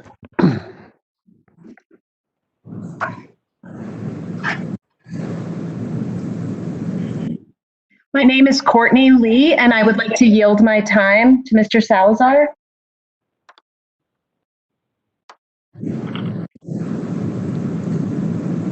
name is Sean Lee. I would like to yield my time to Mr. Salazar. My name is Roberta Lee. I would like to yield my time to Mr. Salazar. My name is Willis Lee. I would like to yield my time to Mr. Salazar. And a previous call-in person, Nancy Hammock, called and was given permission to turn her time over to Mr. Salazar. Thank you all. I've noted that on our list. Okay, that gives Mr. Salazar an additional 10 minutes. Okay, thank you, Mr. Announcer. Yeah. As I was saying, the applicant has indicated that they are taking the position that their amendment, proposed zone amendment, is consistent with the Sustainable Growth Management Plan. And we take issue with that. We say it's not consistent with the SGMP, but nevertheless, even if it were, that does not eliminate the protections that current property owners have with regard to this proposed change. The development will have a substantial adverse impact on neighboring lands. And the approval criteria for a zone map amendment mandates that when determining whether to grant an application, the nature and degree of any adverse impacts upon neighboring lands must be considered. It still has to be considered. Consistency with the SGMP does not eliminate the protections that people in place have. And there will be adverse impacts, and you've got plenty of letters that describe the nature of the impact, including increased traffic volume on single lane roads surrounding the development, increased numbers of large vehicles for delivery of goods and other services, disruptions to the character and aesthetics of the area, which is a low density residentially zoned area and developed as such. And also there's a consideration about the detrimental impact on reliance on existing zoning. So people are entitled to rely. That's one of the benefits of zoning, is that people can rely on it. It gives them some assurance of what will be developed in their area, and they're entitled to that protection. Also, the proposed rezone is substantially inconsistent with the uses and the zoning in place in the area. And the approval criteria for a zone map amendment mandates, it's a mandate that property shall not be rezoned in a way that is substantially inconsistent with the uses of the surrounding area. And this project would definitely be substantially inconsistent with the uses of the surrounding area. There's no question that the uses in place are low density residential. So the application would fail for that reason as well. And then also there's the consideration, a separate consideration, that the RE zoning of the property presently is appropriate. The property for which the zone change is requested. The SLDC additionally requires, when considering a zone change, requires consideration of the suitability of the tract, parcel, or lot for its use as presently zoned. This parcel, this 44-acre parcel, is perfectly capable of being developed into potentially 17 separate home sites. So there is no reason to rezone it because it's not presently suitable for the uses that it is entitled to under present zoning. And in that regard, it's clear the only reason a rezone is being requested is because there's some hope that there's a market for the product that they want to develop on this land, and not because it's appropriate for the neighborhood. The final report of the facilitator indicates when she asked the applicant, why are you seeking a higher density than what is currently allowed? The response was, it was based upon the market we are trying to serve. That's in the final report at page 3. This is simply an attempt to market a product. It's not an attempt to be sensitive to the uses in place or the people in place. It totally disregards what's in place. And then not only that, but then they ask for PD zoning, and this site is absolutely not appropriate for PD zoning. First of all, the density is excessive. The base PD zone is 1 dwelling unit per acre. The development is contrary to the objectives of the Sustainable Growth Management Plan because it calls for rational development patterns and land use compatibility. A density of 3.5 times the existing density is not compatible. And if you just consider the common area and the exclusive areas, the density ends up being about 7 times what exists in the area presently. And here's a basic problem with this application. They're in the wrong SDA area. They want to go high density development, and the SGMP identifies SDA 1 as the primary growth area. That's where they need to seek to put this project. SDA 1 identifies the county's primary growth areas. This property is in SDA 2. And in SDA 2, a secondary growth area, they're not expected to develop at urban intensities until public or private facilities, primarily water, sewer, and improved roads, are installed. And that's not intended to occur until after year 20 of the SGMP planning term. They're in the wrong SDA. They totally missed their location and trying to put a project in the wrong area. And then PD zoning in and of itself is the wrong zone for this site. PD zoning is intended for a mixed-use development, vibrant developments that have commercial, residential, other uses to create a sense of excitement. They've taken the PD zone and turned it on its head and trying to use it to establish a high-density, solely residential project. That is an inappropriate use of the PD zone, which calls for combinations of structures and uses. They've tried to get out of it by using TDRs to get rid of the mixed use portion that's required. And also, they've absolutely failed to satisfy the public water and wastewater service requirement for a PD zone. The code provides that new PD districts shall, at a minimum, include public water and wastewater services provided by county, utility, or public water and wastewater systems. They have failed to do that as to wastewater. They're trying to get wastewater from a private system, and that is absolutely prohibited by the code. They also did not, they're even flouting the procedure called for in the PD zone. They've not submitted a preliminary subdivision plat required by the code. And if they want to claim they're a condominium, which they're not, even that condominium section says that a condominium must comply with the requirements of the subdivision requirements, certainly as to a preliminary plat. They've not done that. And affordable housing, why are they trying to skirt affordable housing? First, they tried to get out of being a subdivision, which they clearly are. If you look at the layout of this site, it's 64 separately platted lots that they claim are condos. And under the definitions of the code, possession qualifies as a separate parcel for purposes of the code. They are a subdivision. There's no question about that. But why do they call themselves a condo? Because if they're condos, they apparently don't have to comply with the affordable housing requirements of the code.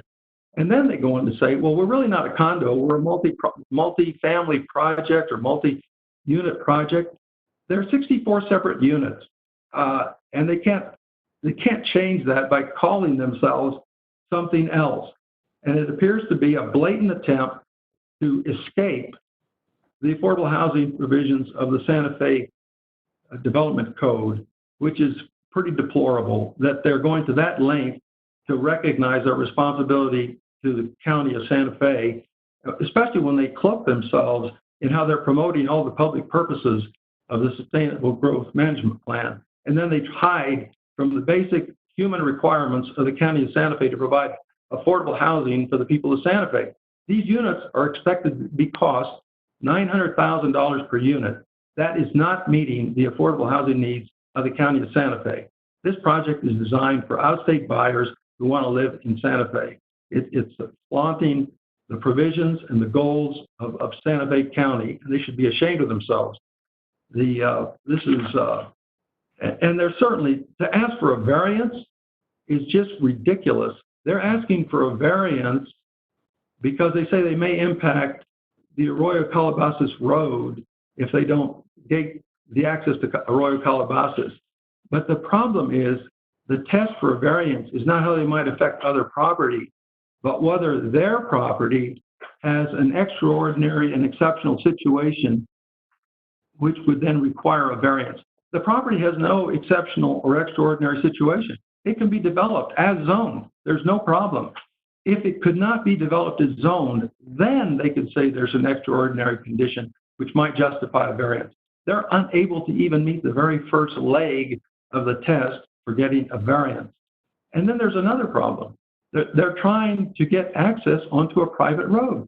Arroyo Calabasas Road is private. It's privately owned, privately maintained. They've made no arrangements with the owners of the road to use the road. And not only that, there's a strip of land between their property and the road. That strip of land belongs to other people. They've made no arrangements to get access to the roadbed. They're not entitled to access that road unless they're asking the county to condemn the right-of-way so they can have access to that road. And this application is just totally lacking. They do their 55-plus community teas and say, really, we're trying to provide housing for senior citizens, but they won't commit to it. So they're trying to use it to gain support, but then they say, but we're going to sell to whoever will buy. And then their December 2019 fiscal impact analysis is fatally flawed. The analysis indicates that this project, if developed as planned, with units costing $900,000 each, will lose over $290 million. That's in the study. That's the conclusion of the study. They can't build this project according to its own study, and then they relying on their own misnumbers. They say there's all kinds of benefit to the county if this project is built based on numbers that are totally false. So they've been misleading in many ways, and it's quite unfortunate. Also, Mr. Salazar, your 14 minutes are up. I'm just about to finish. May I go ahead and conclude, Mr. Hearing Officer? Yes, you may. Thank you. Also, their traffic impact analysis is flawed. They submitted a traffic impact analysis dated April 16, 2020, and it is expressly predicated on the development being a 64-unit senior detached housing development. We now know that's not the case, but the traffic impact analysis submitted was based on a faulty premises and therefore is fatally flawed. The Los Campanas Water Corporation sanitary sewer letter does not suffice. It only indicates they'll commit to provide sewer service for 17 units. And plus, it's not a public system, so it doesn't suffice to meet the test. The open space common area Ts, they're trying to use floodplain as the bulk of their open space, and it's not clear that they can use floodplain for a planned development zone change request. The bottom line is this, Mr. Hearing Officer, this project adds no value to the neighborhood. The best they can do is say, if you let us build this high density development, we'll buffer one vacant piece of ground from another. That's about the best thing they could do, and that's ridiculous on its face. Those other projects may be developed low density. We don't know. And then, so there's no value added. Why in the world would anybody want to consider a zone change for this piece of property when it adds nothing to the common good? It provides no added value, and on its face, it's disingenuous, incomplete, and misleading. So with that, I conclude my comments, Mr. Hearing Officer. Thank you for the time. Okay, thank you for those comments. We'll go to the next witness. It is Grayson Kirtland. Yes, can you hear me? Yes, we can, sir. Yeah, I'm Grayson Kirtland. I live at 3136 Vista Sandia, Santa Fe 87506. I'm also the president of the Mariposa Homeowners Association. Our board of directors on behalf of La Mariposa opposes this project due to its rezoning. Our neighborhood has 75 homeowners and is a neighborhood near the proposed development. The board, on behalf of the Homeowners Association, is opposed to the proposed development based on its rezoning from residential estate, 1 unit per 2.5 acres, to planned development district, higher density projects. This rezoning, if approved, could lead to many similar developments, permanently altering the semi-rural character and beauty of the La Terre area and severely taxing already scarce water resources. I might add as an individual that this project is wholly contrary to the established Sustainable Land Development Code of 2006. In no way does this project deserve any variance from that code. Thank you very much for this time to speak. Thank you. Our next speaker is Linda Durham.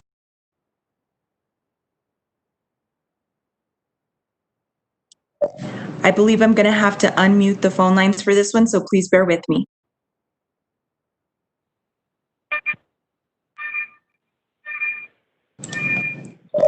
Linda Durham.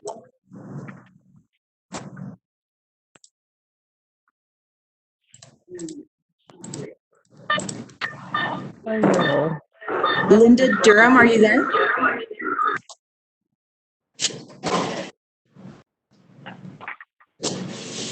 I know, we missed them. One last time, Linda Durham.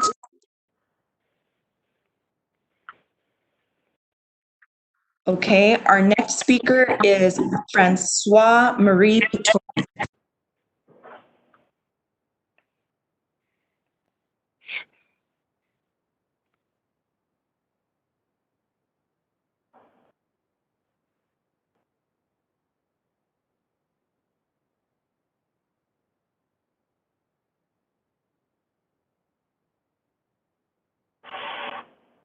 Can you hear me? Write something. Yeah. Yes, we can. They hear you?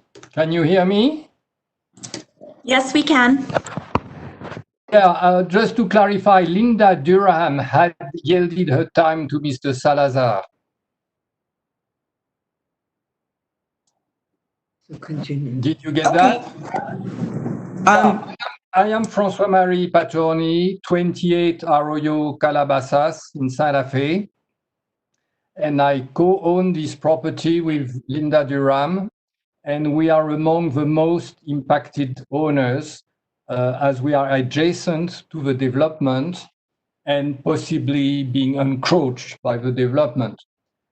I would like just to support again what Mrs. Shoup said earlier, that the Land Development Code is the guide, is the guardian angel of the county's environment and quality of life. So we should respect it and not try to go around by some means. I would like to thank the county staff for their remarkable report, which is balanced, fair, and very well researched. And I want to use my last minute or so to just raise a red flag, a big red flag. I understand that the county officers have to add a paragraph at the end of their statements in case, if the rezoning is approved, then they suggest conditions. I think having a zoning approved with conditions is a window for abuse. We all know that conditions later on can be waived, can be modified for all kinds of reasons. So again, I would stress the red flag is we don't want conditions. We don't want an approval with conditions. We just don't want approval at all. Thank you very much. Sir, could you acknowledge that you've been sworn in and your testimony was given after being sworn? Yeah, I do acknowledge. Okay, thank you.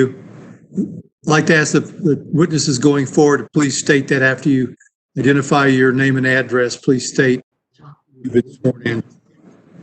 Thank you. Our next witness is Ginger Casey. Hello, can you hear me? Am I heard? Can you guys hear me? Yes, we can hear you. Terrific, thank you. Hearing Officer Virtue, I am Ginger Casey, 10 Blazing Star Circle, Santa Fe. I consider myself sworn in. I'm a career journalist. I've worked for 3 major networks in PBS, and I'm also a resident of Las Campanas. And I hope you've taken note of the fact that every HOA and neighborhood group from 599 West along Camino La Tierra corridor has come out against this proposal, all of them, representing more than 2,000 property owners, 650 letters. This is an incredible outpouring of opposition.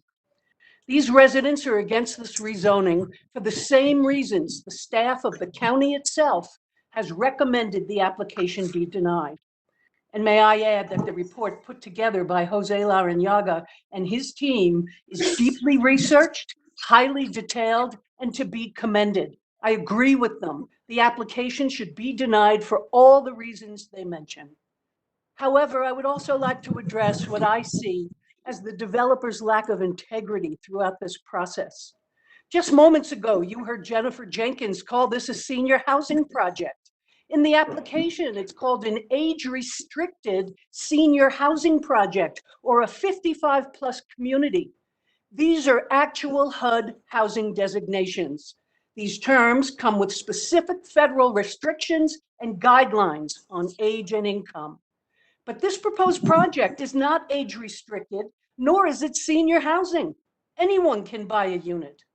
The developer and his agents know this, but they went ahead and they commissioned studies that are based specifically on the occupants of these condos being elderly.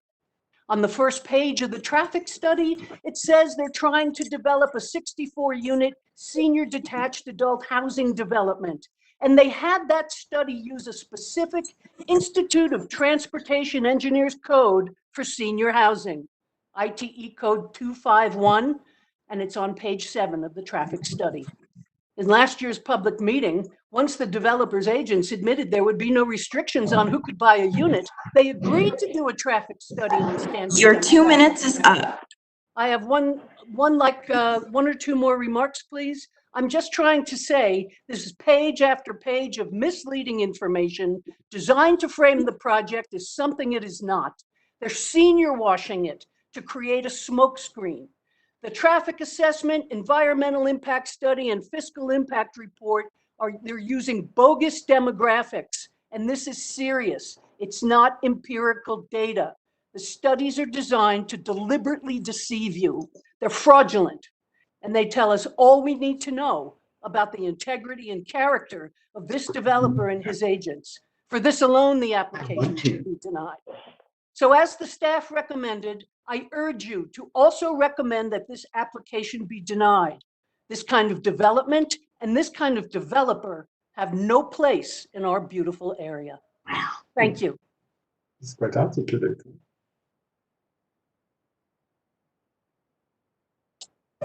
Thank you. Mr. Hearing Officer, we did receive a question via the chat as to whether John Salazar could have more time since Linda Durham was on the list and yielded her time to him. I'm sorry, I didn't hear that. I thought she gave her time to Mr. Potomi. Did I hear that wrong?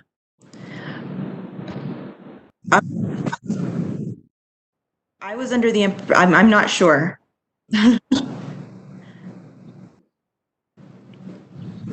Since she's not here, I can't confirm to whom she's yielded her time. So let's just proceed for now. If she gets on and wants to yield, that would be acceptable. Okay, great. Our next person is Lisa Keller.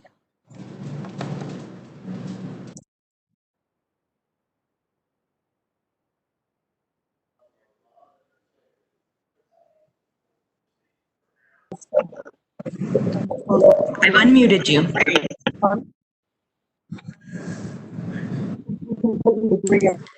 Lisa Keller, I have unmuted you. Pardon? We can hear you. You're unmuted. Well, what it's Moss. I am here, to be honest,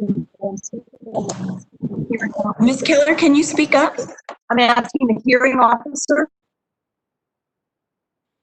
if he would allow my husband to have my 2 minutes, because then it will be more fluent. It's both our ideas, and I think it would be more clear for just one of us to speak, but I'd like him to have my 2 minutes if possible. Sorry, you're cutting. Get it closer to the microphone. I have this problem on one of these, so hold on. Not loud. I can't hear you. Yes, I'm sworn in. I'm Lisa Keller, 12 Volta Tomas, and I would like to give my 2 minutes to my husband since we agree on what we would like said, and it would be more coherent to come from one mouth for both of us. You certainly may, and I appreciate your for trying to be as efficient as we can here. So let's proceed on this basis. Thank you. So here's Carl. My name's Carl Keller. I live at 12 Volta Tomas. I'm sworn in. Can you hear me? Yes. This is the hearing officer. You're cutting out a little bit, so I'm not sure what's causing it, but maybe getting a little closer to the mic if you can, or at least finding a comfortable distance might help. Can you hear me now? Can you hear me? Yes, I can. Okay. There's still some crackling, but once you proceed, we can hear you. Twice. So I'm sworn in. I live at 12 Volta Tomas, and I'd like to associate myself with the remarks of those earlier witnesses. I think they were very relevant. I've lived here for 33 years. I'm within 1,000 yards of the property under discussion. I'd like to support all those neighbors of that property who must be very upset about this. I moved here long ago because I liked how remote it was. I liked how quiet it was. I liked the lack of light pollution. I liked the low traffic. I liked everything about this area. And I don't think that those of us who live out here need a senior place to move to. I'm 79 years old. My neighbor up here in Las Campanas is in his 90s. He doesn't need a place to move to unless they have very good medical facilities. So I think that the proposition that this is an ideal senior refuge for the local residents is absolutely absurd. And finally, I don't believe that the zoning laws, which are to protect the people who've already bought here, should be changed so arbitrarily. I think that it is contrary to the purpose of zoning. I've always relaxed, confident that this area would remain the way it is. And I think that a lot of people around here are very upset that that's going to be changed. And so with that, I'd like to conclude my remarks. Did you hear me? Yes. Thank you, Mr. Keller. Sorry if I didn't use my 4 minutes.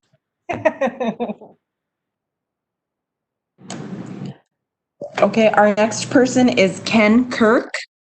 I'm going to go ahead and unmute the phones because I believe this one will be a call-in. Ken Kirk.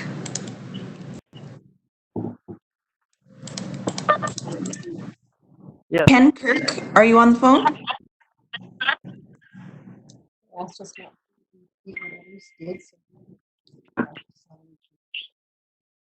Ken Kirk.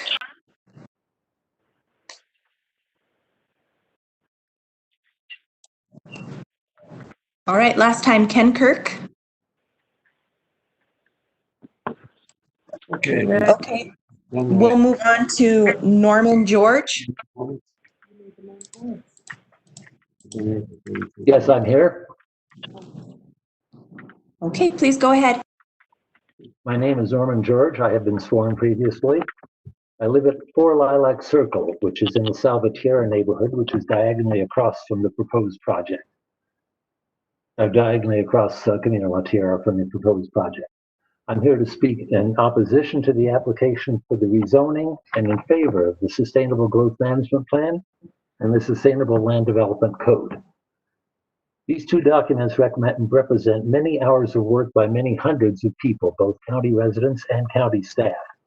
And they define, and I am quoting from the SGMP here, the growth management strategy that will direct the relationship between Santa Fe County, its residents, and the environment. The SGMP and the SLDC, therefore, are not to be changed lightly. However, both documents make provisions to be changed where necessary and where justified.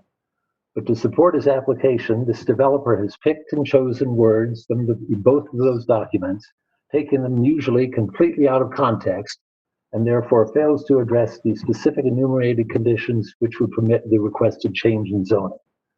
And the county has reminded him of this on several occasions.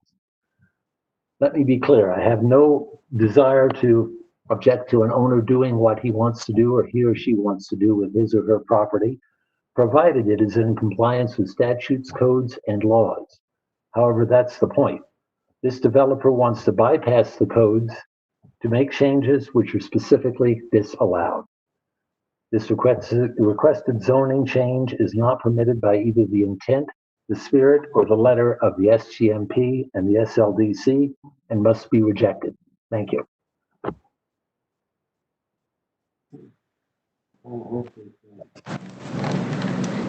Thank you. Mr. Hearing Officer, I received a message that Jennifer Jenkins has Mr. Kirk's statement to read. Ken Kirk's.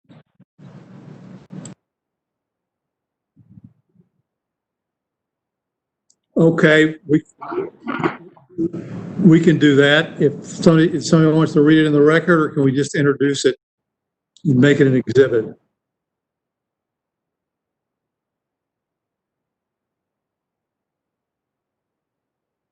I would prefer to read it in the record if that's all right, Mr. Virtue. Okay, you may do so. Thank you. This letter is from Mr. Ken Kirk. He contacted me earlier and said he had a conflict and was unable to attend today's hearing. So he asked that I read this letter he sent to, it's actually an email to Mr. Jose Larrañaga. This is, I believe, in the staff report. Dear Jose, this is to indicate my support for the proposed Casitas de la Tierra project, which is currently undergoing review by your office and the county. My wife and I retired to Santa Fe in 2015, although we have owned our home here in Las Campanas since 2009.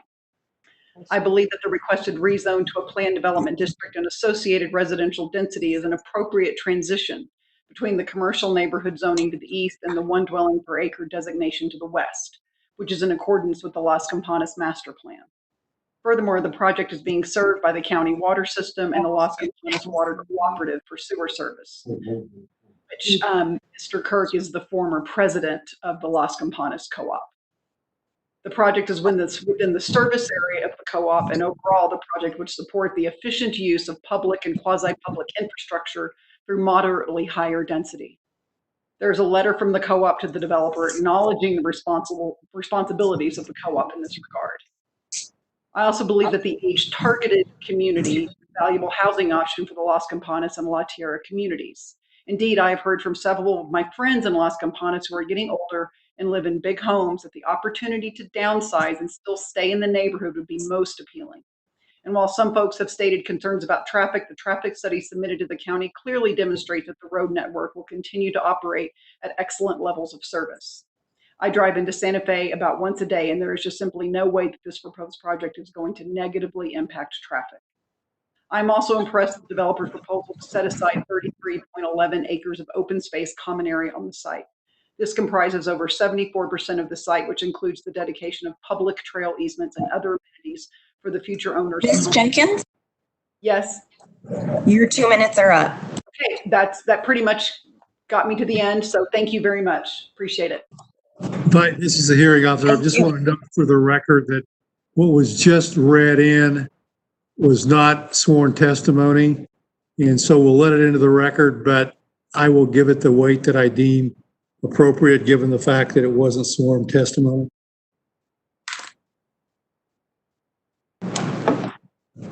Our next speaker is Peter Kelton.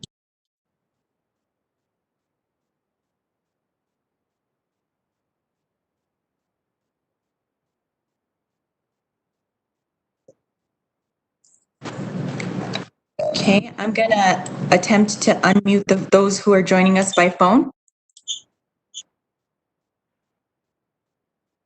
Are running the meeting?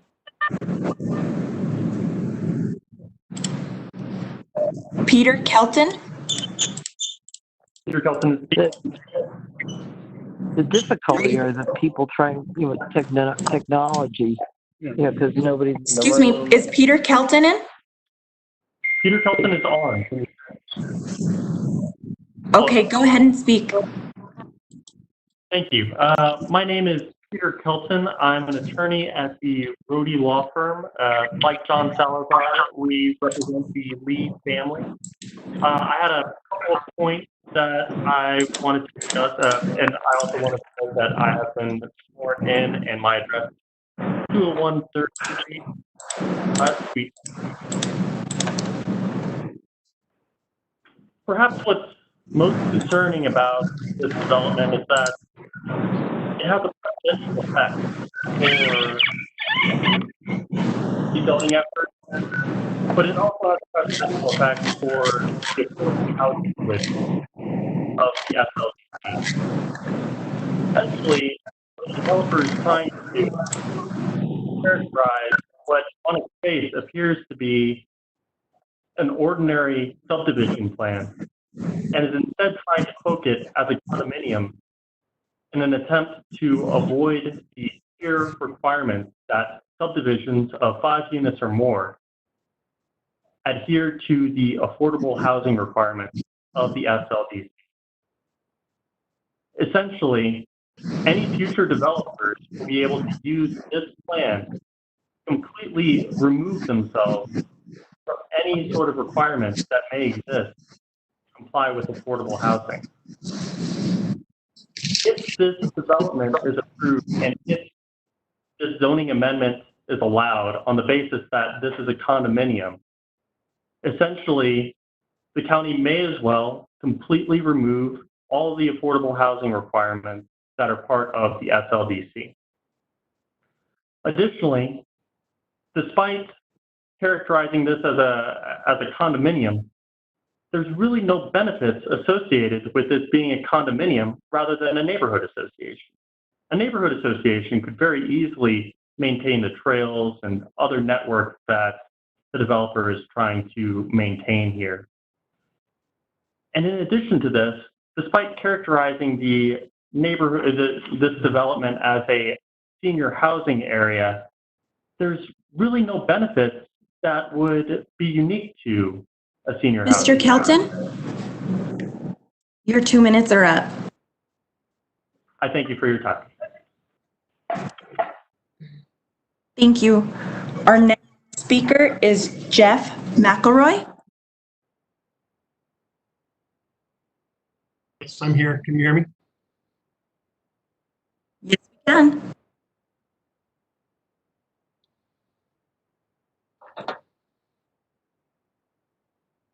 I'm sorry, can you hear me? Yes, please go ahead. All right, thank you. My name is Jeff Foster McElroy. I live at 88 Chisholm Trail. My house is in the La Tierra Nueva subdivision, about 3 miles west of the project. I acknowledge that I have previously been sworn. I'm here to speak in opposition to the application. Mr. Virtue, I have recently retired as a chief judge of the district court in Taos, and I bought a home here about a year ago. In my years as a district court judge, I've heard several appeals of these sorts of hearings. Section 4.9.7 on variances provides that variances should be granted only in extraordinary and exceptional situations. Section 4.9.7.4 provides that a variance can be granted only if the request is not contrary to the public interest, or there are extraordinary or exceptional situations on the property necessitating a variance, or the spirit of the SLD is observed. This hearing officer's decision will be upheld in court if it is found not to be arbitrary or capricious. Key to that finding will be whether the ruling can be supported by the record and whether the zoning authority's rules and regulations were followed. Based on what I have seen so far of the record and what I know about the regulations, should the hearing officer grant the application, it stands a big risk of being overturned. I urge the hearing officer to deny the application at the conclusion of this hearing and save the district court the trouble. Spot zoning, as this would surely be, is not favored by the law. I wish to go on record as opposed to the variance requested by the applicants. I concur in the staff's recommendations contained in their report. I thought it was an exceptionally good analysis of the application. I also concur in what most of the speakers have already said, so I do not wish to repeat those comments, but will emphasize the impact that this variance will have on the roadway adjacent to this project, Camino de la Tierra. The road is a unique feature of our neighborhood, and it was designed to accommodate a load that was anticipated by the zoning and the SLDC. The safety of those who walk and bike in the neighborhood along this road will be jeopardized if this variance is granted. Thank you for the opportunity to speak. Thank you. Our next speaker is Archer.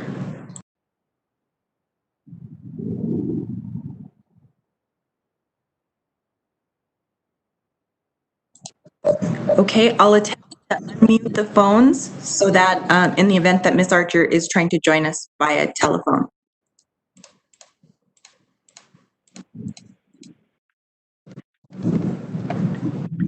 Ann Archer, are you with us on the meeting?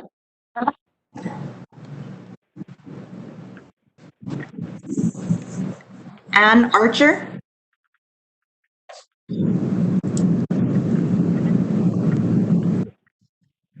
One last time, Ann Archer? Okay, our next speaker will be Chip Monday. Thank you, Tessa Joe. Hearing Officer Virtue, my name is Chip Monday. I represent the Las Campanas Master Association as its general manager. My address is 366 Las Campanas Drive, Santa Fe, and I confirm that I have been sworn. To clear up any potential confusion, the Las Campanas Water and Sewer Co-op is a separate entity and not affiliated with the Las Campanas Master Association. Las Campanas surrounds this parcel to the east, west, and north.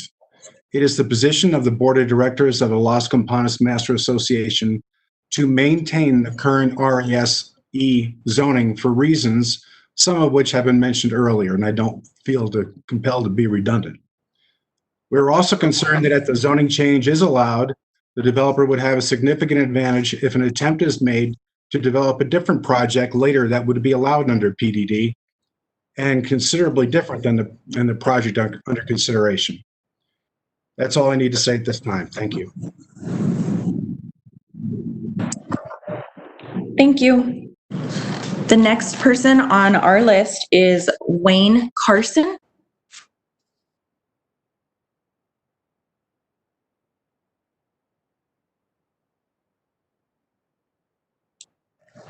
Okay, I'll do the same thing and attempt to unmute the phones for Mr. Wayne Carson. I am here. Okay, please go ahead. My name is Wayne Carson, 75 Sunflower Drive, Santa Fe, and I acknowledge that I have been sworn. I've sent 2 letters in opposition in, and I wish to call attention to the developer's documents submitted in support, which are at best insufficient and also can be viewed as disinformative. The traffic report referred to by the developer's agent is a partial example. Quote, the trip distribution was developed upon the assumption the bulk of the traffic during the peak hours would head west.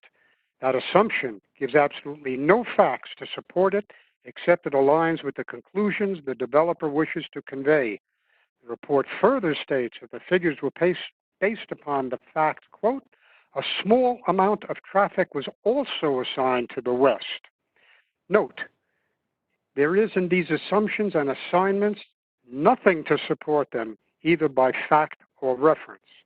The term just math, which was given by the developer's agent in that presentation statement, it's not just math. Assumptions and assignments are, as figures are not math. All of the supporting data that was given in the report, no, I beg your pardon. All of the reports contain flawed data. Data unsupported as to source, and even when so supported, lack proven applicability to the area. Canned documents without substance, long on assumptions, short of validation and applicability to the area.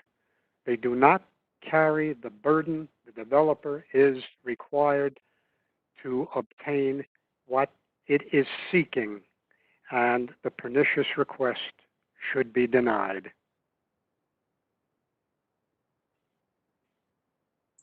Thank you. That was exactly 2 minutes. Ha! All my editing paid off. Our next speaker is James O'Bannon.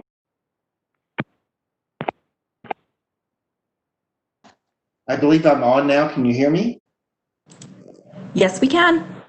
Thank you. My name is James O'Bannon. My wife and I reside at 38 Sunflower Drive in Las Campanas in the States 2, which is adjacent to the subject property.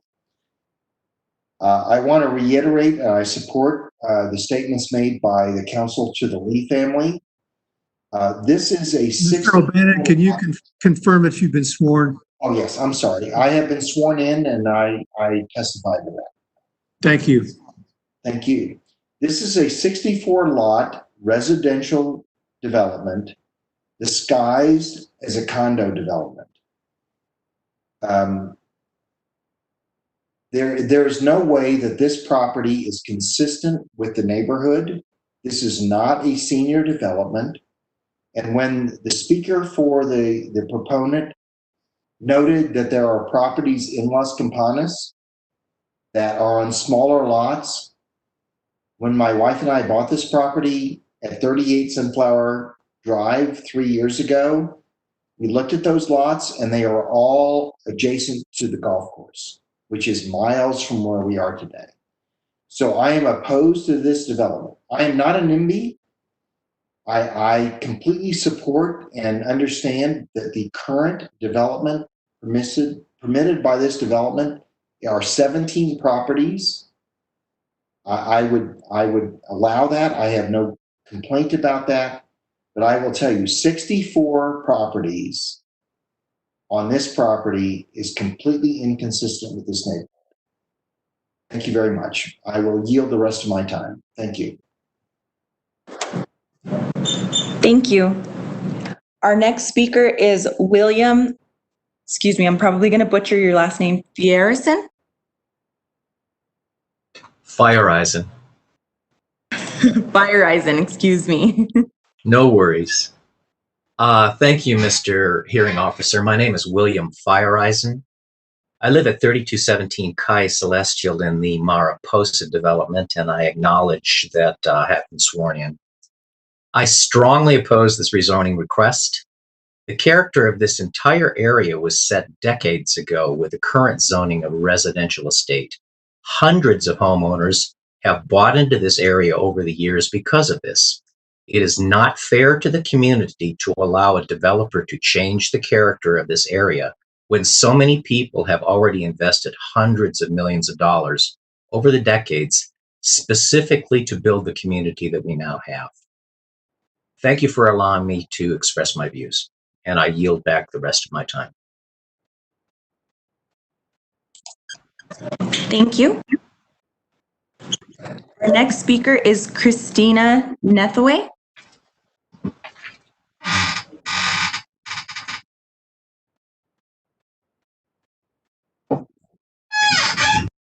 Hear me? I'm here, Christina Nethaway.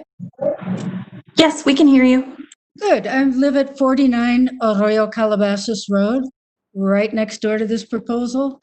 I have been sworn in. I have a little visual for you. This is the neighborhood, and the blue is the proposed development. Would you hold just one moment? Vicky is telling me that Vicky Lucero is telling me she has content to share for you. What? I'm sorry, I don't understand. Ms. Nethaway, I got the document that you sent to Jose earlier, so I'm going to share it on the screen. Having trouble understanding you, Vicky, I'm sorry. Oh, great. Vicky is sharing the content that you sent on the screen. Okay, please proceed. Okay, thanks. So this shows the proposed PDD in blue and superimposed on the county's parcel property map. The existing houses and the proposed casitas are marked in red. The disparity in density is obvious. Is this a good use of all of our land here? No, but it is what it is. It is what it is for a long time. It is what it is when people bought these houses. So no, it's not really sustainable, but it is. This section of the Sustainable Land Development Code is titled, I can't quite see that up at the top, Vicki. Can you show that? Well, up at the top was up higher, please. Yeah, it's not coming up. Well, there's a section in the Sustainable Land Code, and I don't have that right now, but it reads like this. It's called Adverse Impacts on Neighboring Lands. The board shall consider the nature and degree of any adverse impacts on neighboring lands. Tracts, parcels, or lots shall not be rezoned in a way that is substantially inconsistent with the uses of the surrounding area. The applicant would say that this is a buffer zone or transition zone, but the area just to the west of this property is one PDD, 1 unit per acre. And the commercial area, it's not clear that that will ever be developed. In the meantime, this is just plunked in the middle of something that's totally different. If you allow this, I think you've broken your code. I'm so sorry. But if you allow this, the code will be attacked from every which way. There's no hope here. Thank you. Thank you. Our next speaker is Bill Eklund.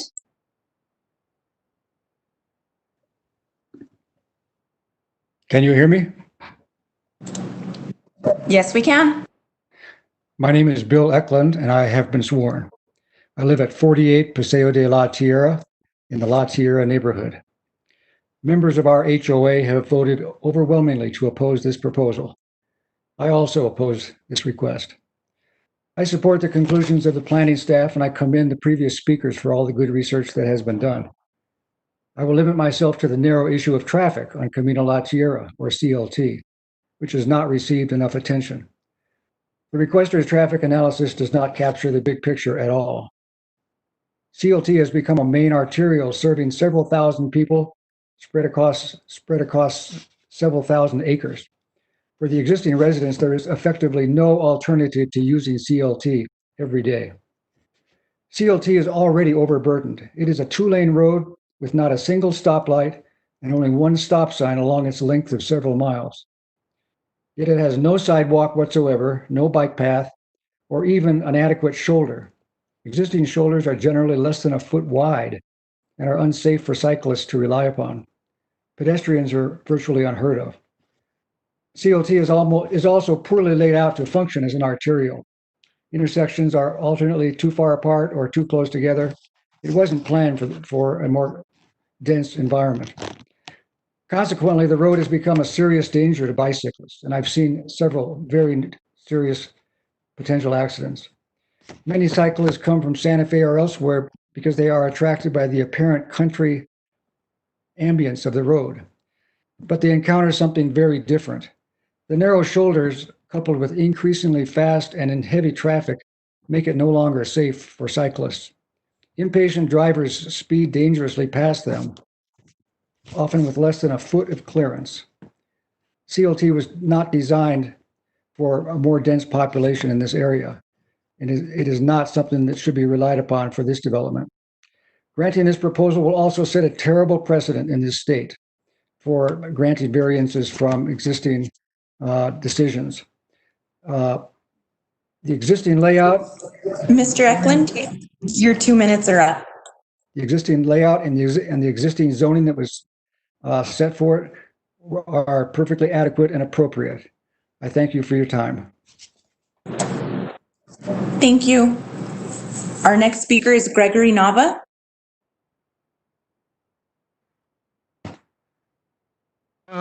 Hello. I'm Greg. Can you hear me? I'm Gregory Nava. Yes, we can. I have been sworn in. I live at 29 Estrada Maya, and I have been sworn in. And I am here today to ask our representatives to stand up for the people of Santa Fe and Santa Fe County who are overwhelmingly opposed to this rezoning proposal and to stand against these out-of-state developers whose sole motivation for this request is profit. I'm asking our representatives to uphold the original zoning of one home for 2.5 acres of this property, which was done to respect the quality of life, the ecology of this area, the wildlife, the roads, which cannot handle hundreds of new cars, and also law enforcement. Sheriffs are very minimal out here. The logistics are very difficult. Nothing has been done to the infrastructure of this area to support 64 new homes, when formerly only 17 at most would be allowed. This proposal is dangerous, it is unwise, it is unsafe, and make no mistake, it will destroy the character of this neighborhood. The majority of people who live and work here are hardworking people who saved all their lives to buy a home. And when we bought our homes here, we did so with the knowledge that this area would stay as it was. Now suddenly all this could change, and I feel if this happens, it is a betrayal of all the hardworking people who live here. The high-priced lawyers for these out-of-state developers are putting forth many arguments for why rezoning requests should be granted. They talk about this being somehow happening a senior. I'm a senior. I know many seniors. All the HOAs around here, the majority of the residents are seniors. We are against it. Seniors do not want this. But let's be frank, this proposal is not here to help seniors, but rather it is designed to maximize their profits. They can make plenty of money developing the property as it is now zoned, but they want more. Do we need development? Yes, but we don't need development that flies in the face of our land use plans and that will destroy neighborhoods. And has been pointed out before, if it is granted, what's next? There's a precedent. What neighborhoods will be next? I am here today to fight for my neighborhood, for my neighbors, for my city, for my county, for our beautiful land. Mr. Nava, your 2 minutes are up. I got one sentence. To implore our representatives to stand with the people and against out-of-state developers who do not care for our people or our land, but just want to make their money and move on. Thank you very much. Thank you, sir. Our next speaker is Barbara Martinez-Ginter.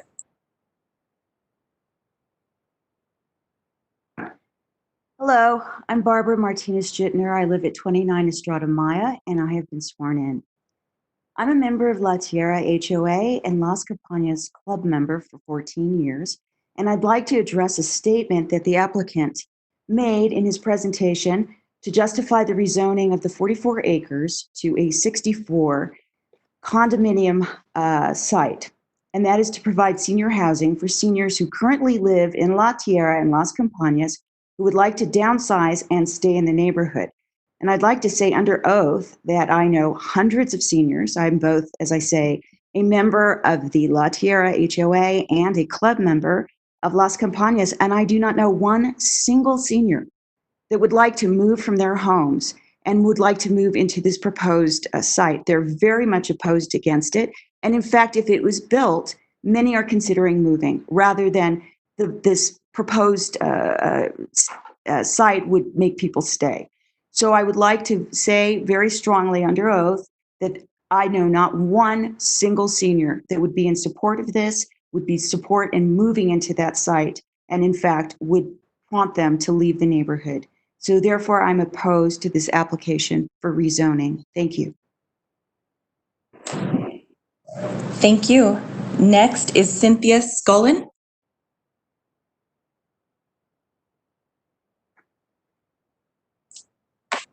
Okay, I'm going to unmute the phones. So Cynthia Scullin, if, Yes, I'm here. oh, great. Okay. I'm here. I'm Cindy Scullin, 144 Arroyo, Calabasas. I've been sworn and I stand in strong opposition and would like to yield my time to John Salazar. Okay.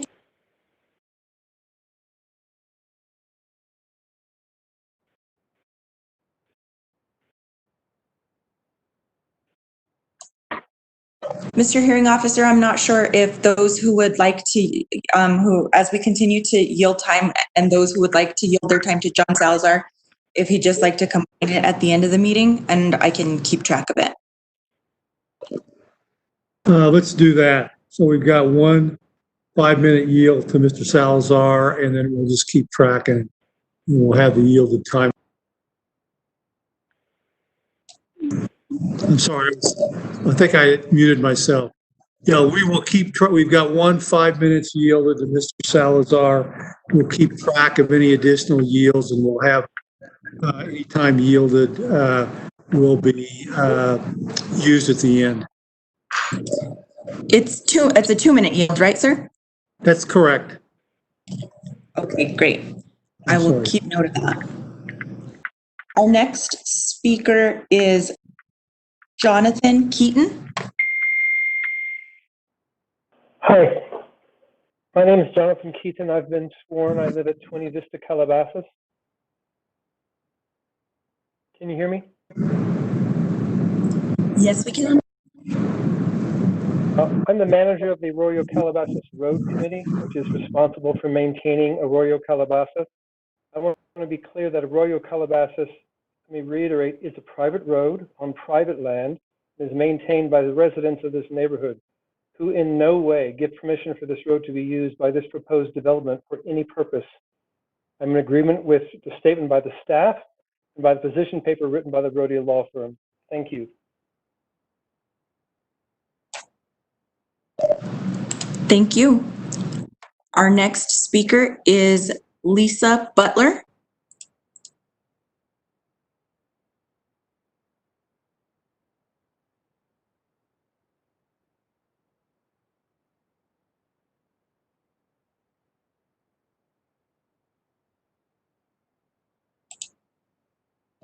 Lisa Butler.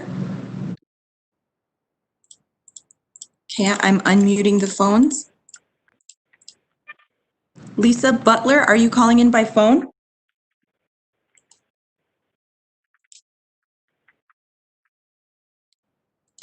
Okay, one last time. Lisa Butler. Okay, our next speaker is Carl Butler. Carl Butler, are you on the line? One last time, Carl Butler. Okay, next is Matt Kim Miller. Hello, all. My name is Matt Kim Miller. I am a lawyer at Holland and Hart Law Firm.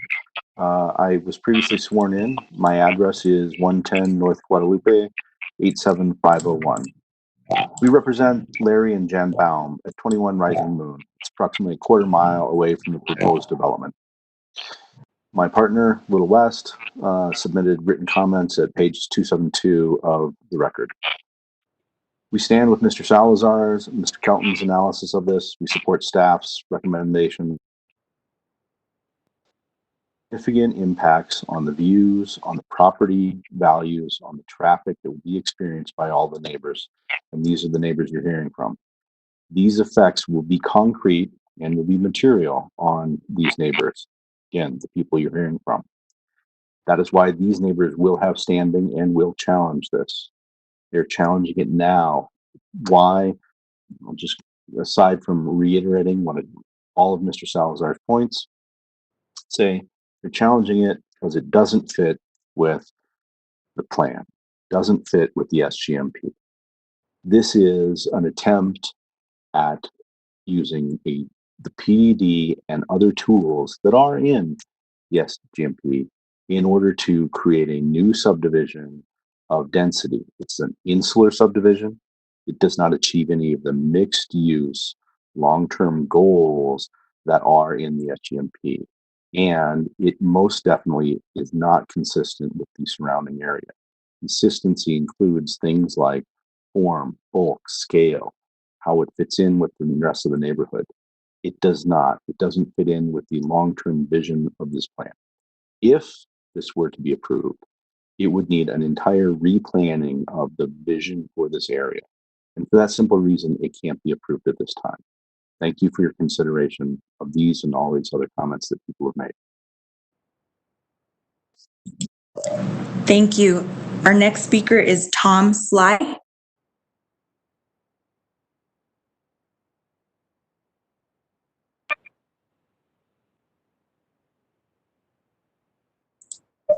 Tom Sly, are you there? All right, one last time. Tom Sly. Okay, moving on, is Catherine Beck on the line?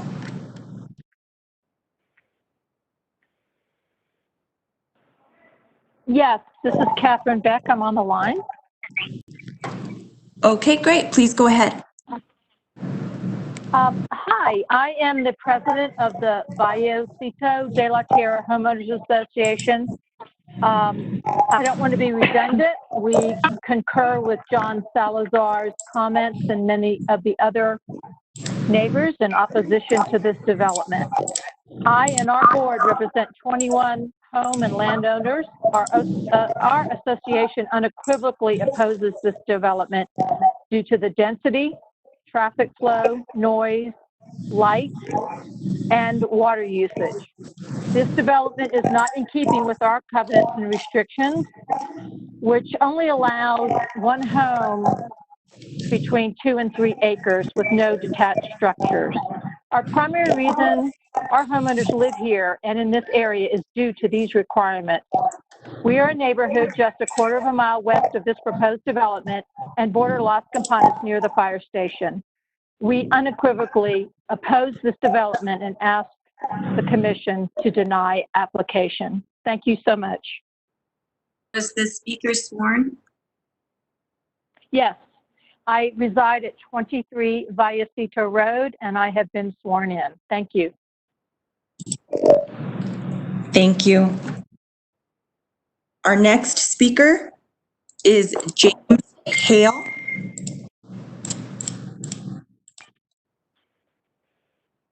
James Hale, are you on the line?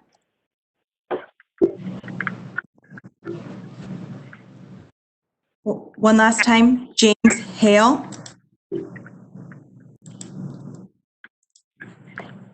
Okay, our next person is Ann Hale. Is Ann Hale on the line?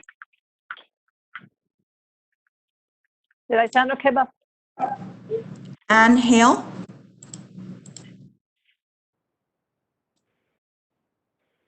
All right. We'll move on. Leanne Dunn.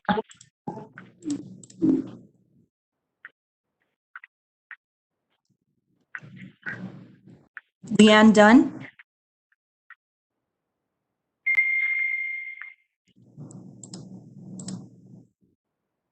One last time, Leanne Dunn. Okay, what about Linda Duritz?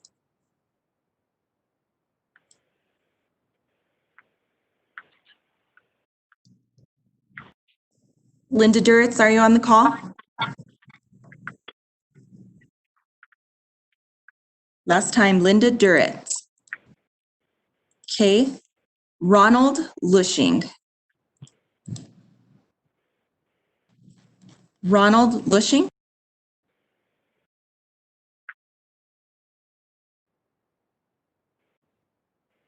Hello? Can you hear me? Yes. Okay. This is Ron Lushing. I live at 168 Headquarters Trail, La Tierra Nueva, and I've been a homeowner since 1990. I can confirm that I've been sworn in. I would just like to speak in opposition to the proposed project and in support of the staff.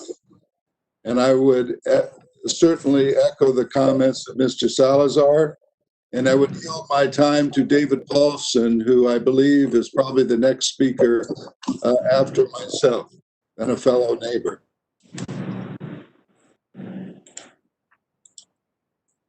Okay, I will make note of that. And he's actually a few speakers down. So I will note that and give him your time at that point. Thank you. The next one is Penina Mycels. I probably messed that up. I'm sorry.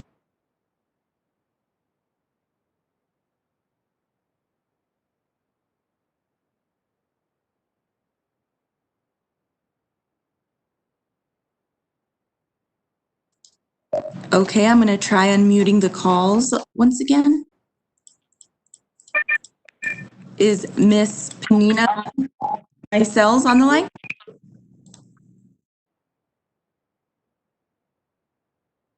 All right, last call, Penina Mycels.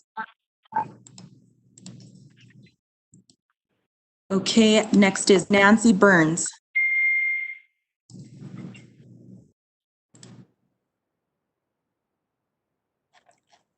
Nancy Burns, do we have you on the line? Nancy Burns. All right. Next one is Louis Baxter.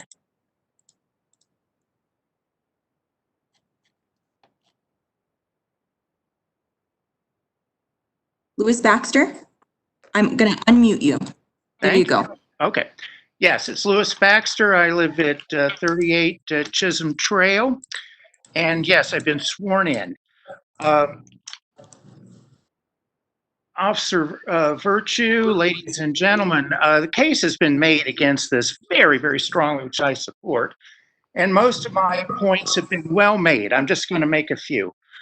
One, when I checked with the Secretary of State's office here, I found that this Texas LLC, Santa Fe West Investments, is not registered as doing business in New Mexico. Therefore, I wonder if this is even an appropriate hearing. Second, Judge McElroy brought up spot zoning. I just want to read the definition from the CJS 101A zoning section 44, 1979.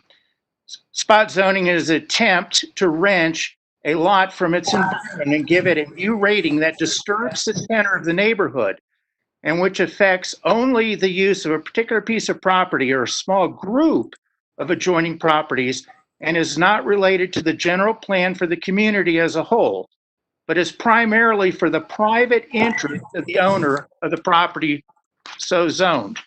My attorney, Peter Schoenfeld, has given me numbers, case law, and citations. I sent this all in a brief to Mr. Larranaga. I will also send it to the chair. The final point I simply want to make is about this road that we're along. I don't know if you can see this. It's in my report, but this is typical of all of the shoulders on this road. There are no real shoulders. It's just the native gravel, sand, and with a ditch running the whole way. We've had many examples of people, not elderly, running off the highway into trees, and one of these days we're going to get a flip. I will yield my time to Mr. Paulson, any that I have remaining. Thank you very much.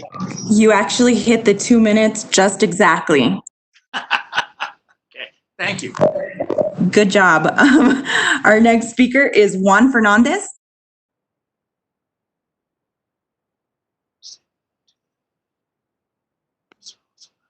Yes.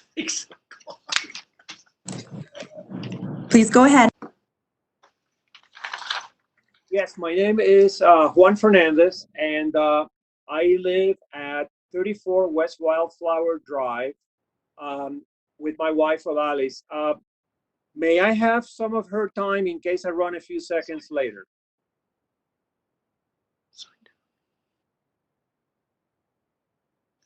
Was Mr. Fernandez's wife signed up to speak? She was going to speak at the end. I haven't spoken to her. I haven't heard from her. Is she present? Okay. If she's present, she can yield. She can yield 2 minutes to you. Sir. I have been sworn.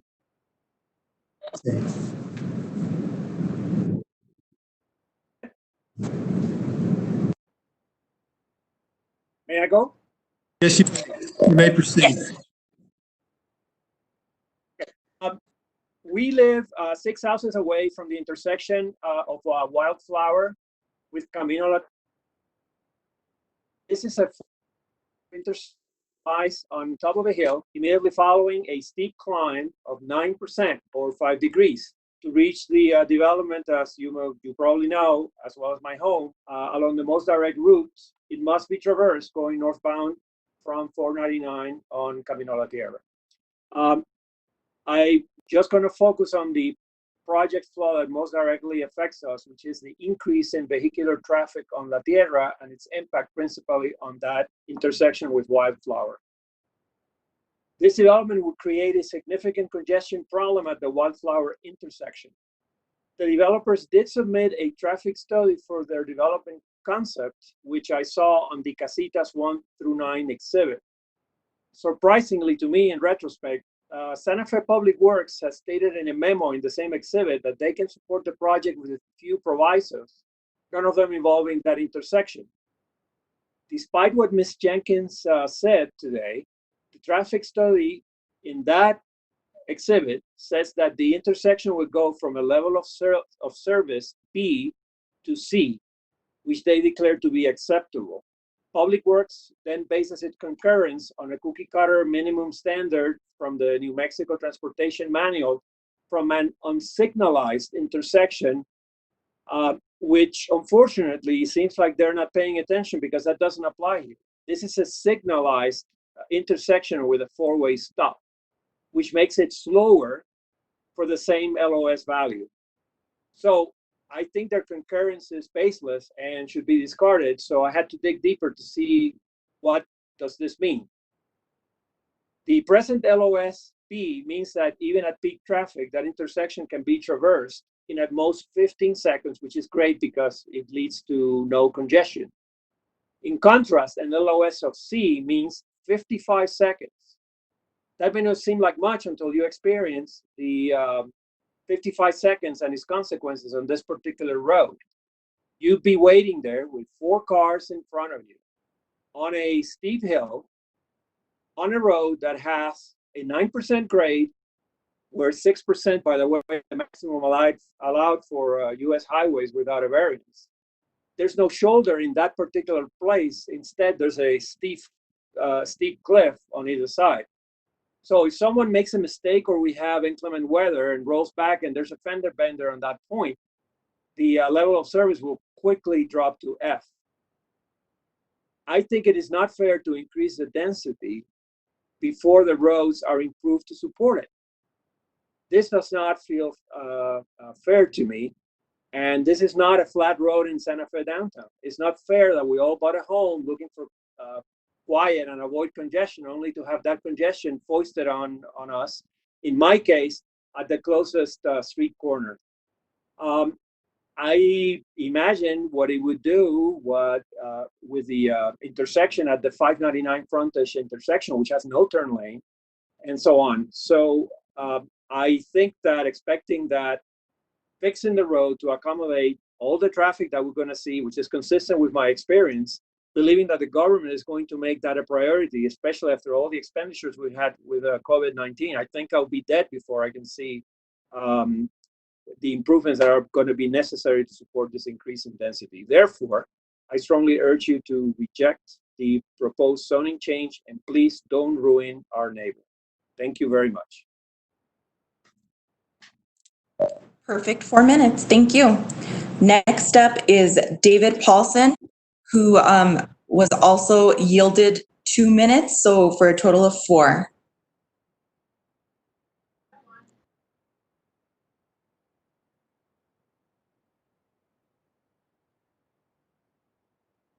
Hello? Mr. Paulson? Yes, can I be heard? Hello? Yes, we can hear you. Okay, very good. First, let me thank Mr. Lushing and Dr. Baxter for yielding me a bit of their time. I'll try not to make use of too much of it. My wife and I live in La Tierra Nueva, the community about 2 miles from the area which this developer is trying to radicalize. We're both seniors, and yes, I've been sworn in, and no, we don't want to be moving to a tiny little place, the kind of place that they're trying to build. I could not agree more with Mr. Salazar, with Mr. Firestein, with Lisa and Carl Keller, with Mr. Nava, and with so many others who are opposed to the unconscionable development under consideration.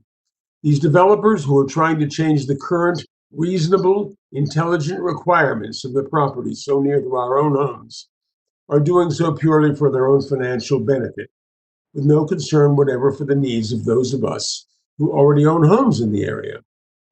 Should this project be developed, those of us who live here will be forced, as Mr. Eklund so well described, to contend with infinitely more traffic, much of it conducted by older, less able drivers on long, narrow, winding roads with soft, gravelly side gutters, the pictures of which you've seen earlier, into which cars have repeatedly rolled, especially but not only due to the snows and the sleets of winter. Among the plethora of problems with such construction would mean to us, accidents, mechanical fees, insurance rates, they'll all go up. Our water supply will of course be diminished by its need to serve so many additional people. Anyone who says no doesn't read the papers. I join the crowd of those of us who urge you to deny this application. Thank you.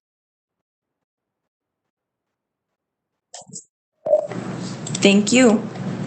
It looks like we've reached the bottom of our list, and we have 3 additional people who have yielded their time to Mr. John Salazar.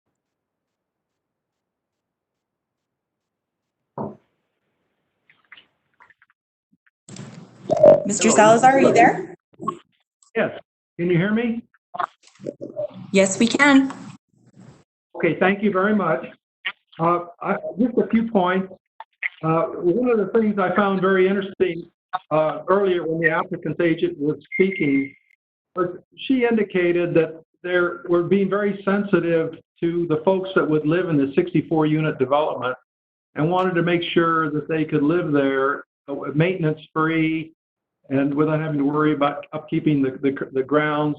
And therefore, for that reason, they had to go to a condominium form of ownership, and it's totally ridiculous. They can do that with a regular subdivision and a homeowners association. People do it all the time.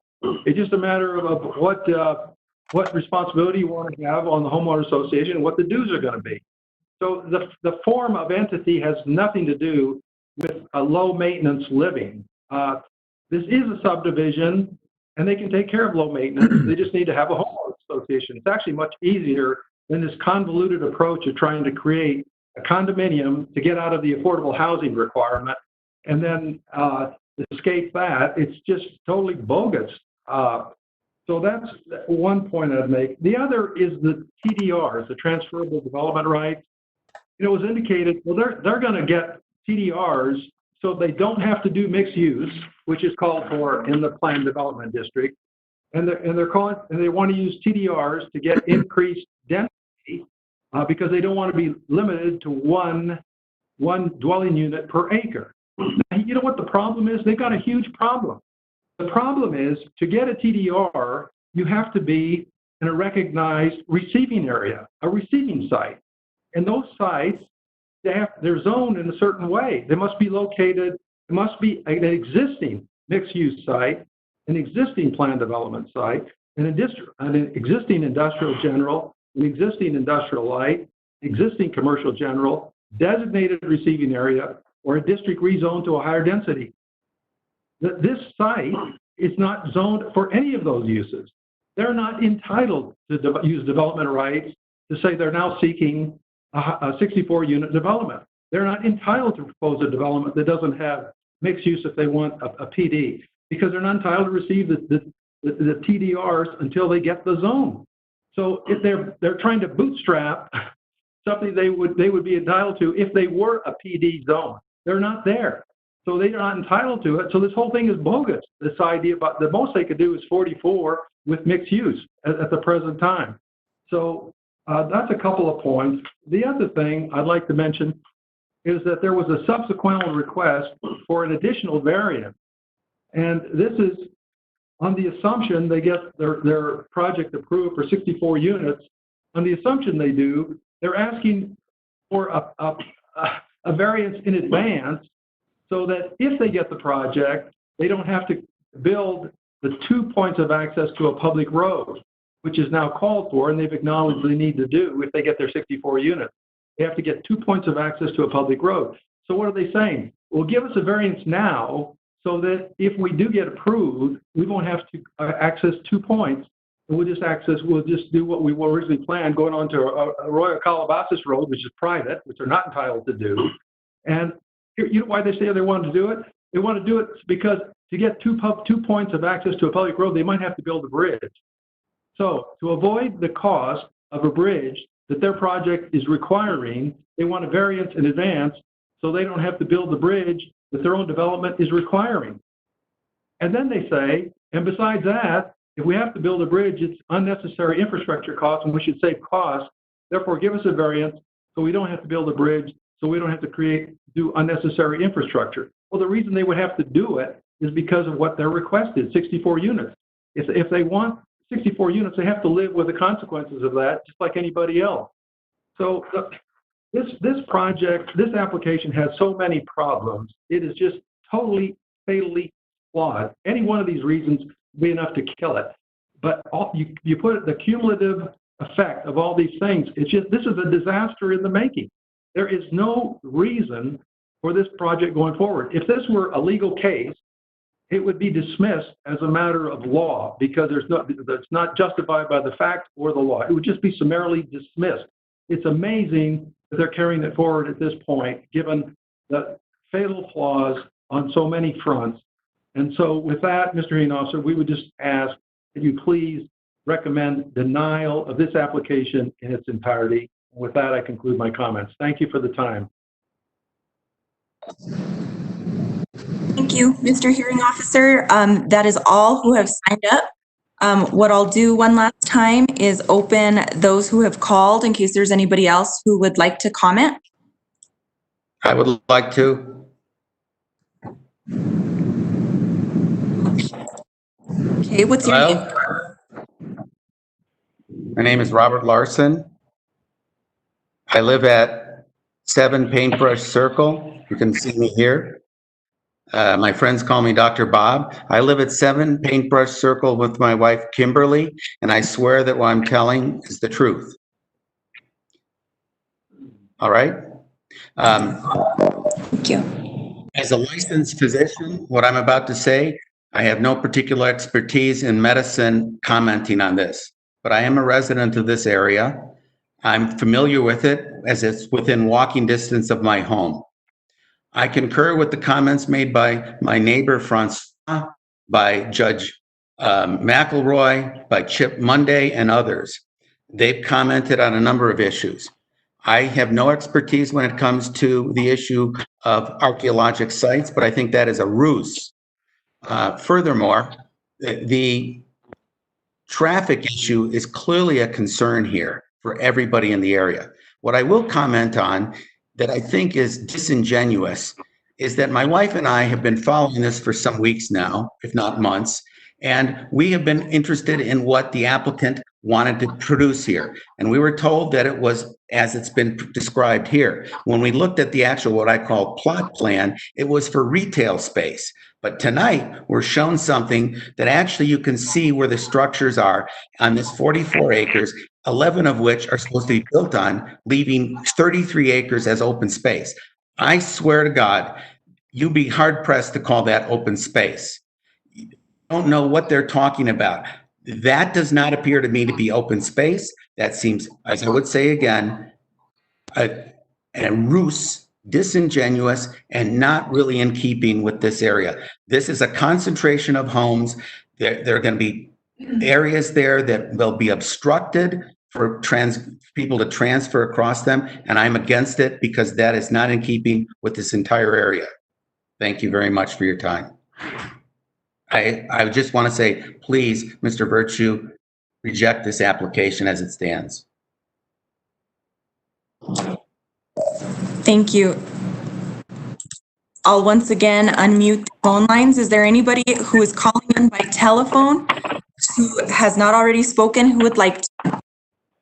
I'd like to speak, and I'm not on the telephone. My name is Susie Eskridge. Can I do that?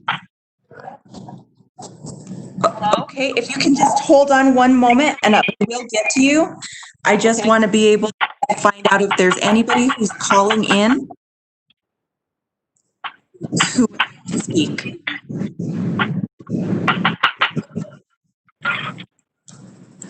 Okay, and I will mute the callers on the phone. And Ms. Eskridge, please proceed. Okay, my name is Susie Eskridge, and I live at 95 Estates Drive, across the way from this project. And I've been sworn before, and I just wanted to point something out, that the developer, through the representative Jenkins, is stating all they're putting all their comments on comparing everything to Las Campanas. And I find this very insulting to the rest of the subdivisions and the homeowners association that surround this project. And there are over 10 homeowners associations that are affected by this, and yet Ms. Jenkins refuses to refer to any of them, and that's insulting. Furthermore, she talks about Las Campanas having clusters and this and that and the other thing, where she fails to mention that Las Campanas existed even before the SLDC new codes. So everything was grandfathered in and legally done and all that sort of thing. So you can't compare this thing and hang your hat on what Las Campanas has, because that's all been grandfathered in. So that's all I have to say, and I yield whatever's left of my time to Mr. Salazar. Thank you. Thank you. Mr. Salazar, if you'd like to speak, you would have about 8 seconds. I will yield the 8 seconds. Thank you, sir. Is there anybody else who has not yet spoken who would like to speak on this issue? Yes. Please state your name for the record. I'm David Platts. I live at 11 Sky Shell. I've been sworn. I'm the vice president of the Los Sueños Homeowners Association. And I just wanted to say that I know of nobody in our homeowners association who supports this development. And I myself would love to see it turned down, as I appreciate the wide open spaces. Thank you. Thank you. Is there anybody else who would like to speak?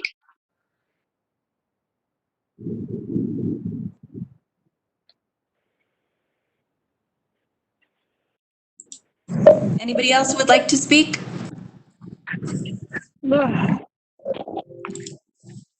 All righty. Back to you, Mr. Hearing Officer. Okay, thank you very much, everybody, for attending the hearing and testifying. Your testimony is very much appreciated.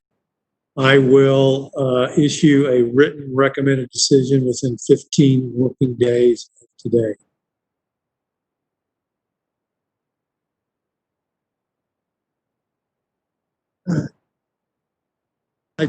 I just muted myself.